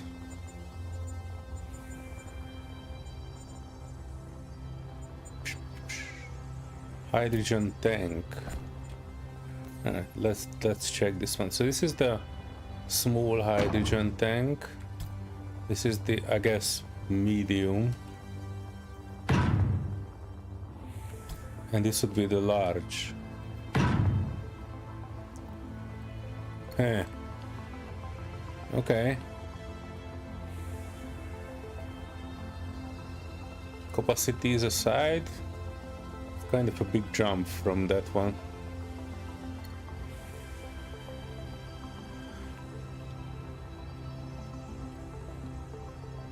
Reactor. Oh no, this is battery. Battery normal. Battery small. And battery medium. Okay, so we have the small battery, like a medium battery, and the large battery. And reactors. Small reactor, I like this one already. This is just a one block thing.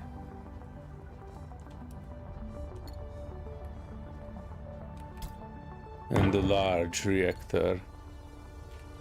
Okay, this is a bit more chunky for sure.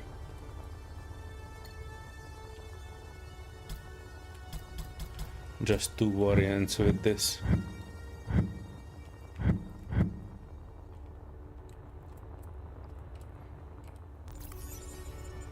Let me see if we find anything else that I have not seen the large variant of.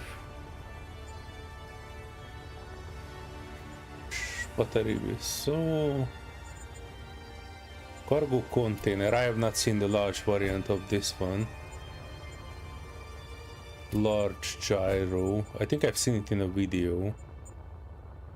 Hydrogen thruster. I have not seen the large variant of this. Right, so this is small hydrogen. We knew that one. Large. And I guess this is the extra large. That's a bit different. It's not actually too much bigger, like half a meter bigger than the other one. Let me put another one next to it. Oh, it's bigger. It's big enough.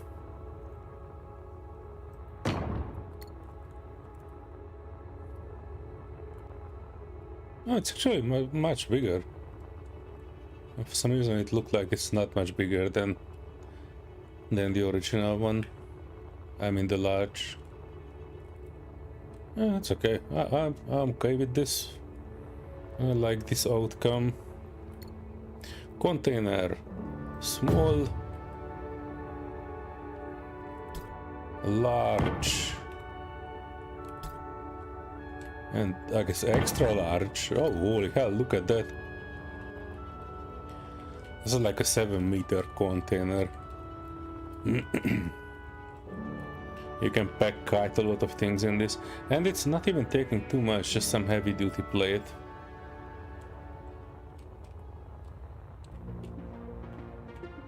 Heck yeah, this is good.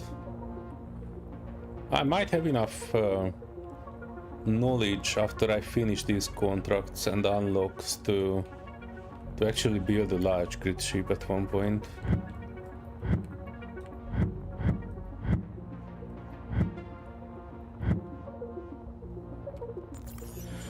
Was there anything else I have not seen yet?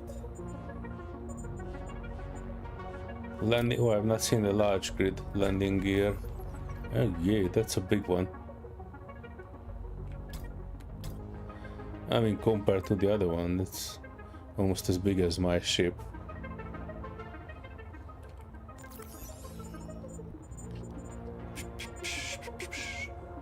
Thruster. We have 3 thrusters. I have not seen this one either.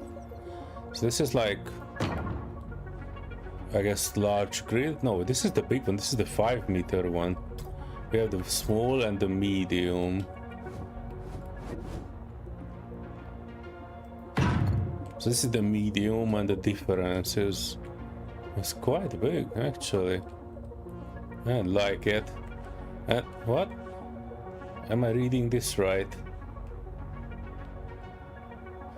The large 5-meter one actually needs less components, just some heavy thing. Combustion chamber. Alright, I'm not familiar with that one. Compressor.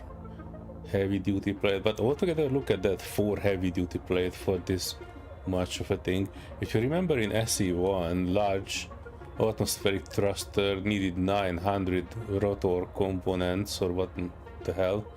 So compared to that, these single-digit numbers of components looks easy.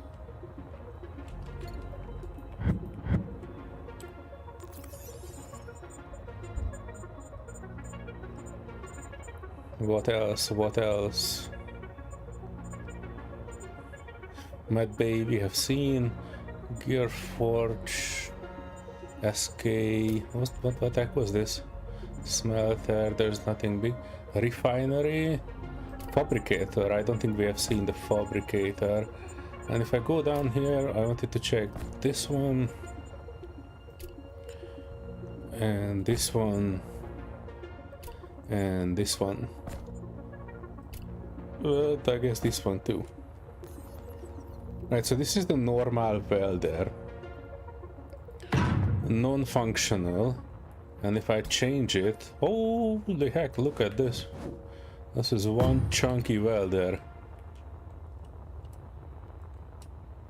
Yeah, it's like a large block. Wider in all directions. Oh wow, look at this. It had some tubes in it. Warning: high voltage power supply service panel. 400 watt, 50 hertz. That looks a bit low. Look at that. It's definitely a big boy. And imagine welding with this and with the multi, like the area welding with this. You can pull up a base like this when it's functional with this, just like in a few seconds. And the grinder. Oh, hello.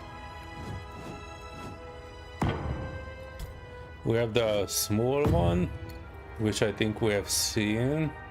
And the big one. Wait, both of them have dual blades. Just the big one is a chunkier one. This is kind of like a full-size gap in here. But I see they designed it well. You can tell that this is where the material goes in, so you can basically grind it and then this one will suck it in. Interesting.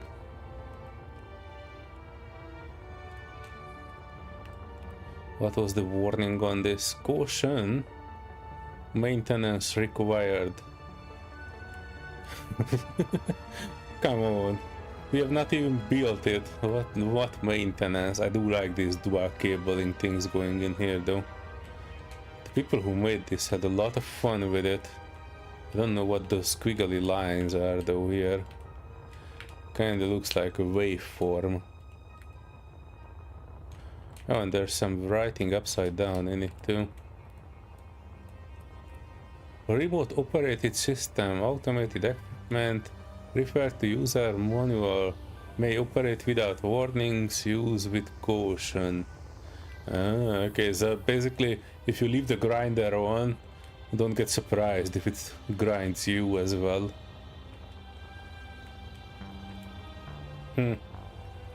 Ore detector is the last one.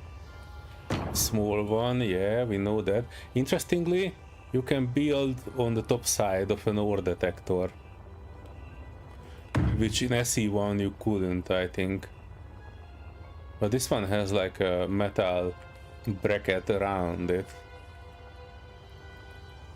9 and R to increase the size. Oh boy. Oh boy. I expect this to detect anything back in the original Milky Way galaxy. This is bigger than my ship. Oh shit. This is... I don't know what the range on this is, but... yeah. People who like to build gigastructures will have a fun time with this for sure. All of the giga blocks are giga big. I remember seeing people going into live streams of Space Engineer and they were complaining about, oh, we want bigger thrusters, we want bigger everything. Freaking giga builders.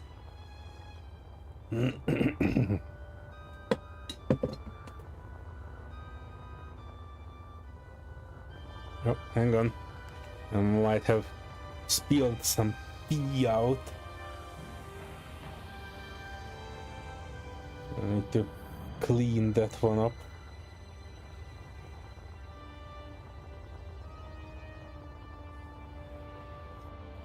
One second.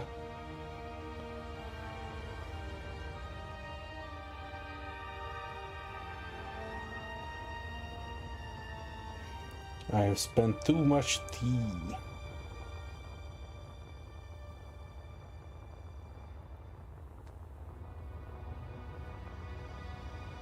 Suit energy low.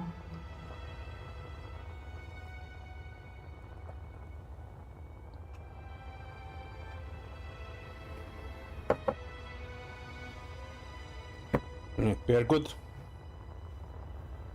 Equipment is saved. I drank all my tea. Should be good. Alright, let's get back to business. Alright, I'm removing all of this and we are getting on with the mission. What is this? Let's look at this base. Nice, nice. Iron, silicon, working battery. I don't need to bother with that. Heck yeah. Ice.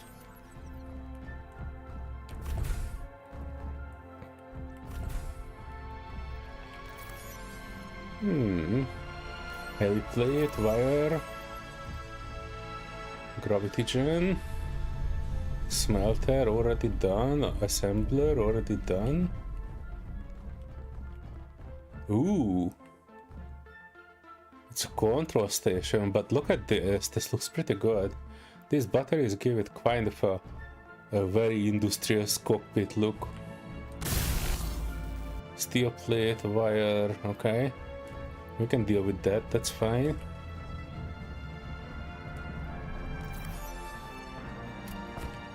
I'm taking these if I can. A battery. Nope. Okay, I'm pretty sure we need the heavy things as well. Okay, not happy, just try to put extra thrusters on the drop pod top and you can't. Drop pod top. Why did you want it to put thrusters on that one? You kinda need to cut the entire thing off before you could move it, I think. Like making the transition between station and movable grids is a bit wonky, or at least it was in VS1. I have not tried to move a station yet. What do you mean it didn't work though? It was not piped up, or it did not let you place the block, or what do you mean not working, Paddy?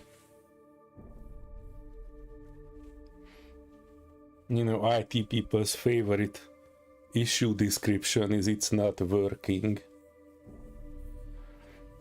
I took the tank battery and thrusters. Atmospheric?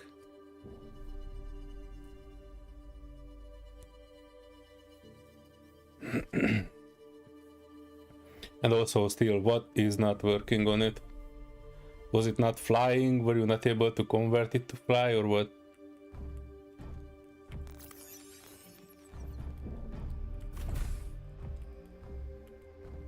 Ooh. Free toiletries. Huh, you know what? I've never used a med kit even a single time, so I'm just filling myself with jet.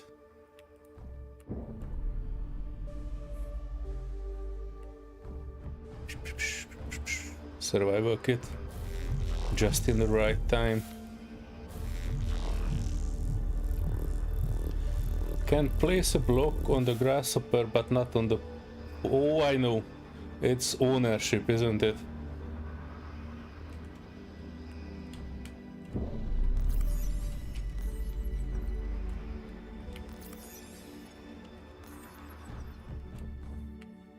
Yeah, it will be the same with every other block as well. They have not implemented ownership, so basically you can't steal anything. There's not a way to like take over things, or I don't know. I have not actually tried grinding all functional blocks below non-functional, but there's no ownership on any block. So if you look at like the block, or if you look at the actual ownership, like if you look at the sheep or look at the drop pod, there's no ownership on any of them. So I don't think it's just a matter of grinding it or not.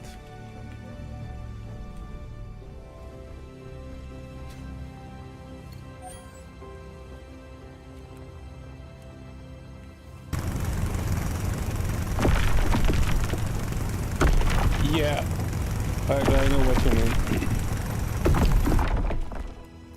It's not actually converting grid type or not. I think it's like I have seen in Vertical Slicer 1, if you had a station and you cut it completely free, it became a free grid, so like a movable. But you needed to grind quite many things away from it.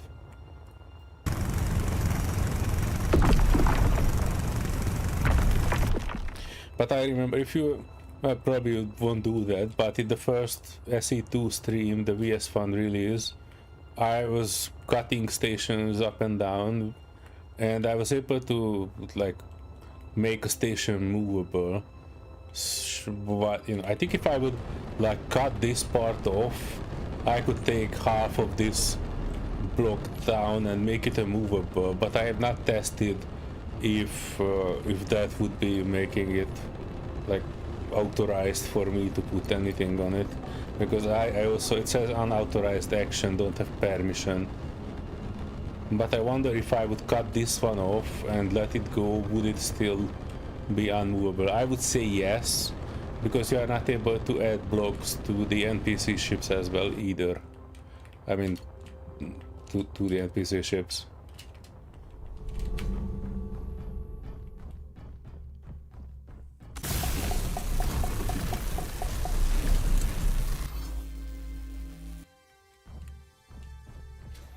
I need some copper.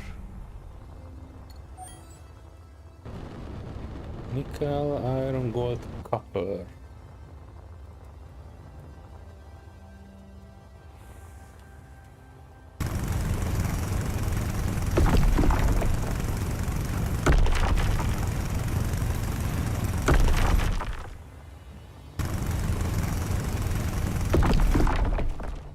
You know what would be cool? I'm just trying to put my brain on how to make this tutorial thing. I would say Keen should make 2 tutorials for like at least 2 versions of the same tutorial. One where you start on planet side and one where you start in space. But if you start in space, you would not get any materials on like the first asteroids, or at least not all of them.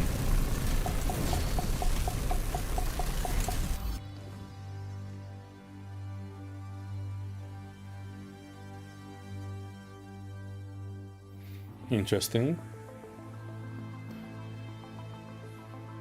Yeah, wait, the cockpit is here. I was wondering, why am I looking at this bulb? I'm right at the bottom of this.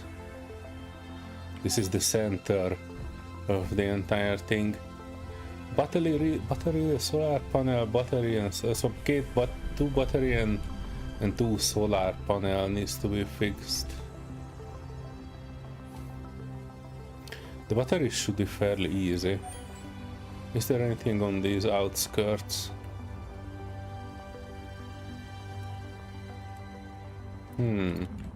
Oh shit, it's a large battery. I need a motherboard, wire, heavy duty plate, okay. I might have ready-made motherboard.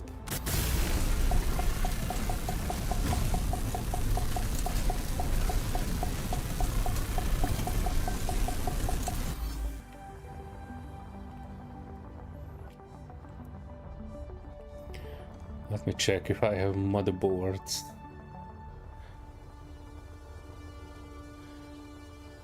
And one start that you just threw the wiring. I went out the airlock. Yeah, that would be an interesting start. Like instead of the Mark 1, it actually sucked out of the airlock, and you kind of need to fix your base before you can go after it. But that would be a bit hard to do. But you know what would be interesting to do? A start without jetpack. It was one of the more popular SE starts when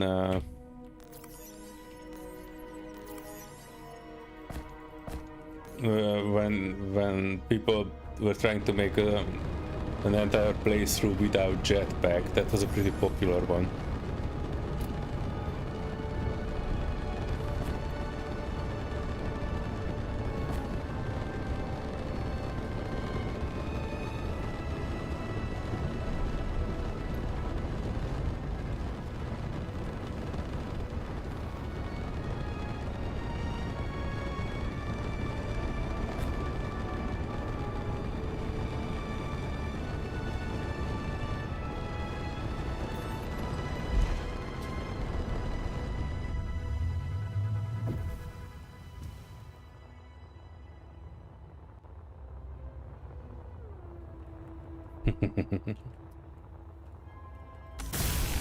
Yeah, they are probably not trying to make any scenarios where you can fail. Heavy duty play, is it considered done? It is considered done. I am not gonna waste any more material on it.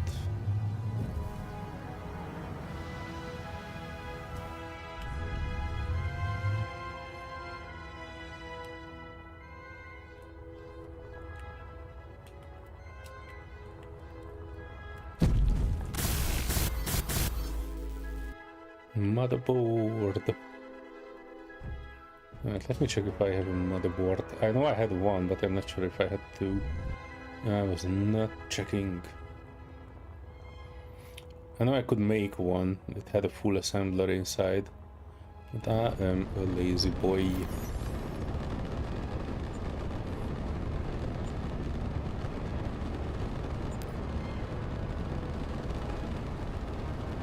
No other mother.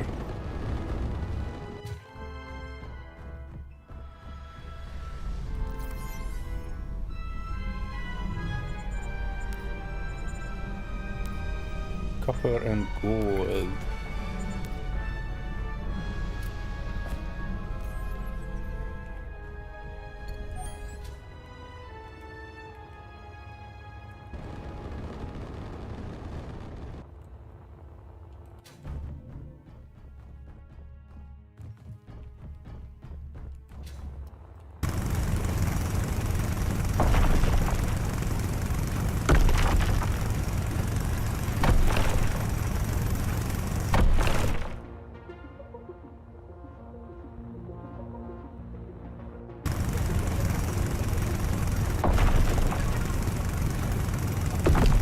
That's okay till you're in space and your cockpit goes boom. Yeah, so that's what I meant actually by the no-win scenarios. If you can have multiple fail states, I'm not sure. Have you played Stationeers, Paddy?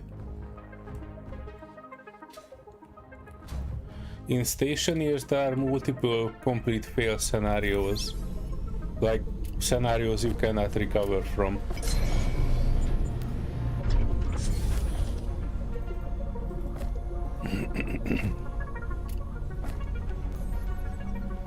So, you know, if you like losing some crucial components, no matter how much you are trying to recover from that, you simply cannot, because you get in a death loop and you can't achieve anything with the basic tools. I'm not sure if they fixed that one, but the point was that with basic tools in Stationeers you cannot survive. So if you lose certain tools or you lose certain items, you will not be able to survive. For example, if you lose the seeds or you lose the plants where you grow your food, that's a fail scenario, because then you die of hunger all the time. If you lose your if you don't start planting early and you get hungry before you would get actual plants to eat, then you die. There is another few blocks that you cannot make with the basic stuff that you have, and if you lose those, you basically lose the game. You need to start a new game. You want to talk with Neil if you can. Neil had some experience with it. Actually, I wanted to ask Neil about it because I saw Neil was trying it, but he did not mention how much he liked it or not. And I would guess that based on the fact that he only played it for like one time for a very short time, he was not convinced. But yeah, if you guys want to give it another try or in multiplayer, I can set up a server for it. Serenity wanted to give it another try too. Maybe the four of us can make it work. Oh, wow, look at that. That upper crescent is looking pretty good actually. Those mountains there. Not much life, but it looks good. Hang on. Damn, these close planets look pretty good.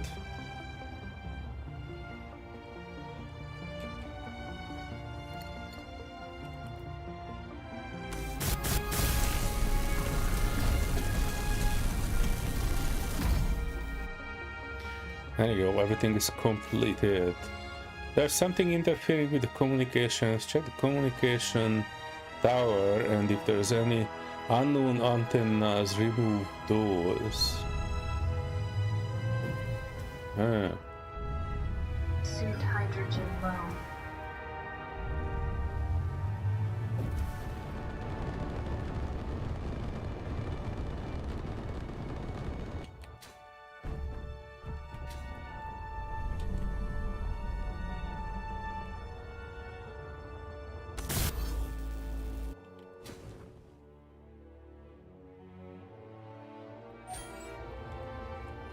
It did not highlight anything else, so it must be the rogue antenna on the top must be the one.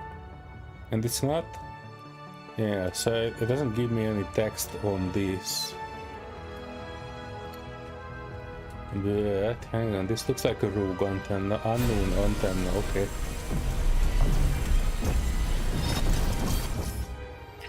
This one, unknown antenna. Need a lot of pain tolerance to get used to it. Not easy when you buy it. Oh, the needing to auto lathe and make an auto lathe. Oh yeah, that's the one. Auto lathe. It just says antenna. Alright, contract. Oh, we finished. We finished. All is good. Everything is fancy.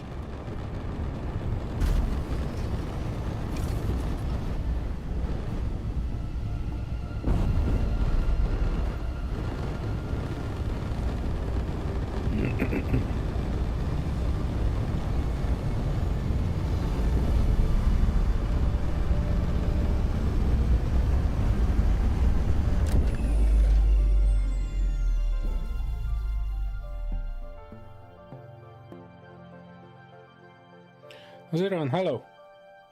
Welcome to Space Engineers 2.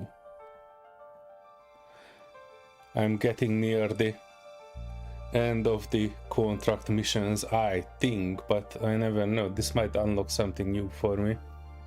I know there's supposed to be a big ship, and I have not found it yet. Have you played the new Vertical Slice 2 yourself? Or again, if anybody in the chat knows the story progression and went through it properly, do let me know that after the hydrogen ship, are you getting any marker for a larger ship? Because for the first two missions for me bugged out, so I don't really know if me bugging out the main missions is a problem or one of the later missions will lead you to a large grid ship.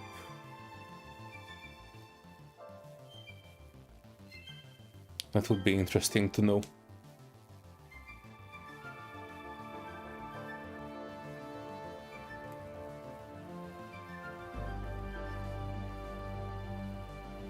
I might do another playthrough of this just out of pure spite. I don't mind like failing the first two missions, and I was able to progress, but I'm afraid that failing the hydrogen ship mission actually did not progress me towards a large grid ship. Kind of my game is stuck in there. Even though I can technically move around, I'm not actually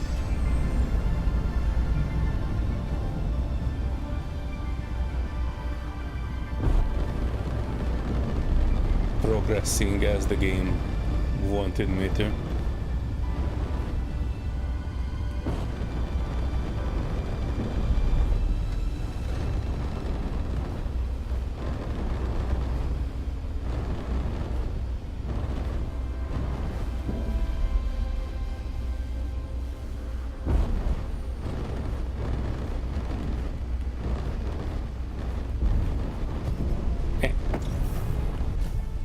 Boop.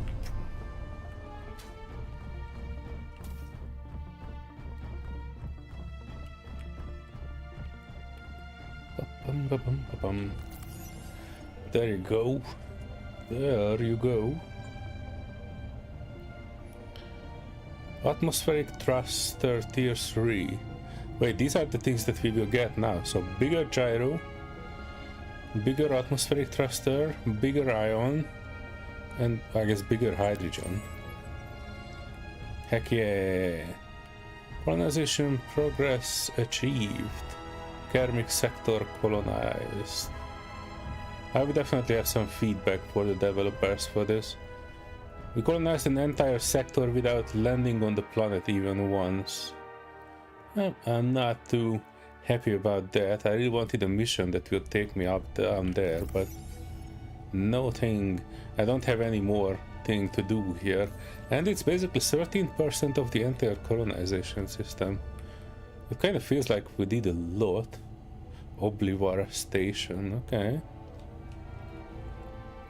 Hang on, let me get in my ship and we will go to that station and we will check it out. Hang on, wrong exit.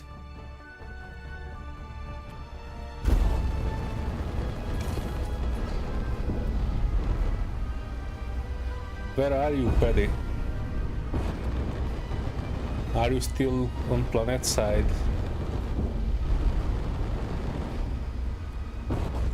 Alright, so that is done, all is good. We have not... You know what, before we go to that station, let me get down to this planet. I'm pretty curious about those black spots.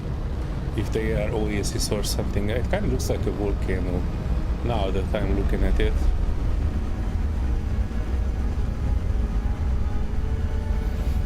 Say your prayers. The ship gets some extra weight since we... last time since we landed, so even though I should have enough thrust for it, there's a chance that we might face plant. Just in case, I'm doing a save, and just in case, I'm doing a backup save. I don't want to rebuild this ship. Right now, the destruction model of ships is a bit strange. So if I would face plant into the ground, the entire ship would disintegrate. And I'm not even sure I blueprinted this. So I want to keep a save just in case.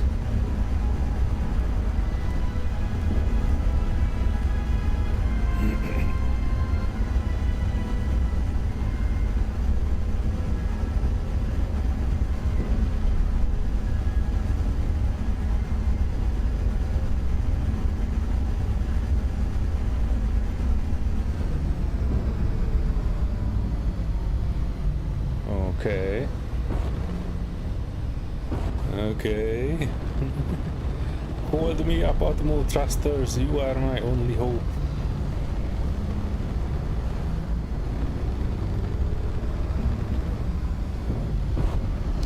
Volcano layers. Serenity will love this. It's a bit of a small volcano though. But you know what, this confirms that there will be other liquids later down the line. So not just water, but we will have lava as well. That will be fun to play with. Imagine going at a volcano, making a lava flow out of it, and then build an evil layer inside it.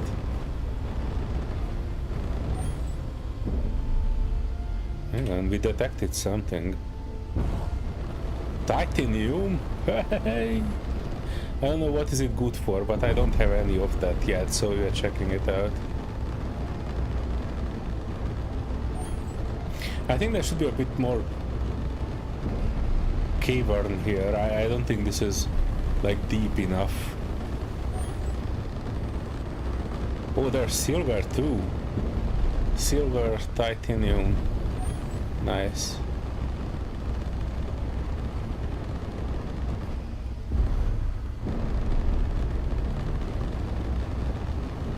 You can barely tell that this is inside the volcano.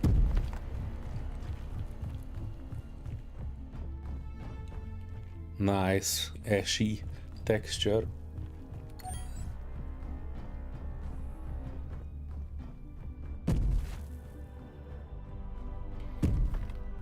$10 meters down there.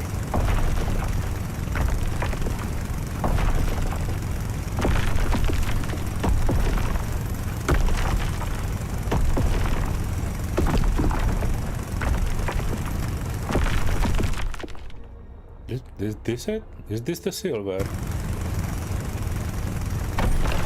It is the silver, and not much silver though.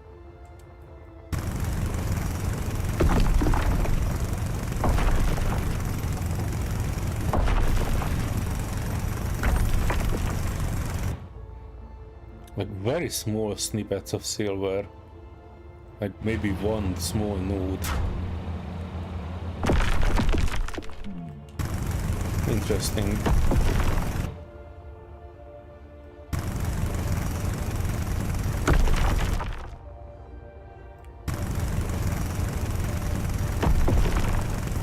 Alright, this is different. I see more silver now, so it has a different shape node.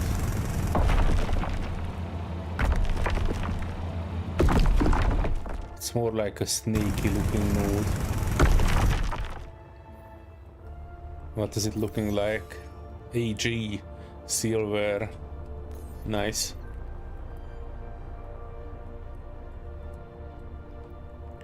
Oh, interesting. It's kind of a bluish looking sun. Probably the atmosphere. It's not the same.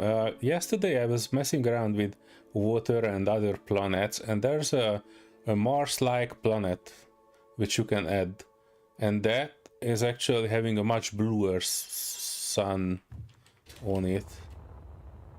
I mean, if you land on the surface and you look up, the sun is much more blue than in here.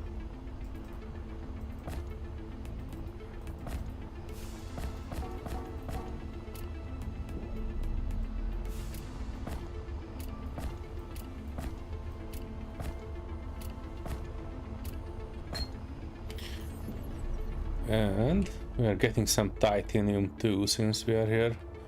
But before that, I might need to take a short bio break.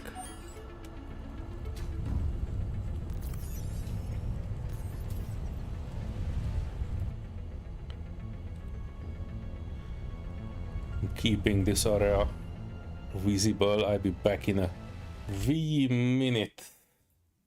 Be right back.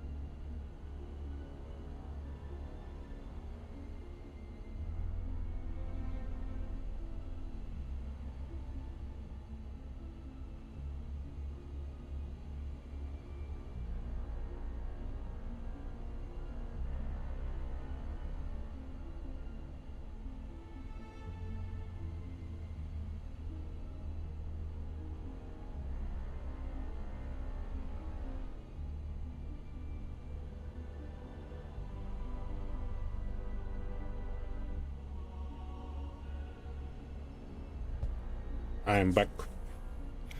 Snacking just a little bit, but we'll be on our way soon. Soon-ish. Damn, this game looks so good.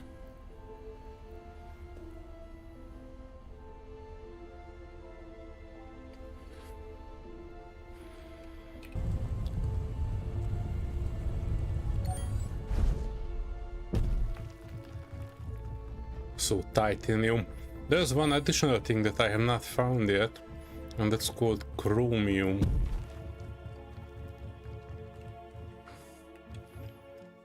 Huh. One patch of desert.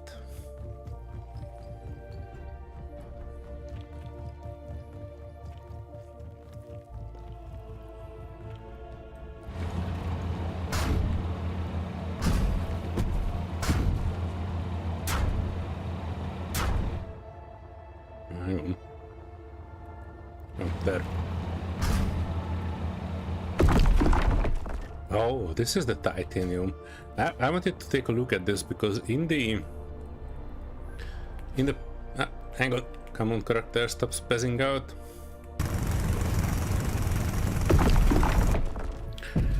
So what I wanted to say is that in the Pioneer Edition there were artworks and basically a texture samples, and the titanium texture was one of the textures they were sampling, and it looked pretty cool. It looks good here in game as well. I like it, it's chunky, almost looking like steel.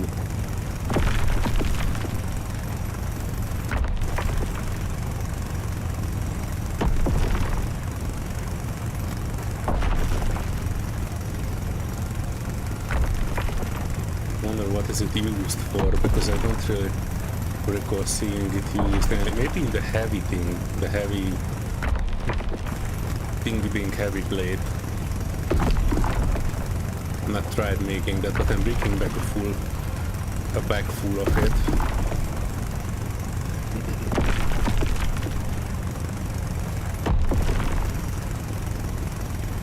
Inventory full.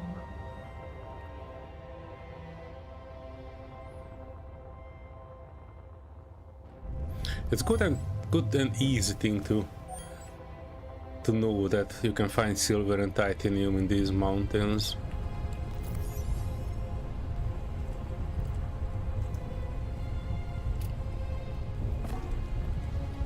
Easy to identify, even from space.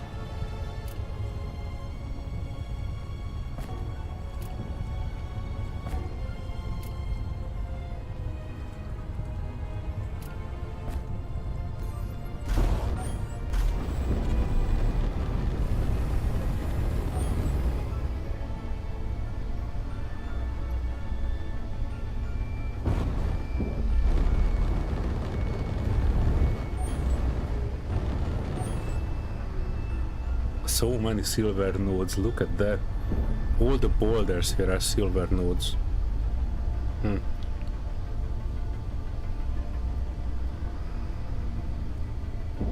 on. Snack time.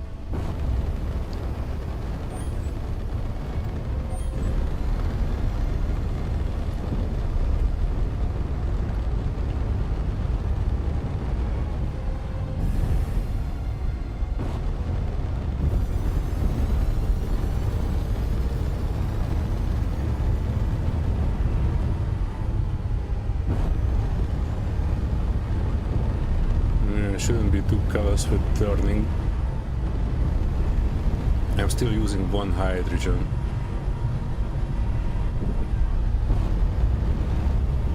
Although technically now that we are in atmosphere, I assume it is atmosphere, my atmo thruster should work as well.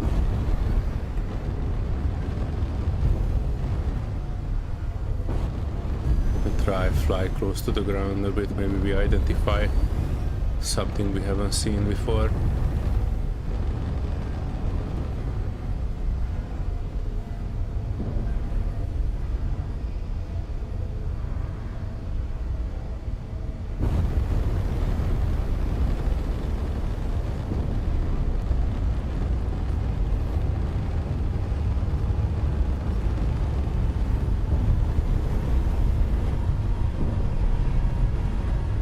Also, you know what I don't see? I don't see any surface POI for this planet.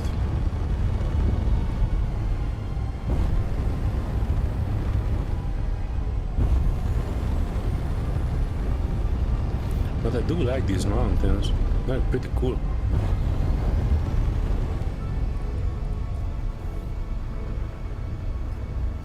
Let's see one of these craters if we can.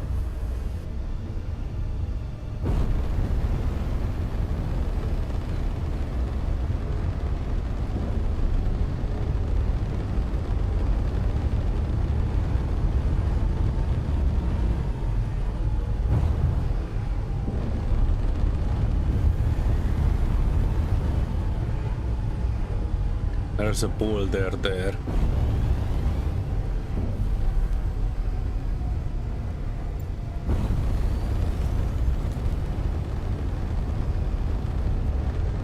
Just need to get close enough to see what it is.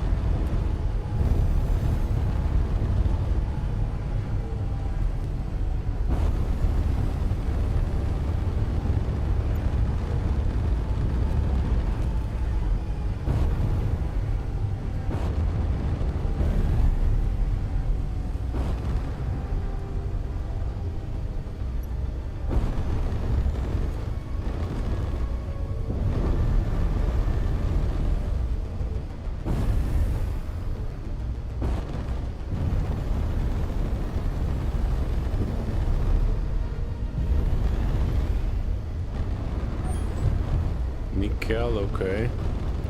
That's not much to write home about.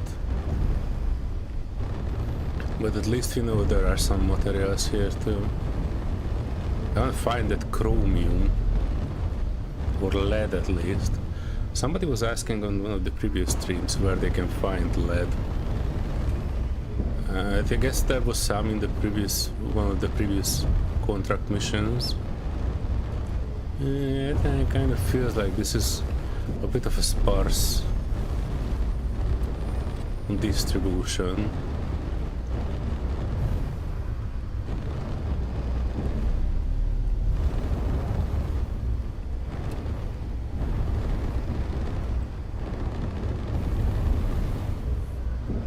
I don't detect anything else.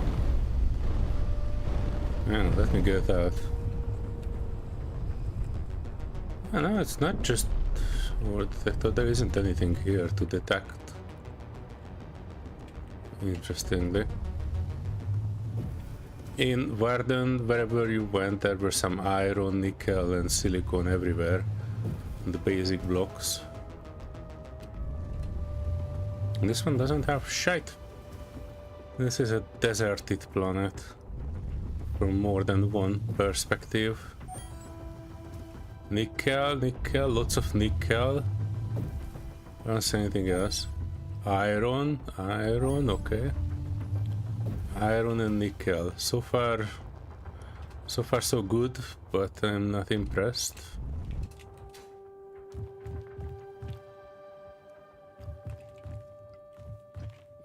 This is pretty nice though. Imagine building, like playing along with, I don't know, 20 people and you all build like a colony around this. Everybody has their own base around this basin and you can build a gigantic ship in the middle, like an interstellar ship in the middle, and all of you can contribute to it. This would be a good thing. I like when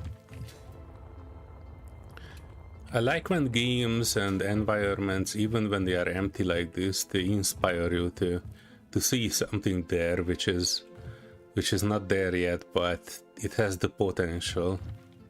Like the volcano lair, like a gigantic guild base in this basin. I wouldn't want to build here though. Just for the problem of not finding not even the basic materials. Oh, wow, look at this, a chemic cave. And well, their cave generation have some issues still. stalactites generating in the air. Oh, look at this. Hang on.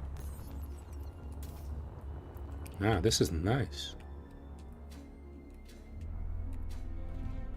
I mean, all things considered.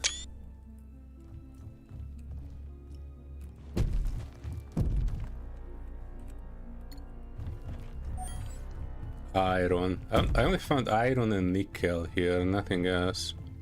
But this would be an awesome cave for a base. Multiple entrances, large enough for a large ship. You can pretend that the sun is killing you and you can only live in the darkness. That might actually be an interesting start later on for a scenario. You start on the planet, and if you are in sunlight you are basically getting boiled. So you start in a cave and you basically need to fight your way through, like gathering materials around the cave and build your first ships. That would be interesting. And then you could leave this planet. That would be an interesting start.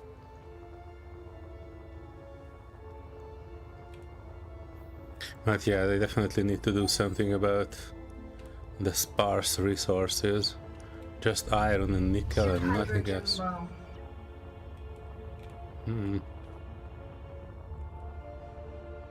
I totally see some things here to build on. I mean, the floating rocks aside, that's pretty cool. And the lack of resources. Yeah, let me get back to that ship.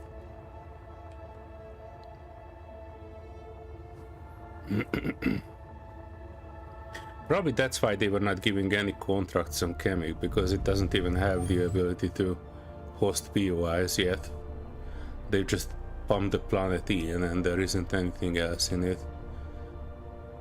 Just like basic textures and areas and maybe some resources, but it can't, like, it doesn't have the logic to spawn POIs. Panamark, hello. For different resources, look around the volcanoes. I was coming from the volcanoes. You came 10 minutes late. I found silver and titanium, but that was the only two things I saw around volcanoes.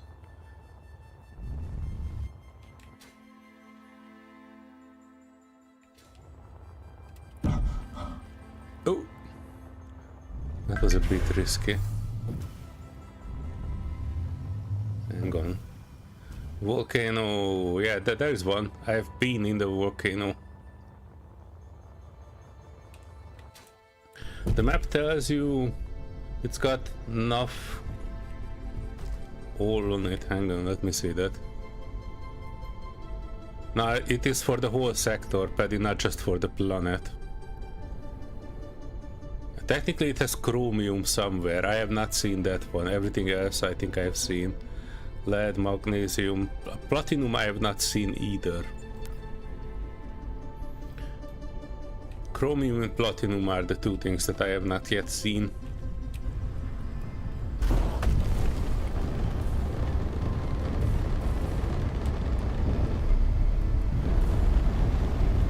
Oh shit.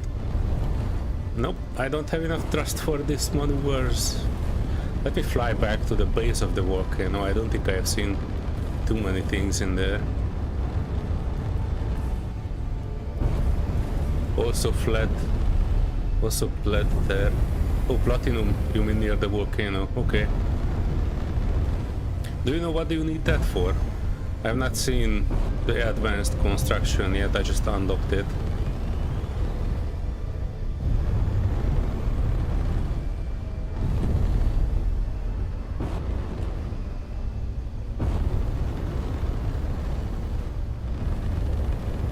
Yeah, look at that, I like this cave already.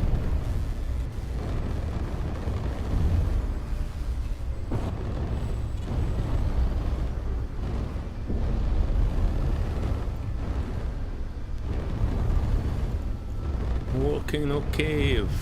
Oh, hang on. There might be something in here.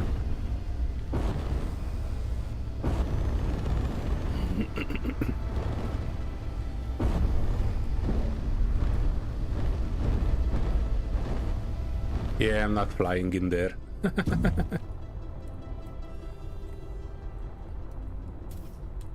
Hang on, let me have this one out. And we can take a look inside. Ah, interesting. Not exactly lava flow, but I take it. This isn't a very expensive cave. Look at this.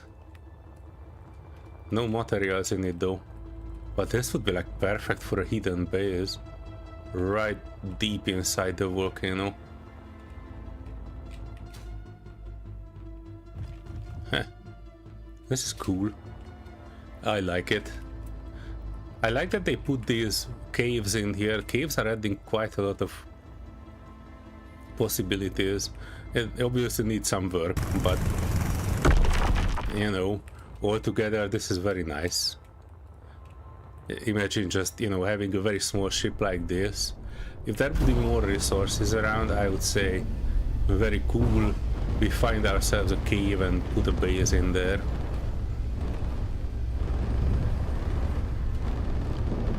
Hang on.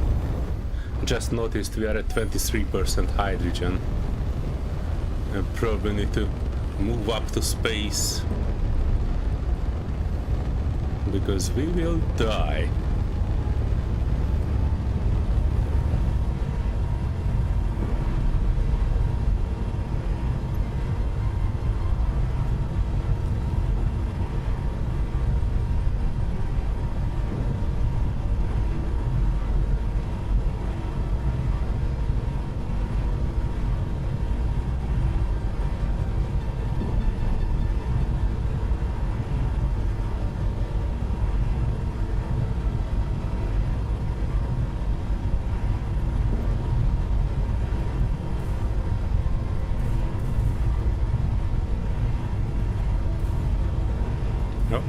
More steepness. We need to get out of here. 19% hydrogen.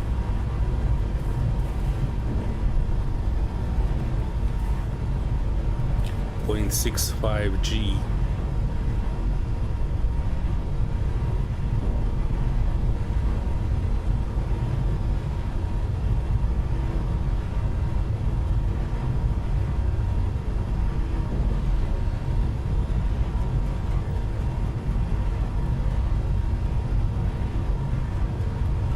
Let's keep an eye on the old speedometer. Big Rock, hello. We were just exploring the desert planet, but I'm very low on hydrogen, so I kinda need to get the heck out of here.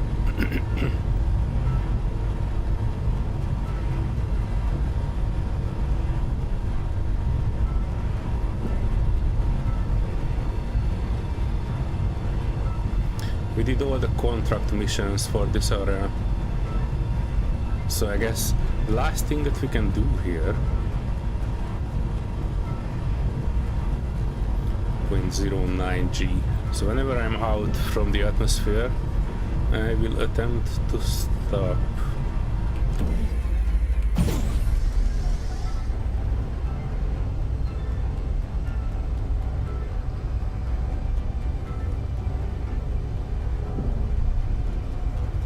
We are going sideways, aren't we?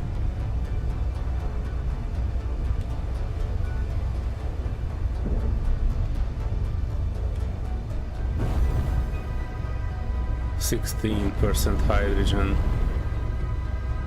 But we can actually do a fast travel here to this Oblivara station. Hang on, why can't we do? Do we need to get back to the actual space station? That would suck all the way, because I have no idea where is it.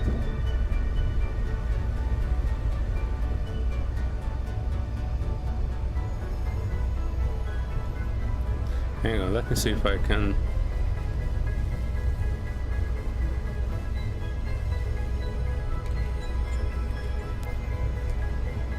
Would it add... Oh no, it's not adding a waypoint there. Ah no. Oh no.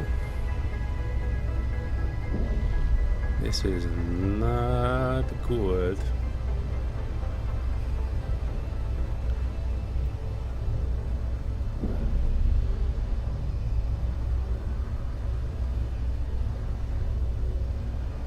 Let's see if we can find ourselves a bubble.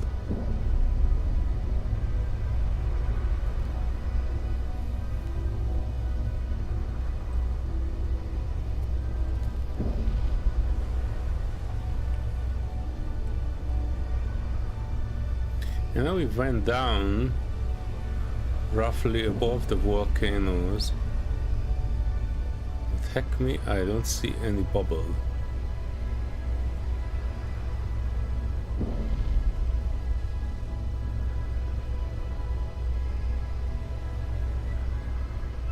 And we have 15% hydrogen, so we either find that bubble or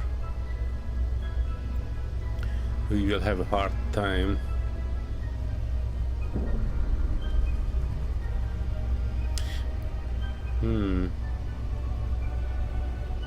Sometimes if you're too high, the bubble blends into the planet. Yeah, I've not checked around the planet. I don't actually see it though. I think it should be in roughly that direction where I'm looking, because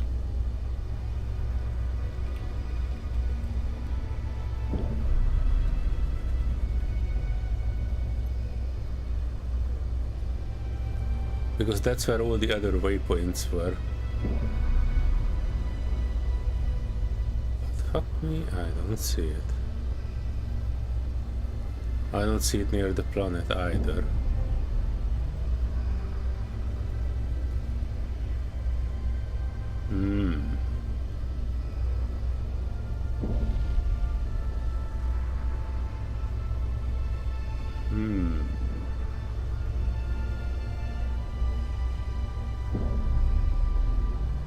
I see smaller asteroids.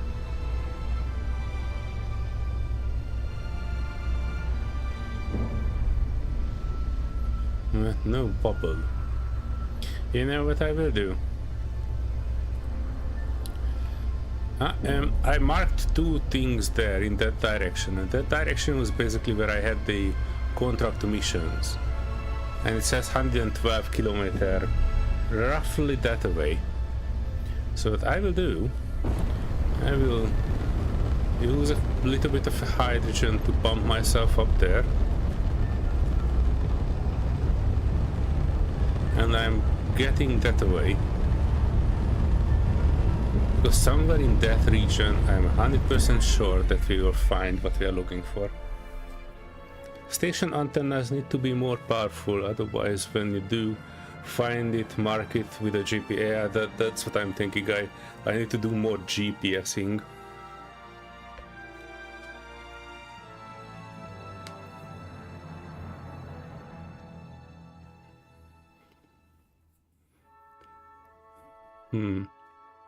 Oh, I see it. I see it.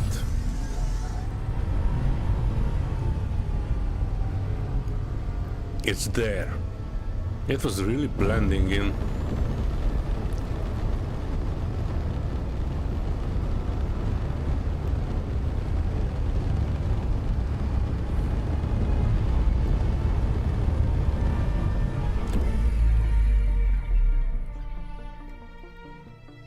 The only problem is I think this station did not have a connector and eyes. Or at least I have not found it. But at least if we get there, I can orient myself, and one of these GPS is either the exit or the hole. I think it goes for something useful, either ice or something with ion thrusters, one of the two.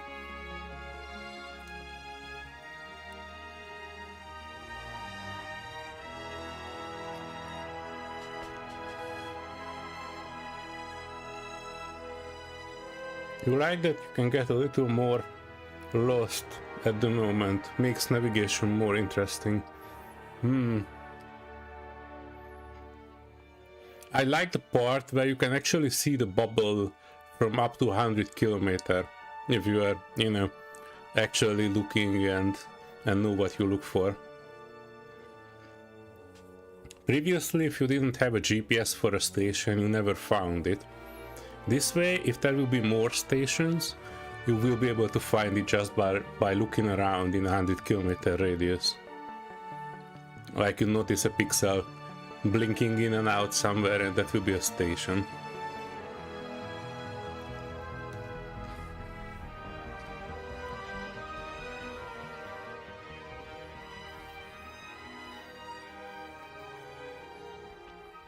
But yeah, the map is not helping whatsoever.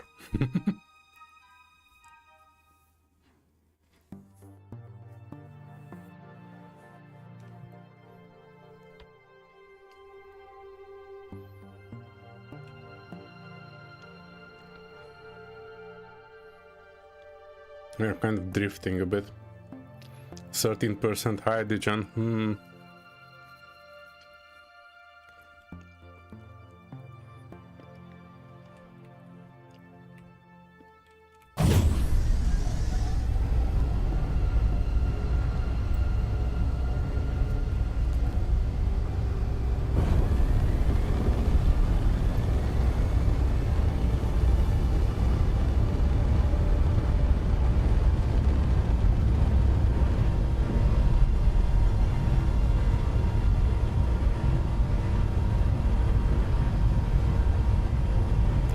I think even the large antennas right now only have fixed range and around 10 kilometers, which isn't super useful. Yeah. They could probably triple that, and even then there would be some people who would like it, like, even more. But yeah, these are not laser antennas from SE1, so that's kind of expected.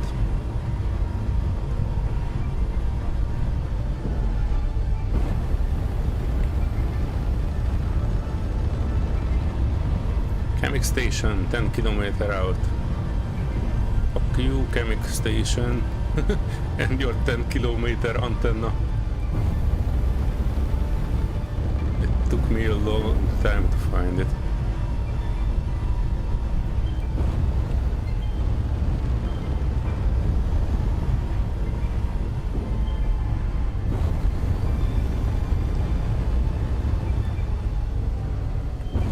If I wouldn't have made that 2 GPS, I don't think I would ever found this station, because technically the map restricts fast travel. Even if I select the station, the fast travel is not active. I think the fast travel is only active within the bubble. And that's my theory anyway. Let me check. Huh, never mind. My fast travel is not actually active. Wait, do I need to be around the station for that? I wonder what is restricting it.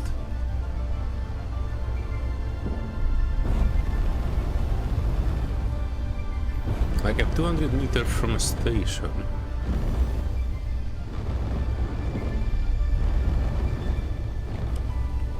Would this work? Like I'm almost on the landing pad.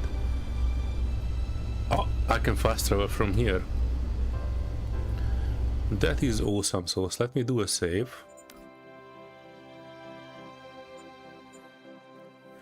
And that additional thing, I wanted to check if I was just slightly retarded and I have not seen a connection point here, but I don't see any tanks either on this, so that's probably a negatory. No connection ports, no hydrogen tanks, nothing. Weak S station. We can do one thing, we can go back, fast travel to the other area where we came from. Like here. Fallation station. Bim bim bim. Bam. Because if I connect to this one definitely has hydrogen and it should refill us. 5% hydrogen remaining. Oh jeez Louise. Park me auto, park. Ah, nice and cozy. Fully recharged. Who needs ion thrusters anyway? Yes, Panamark, thanks for the idea. I was just looking at the chat. I see. Alright. We're good. We are fine. We are refueled. And you can go to Oblivara station.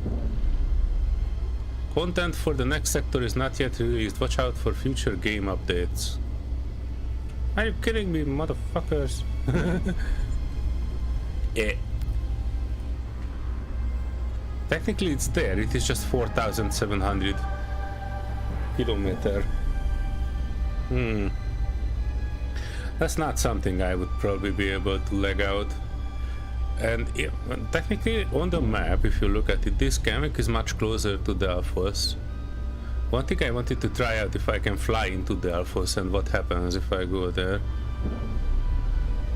But last time I checked, a 4,000 kilometer journey would take like 4 hours. So maybe I shouldn't do that on camera.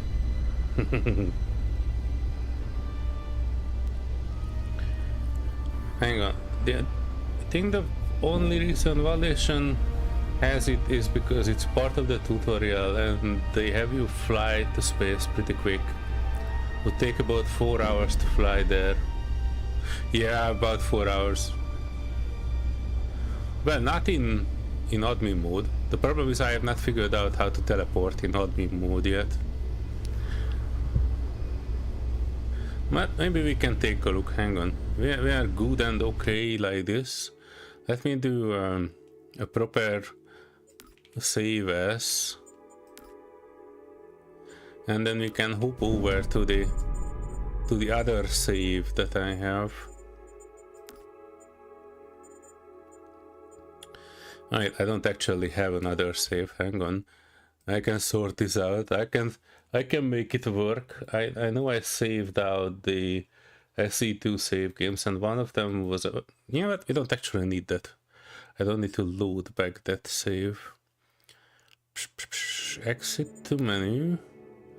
Yes, save the world.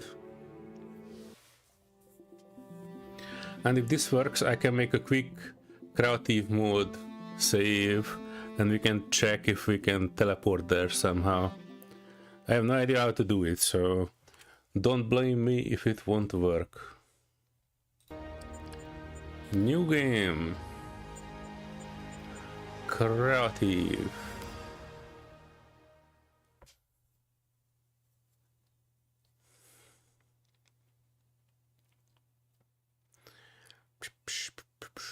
I know there are teleport options somewhere in the admin menu, but I have not managed to figure out that. Right, if I remember correctly, the code for the admin menu was Shift Control Alt comma dot del, and after that press F12. Okay, hang on. AI, they don't have anything, but if I go to game runtime, no, not that one, gameplay, and entity, maybe, characters, set owner, default, spectate, stop movement. No, I'm just, I don't know anything about this fast travel. Okay, this can be useful. Available destinations, we don't have any. Heat maps, missions, paint, prefab spawner. No, that's not the one. Procedural generator controls. No, not this one either. Spawn, and yeah, no, not that one either. Save zones. No. Survival. Start on the planet. There you go. This will make us a kind of creative mode planet. And since you are here, I can show you the water as well.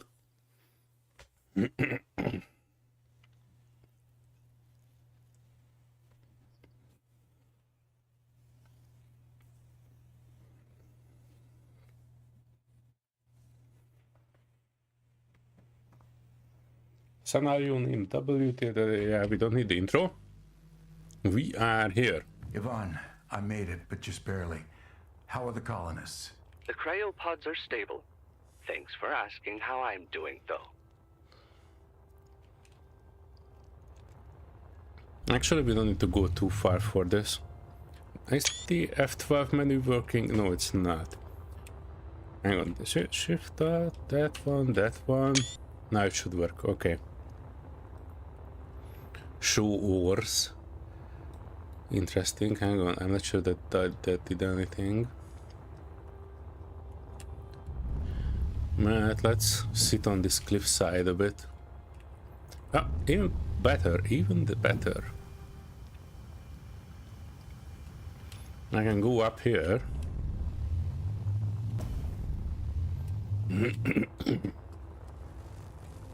And we'll pass along some water. And how we do that is we go to water, interactions,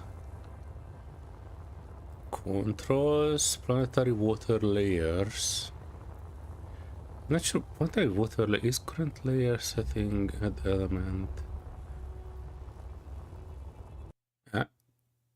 Oh, this might crashing something. Oh yeah, it is crashing our spacious engineer thing. Hang on. Oh, not the one, the two. I need to restart. Sorry. I'm not even sure I saved this one.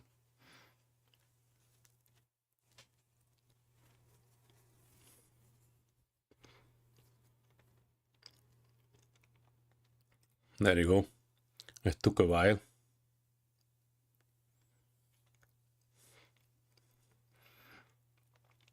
Also, since the admin menu is mapped to the same button as the screenshot taking, every time I'm entering the menu it is having a spaz out.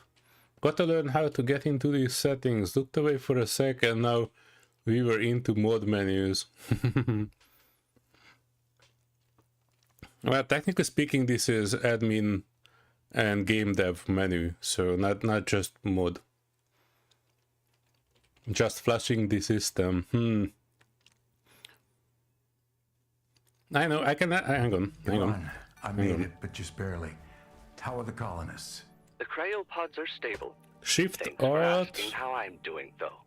Control comma dot del and then F12 and we are here. Surrender tools. The tools is the one we need. And I can say must fill lake. There you go.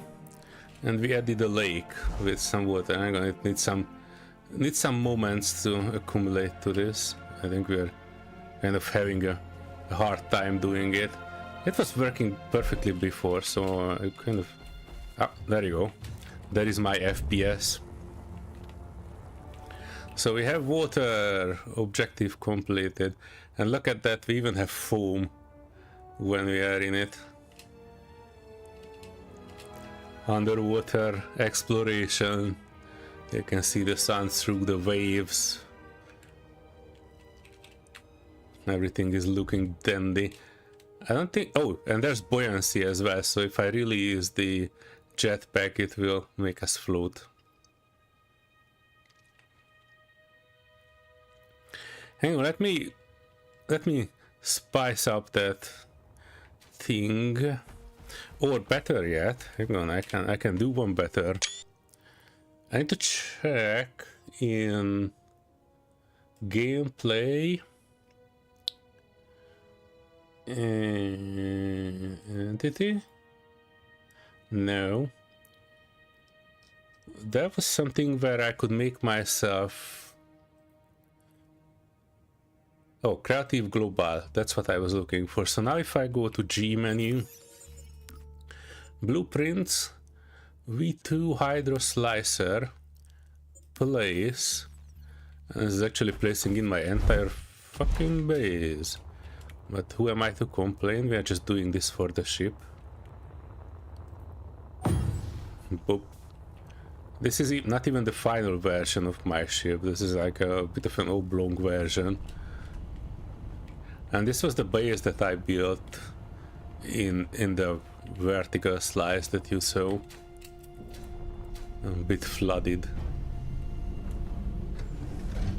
It doesn't have any airtightness yet, so there isn't really a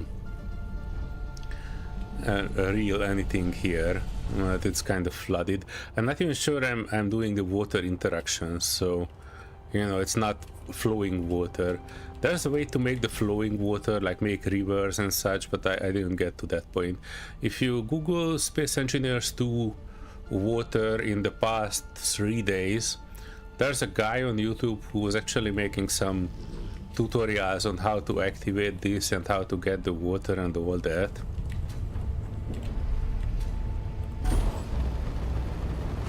Okay, this is basically just a small pond, so you can see the edge of it. It's not exactly a big whoop. Let me see if I can make some waves.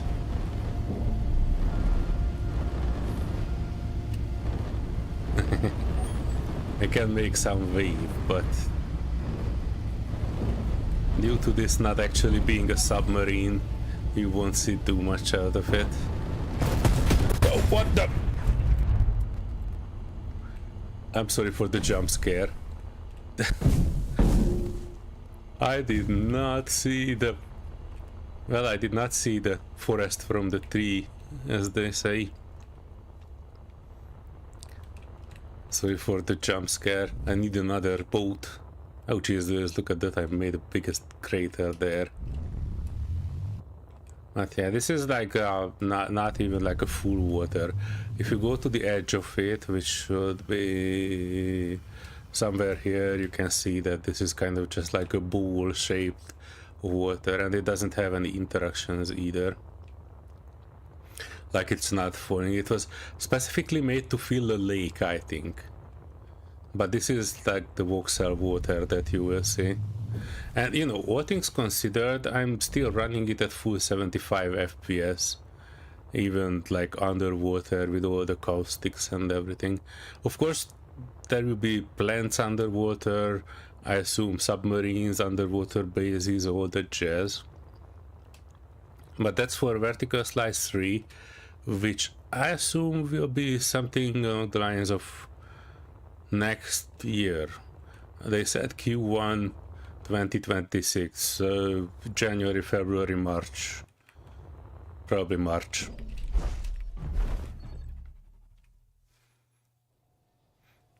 Hang on. So can grids not float in it yet though? We can give it a go. Blocks, blueprint, hydro slicer. Place. I need to place another one of this in because I accidentally saved the entire grid with that. P. And let's see what happens if I'm just depowering it.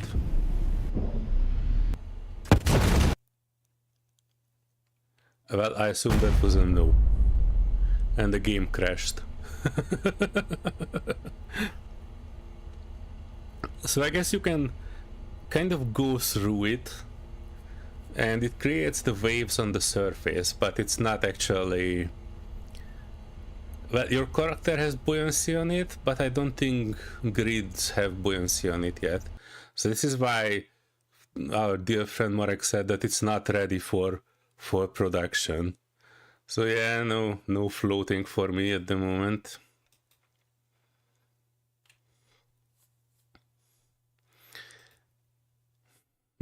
But it is what it is.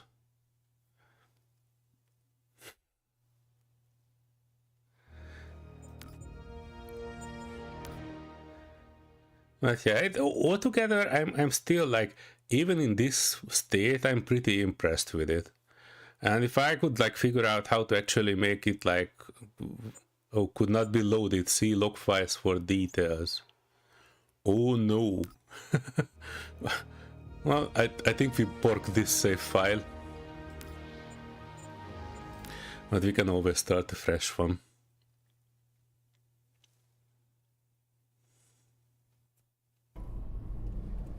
Right.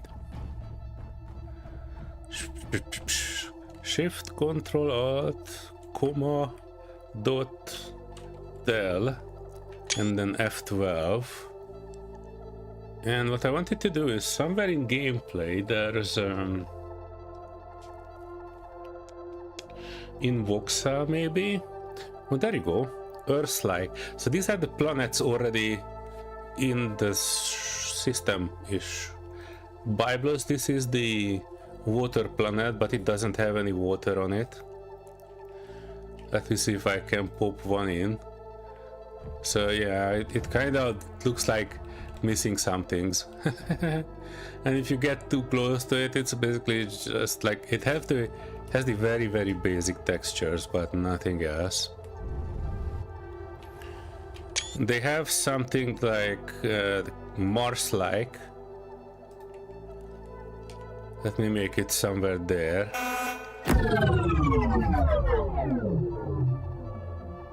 Something ran out of power. So that's kind of like the ceramic one. I kind of think that it's kind of looked like the same.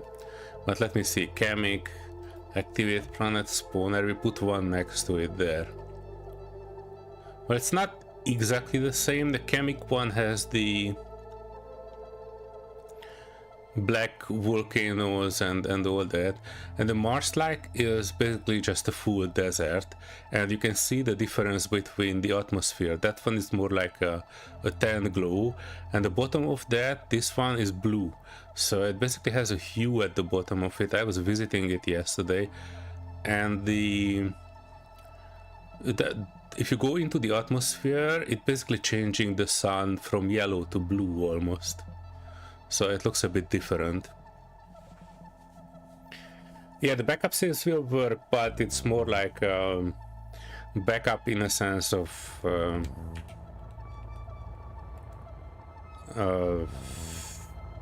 like by other saves. So the watery thing is not working, at least on that save. So that save is like totally borked. F12. I wanted to check an Earth-like because we have Verden and we have an Earth-like, and I haven't seen the Earth-like.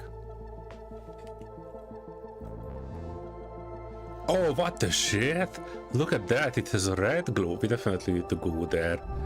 Hang on, let me hijack this ship and we will go there full speed. I'm not even sure, hang on. I don't know how to teleport, so we will fly there. I'm a poor boy. And where is the cockpit on this? Hang on. This might be it.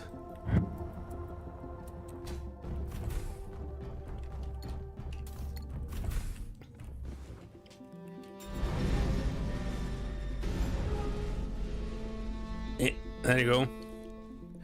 Wow, red glow Earth-like planet. I am really having high hopes for this. Alright. Hang on. Why is this ship? Where is this ship? Hang on. It has power, right? I'm pressing forward and it is not going forward. I'm missing something. Okay. Thrusters. Thrusters are on. Is it just... No, it's not actually.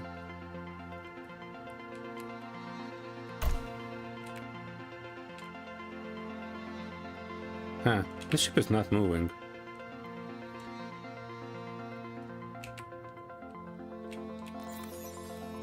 Bridge control, see it? It's all on.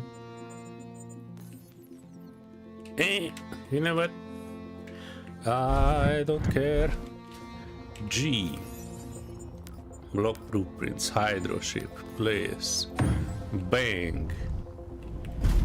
Dude, this one is working for sure.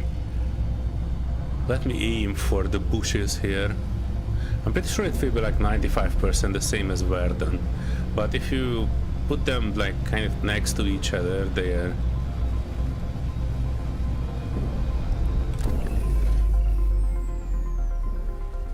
will look differently.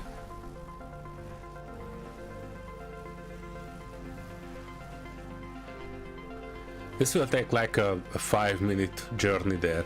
This is not as far as like the other sectors.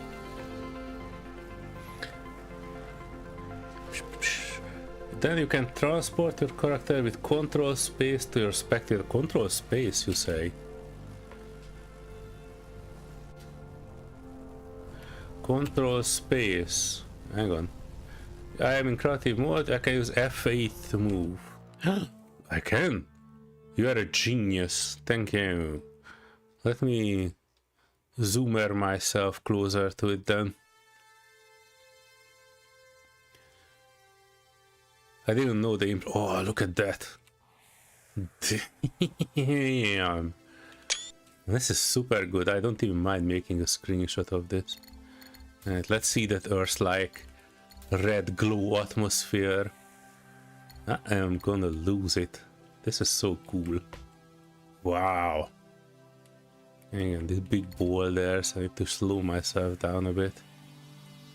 Wow. Alright, we are seeing something new. I don't think anybody else have made a video or live stream with this Earth-like. Also, interestingly, this area at least doesn't have any trees or anything. Wow, this is like super red. Going into the sunrise.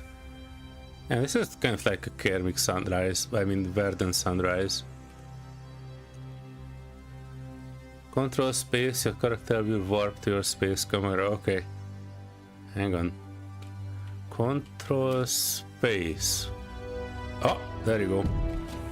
Oh, the genius. Thank you very much. Let me climb out of this hole.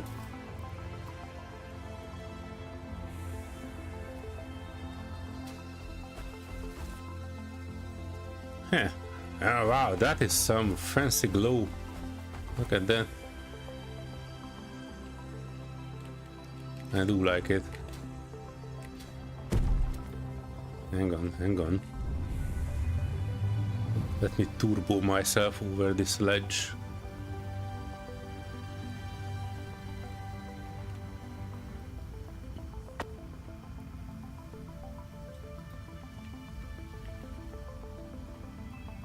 By the way, that's not a floating rock. I think that's an asteroid.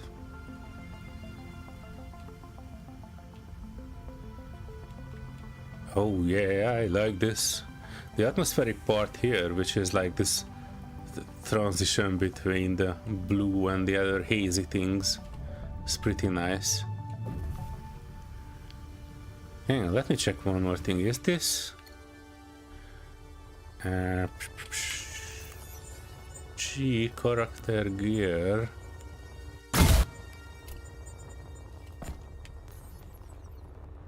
Is this having any form of ore setup already? I don't think there is. And if your character is in grid, it will bring the grid with them. Oh, okay, interesting. You can also warp your camera to your character with Control F6 if you want. Oh, it already has ore setup. Look at that. Nice. These chunks. Oh, this fluffy rock is not exactly telling me that it's a completed thing. They were not planning for this, I'm sure. Grass growing upside down on the side of it. But I do like these big planes, not gonna lie. Let me get back to this spicy camera here because we can move a bit faster.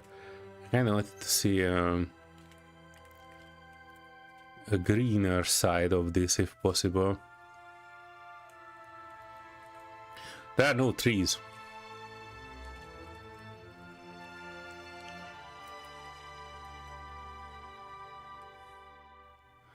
Oh, mountains.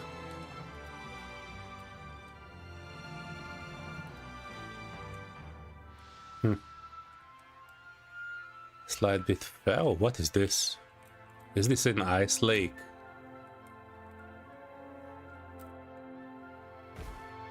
Yeah, it's an ice lake. Very nice. Nice lake.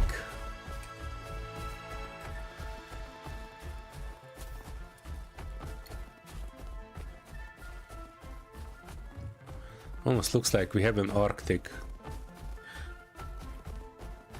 It's not big enough to be an actual continent, but I hope when water comes you can actually have like various continents divided by water.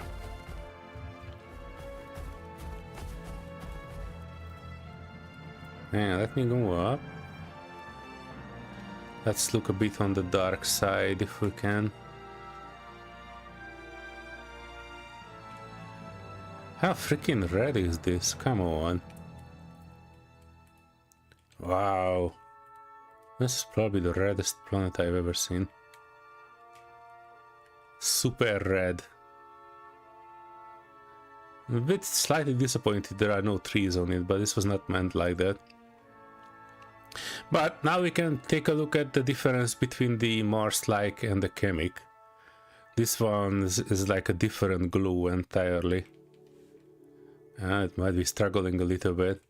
This one has enough blue in it too. That is not bad. But if we go to the Mars-like, that's different. That's definitely having a different vibe to it, I think.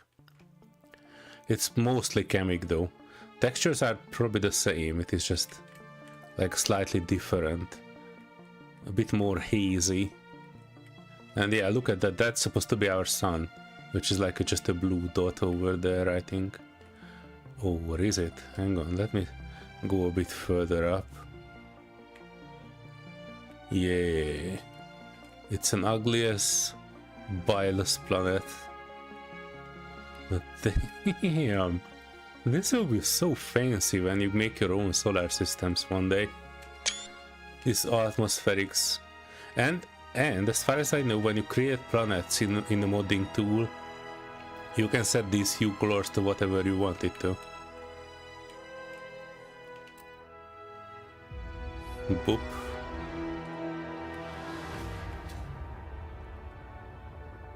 And interestingly, the Mars-like planet has some plant life on it, some grass. I really like that you can actually see the clouds on further away planets if they are a bit closer. F9 lets you be the spectator camera view but control your character so you can fly ships in front of your camera. Oh, that's for like cinematics and such. Never seen a rock with moss on. Well, I see, but that was not moss, that was full-blown grass growing downwards. Wonder if it will stay red or if it's just because if it's not ready. I think the thing with it is that it might stay red, long story short, because when you make the planet as a mod, for example, I think you will be able to set the transition lights, like what will be the horizon colors, and I think for that planet specifically they set it to red. And this is the water planet we can hop over here.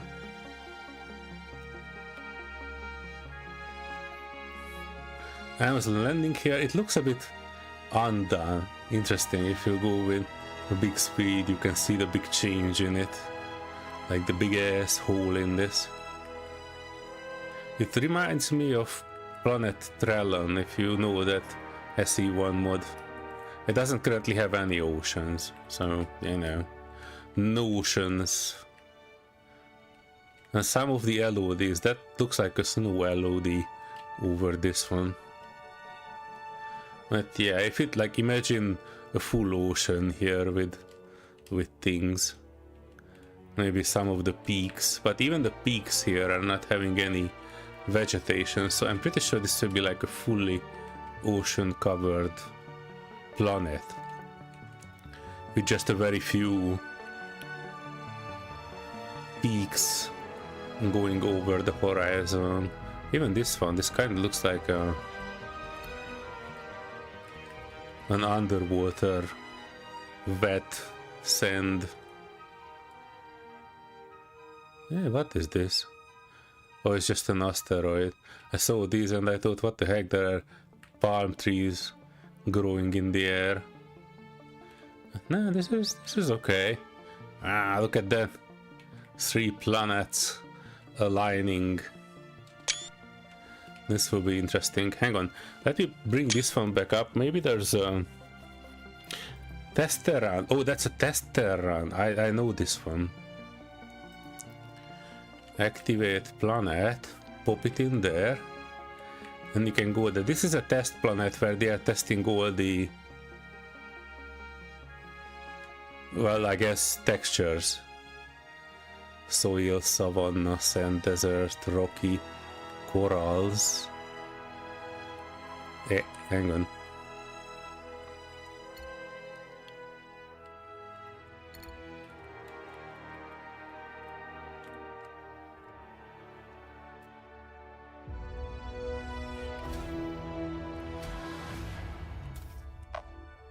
Oh, there you go. This is sand.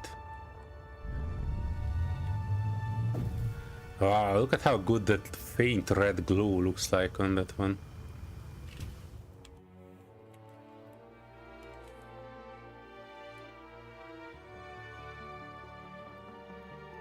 Wow, super cool. Hang on. Look at the test planet glow. I think they copied over the Earth, like ice, toigo, moss. This is the moss, Paddy. Hang on, let me get in here. There's no moss in the moss biome. I'm not gonna lie. And it's alright. I survive. Oh, no moss, it's even crossed out, never mind. Rocky sand, grass mixed, seabed.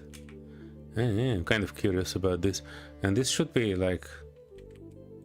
Oh, heck yeah.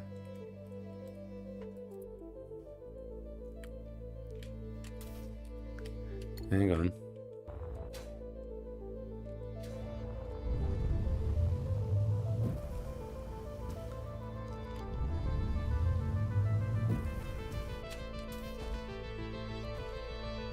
Ah, this is just like a rocky seabed. Almost looks desert-like. But what happens if I add some water to it? Play water tools. I might bork up this save as well with the water. But let's put down a mass fill lake. And we can have a little bit of an idea. Ah, look at this shallow seawater.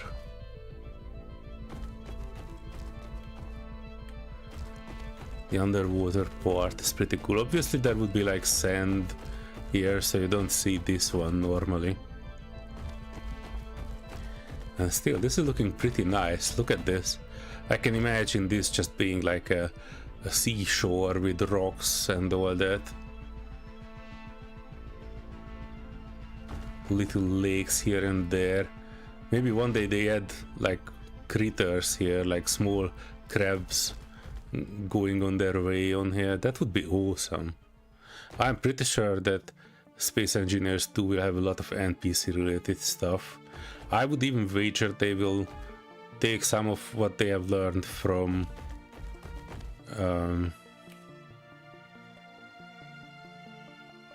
like what they have learned from AI people, and they will make some NPCs which you can actually talk to, with limited capacity of course, but it would still be interesting to see. But yeah, if they would have like critters just roaming on their way a little bit, that would be cool. I would like to see that.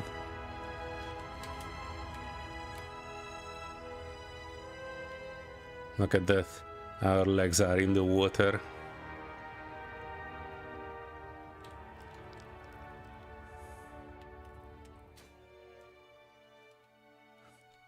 And the character has some... Oh, interesting. It had some buoyancy, but we went deep enough. So our mech boots are mech plating onto the thing. And it is transitioning over to like buoyancy.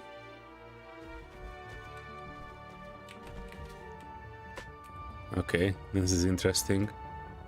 Yeah, as far as I know, there isn't any more free planets, but let me see if I can pop in a base here, just so we can take a look at how a base would look like.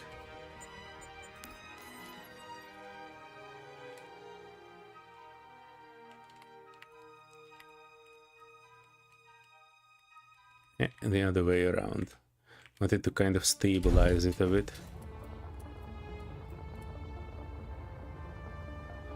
It's kind of having an issue putting it in the right place, but I think it should be kind of... Oh, never mind. This did not put it where I wanted it to.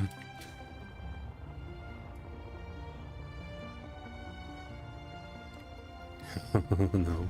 Since it is free floating and we are connected to it, it might have some issues.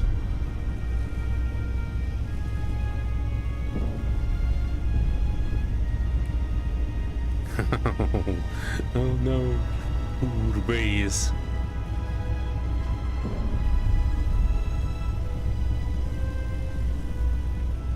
Hang on, let me land here a bit.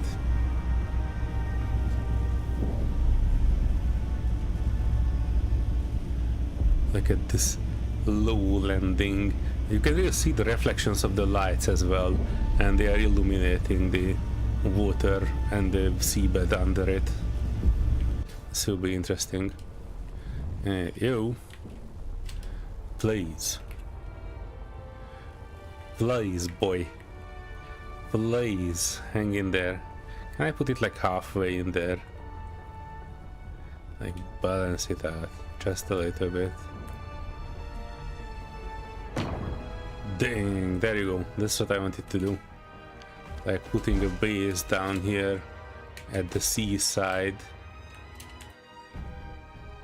with your own deck to look out. Obviously there isn't too much there, but yeah, this is kind of okay. Look at this. This was the base that I built during the survivor playthrough. Little bit of a groundwork. I really like that you can add these small details now with the 25 centimeter block. Yeah, imagine looking up and you see all those planets there. Yeah, I wanted to make a computer for this, haven't I? Two chairs here. Grab a pole and you can start fishing on your own planet. This would be pretty cool. Also, interestingly, if you have a building blueprint, I had SSO made out of holograms there. It is not saving the holograms in the actual blueprint, which is interesting because I also had a hologram here as a fake door, like a curtain for the bathroom, and it was not saving that either. But overall, you can imagine just looking out and seeing water all around, looking at the sunrise or sunset. You know what, guys, we haven't seen. Hang on, let me read back on the chat because I was not doing it. Seabed, aka moon regolith, yes. There's another type that I wanted to check because that actually has some fossils in it. They made a texture with fossils. Gives you vibes from the water planet in the movie Interstellar. A little bit, but that was fully water planet, not like shallow water. This kind of looks like shallow seabed, kind of like shallow water. Not even like anything too serious.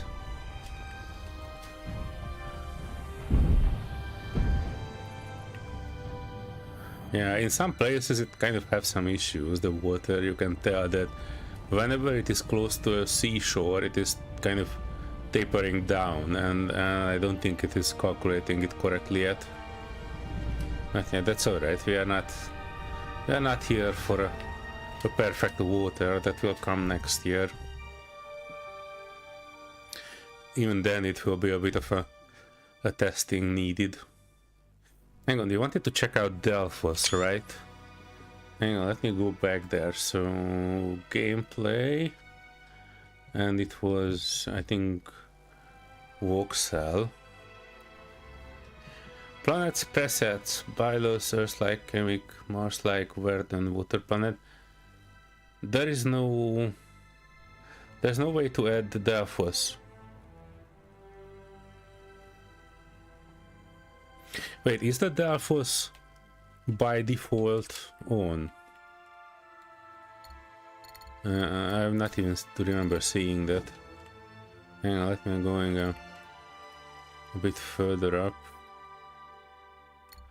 Rocky sand, savanna sand, desert cliffs, savanna, grass patches, snow, icy taiga, lichens. What are lichens? Pebbles, wet, snow, grass, snow. I'm gonna check the lichens one. I have no idea how that will work. Oh, that's like trees. Is it? Kinda looks a bit uniform.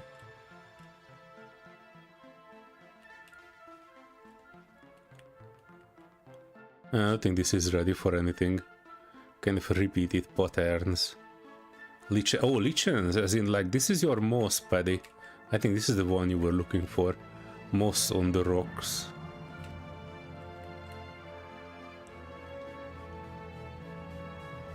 Let me go up. Pebbles, wet, ice, taiga, fresh snow, rocks, grass, pebbles, wet, gravel, forest pine, sand desert, corals. That's the one I was looking for. That's the one with the fossils in it.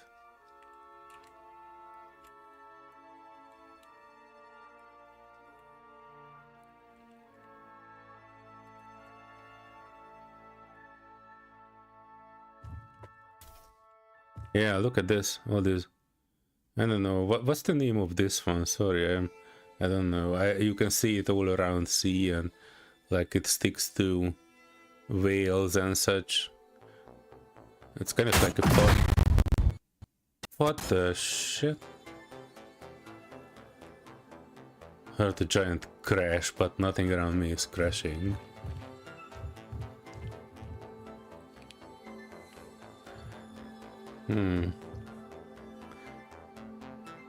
They walked through the water though, so it was pretty shallow. At least that they were at barnacles. That's the one I was looking for. Thank you. And this will be good. This is interesting. It's kind of a mixed match of various textures. You can see the barnacles and these veiny formations and some other textures just blended into each other. But overall, you know, this you cannot really tell that this is anywhere problematic. Right, let me go very much up and out of here. I want to see if the Delphos is there by default. Holy Jesus Christ. Alright, so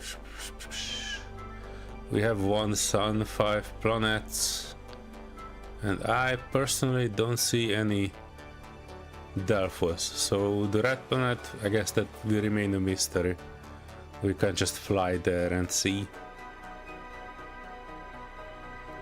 Unless... hang on, F12... gameplay, survival... start on planet. This should pop us over to a normal planet. And then I can activate F8 creative and we can fly to the red giant and we can take a look. Clang is a warning. Your fractions, yes, indeed it does. Alright, so here we I are. made it, but just barely. How are Pum the pum colonists? pum pum The pum pum cryopods are pum. stable. Thanks for pum. asking how I'm doing, though. Hang on. You. F12. We are starting on planet. Voxel. No, survival. Creative on. And then F8. Awesome sauce. We need to go a bit of a way away.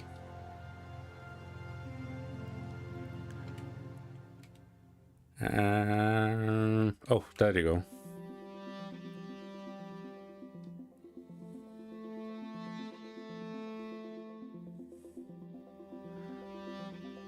This would normally take us 4 hours, but we are almost there. This is the fastest the camera can go.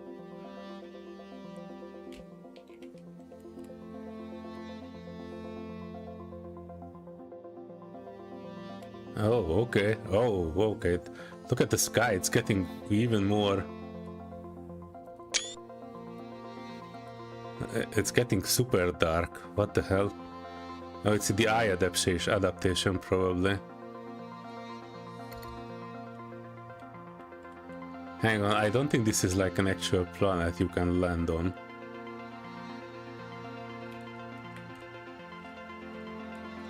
Earth space. There you go. Yeah, it doesn't have a gravity either.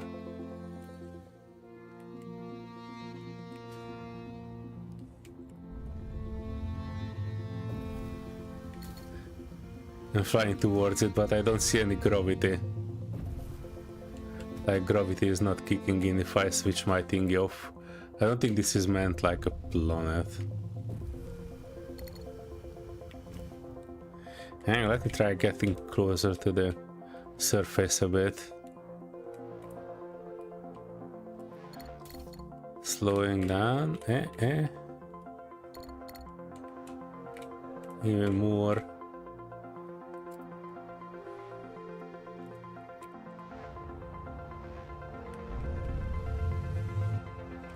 Oh yeah, you can just fly through it.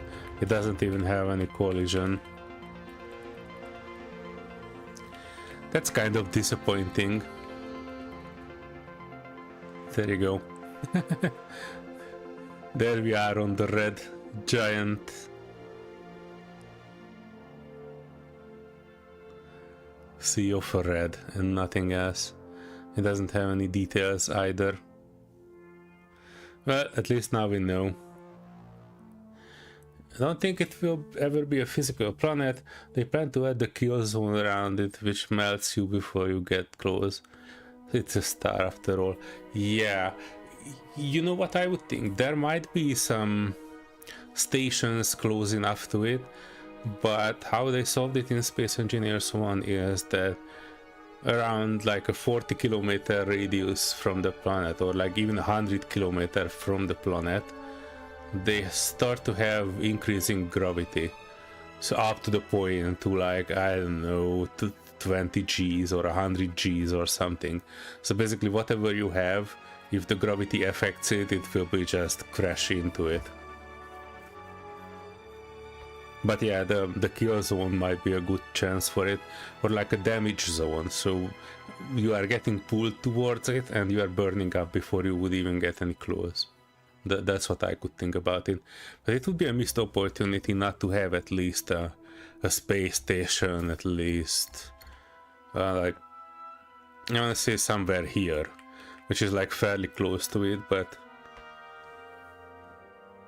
that you can't tell that it's a fake. From this distance it would actually be an okay place to put a space station in.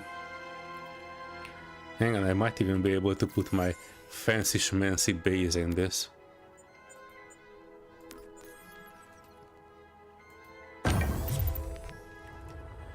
And then I can say that, hey, we are having a gigantic thingy here.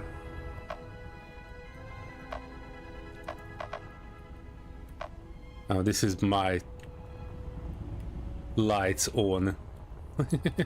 But yeah, this would be okay. Imagine just a station fairly close to the big planet.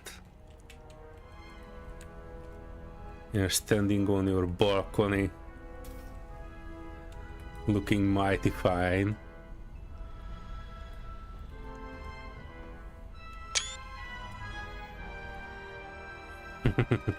Or if you have like a window, you can look out to it. You can pretend that you are on an actual station taking a dump right next to the big planet.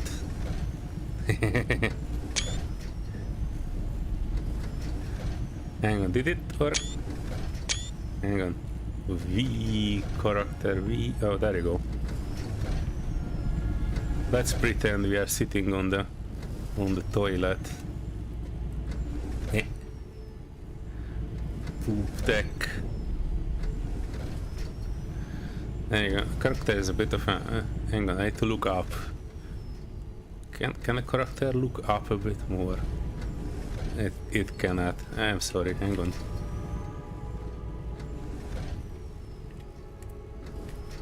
Getting close. Control C. Hang on. C. Okay. And there you go. Almost like we are sitting on a toilet with our arse towards the big red planet. Exactly how you want to take a poop in space.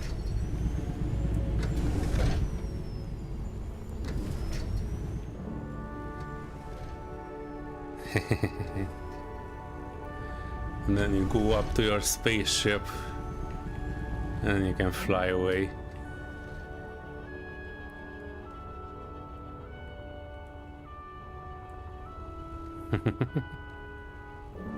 Yeah, this will be a very fancy game when they finish it, I would say. I'm not even sure what 1.0 will look like. I'm pretty sure they wanna like populate the entire map. Every sector has a bunch of things in it. There'll be multiple factions, NPCs flying around. Lots of missions and encounters that you can just pick up just by, you know, being close to it.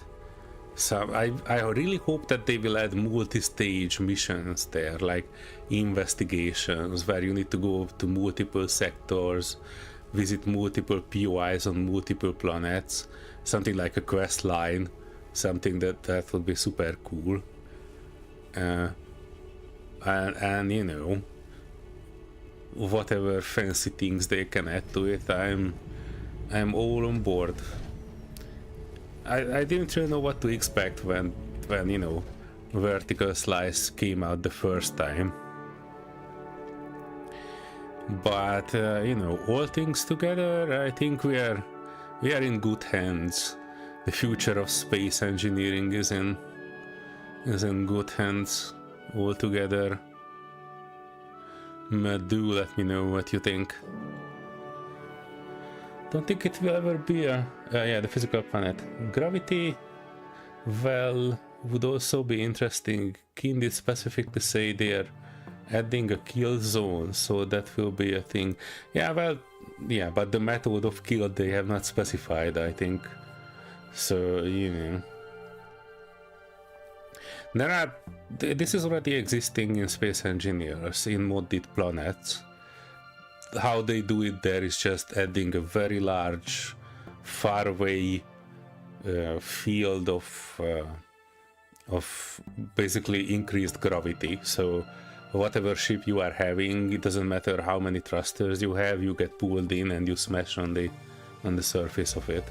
And I've seen a variant of it where it actually has some sort of a fog around the gas giant, and that's basically your kill zone. If you get there, everything dies. But yeah, it will be good. It will be fancy.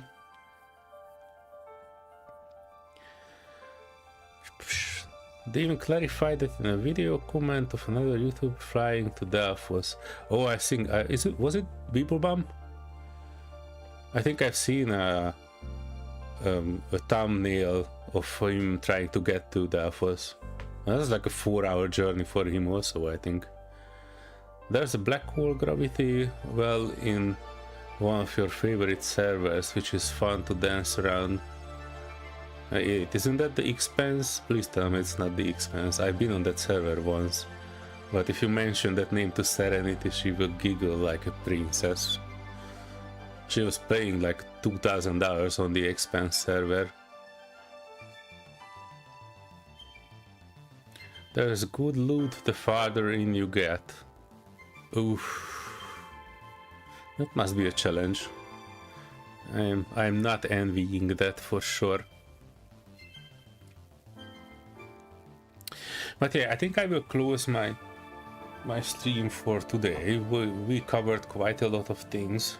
Stone Industry, I heard about it.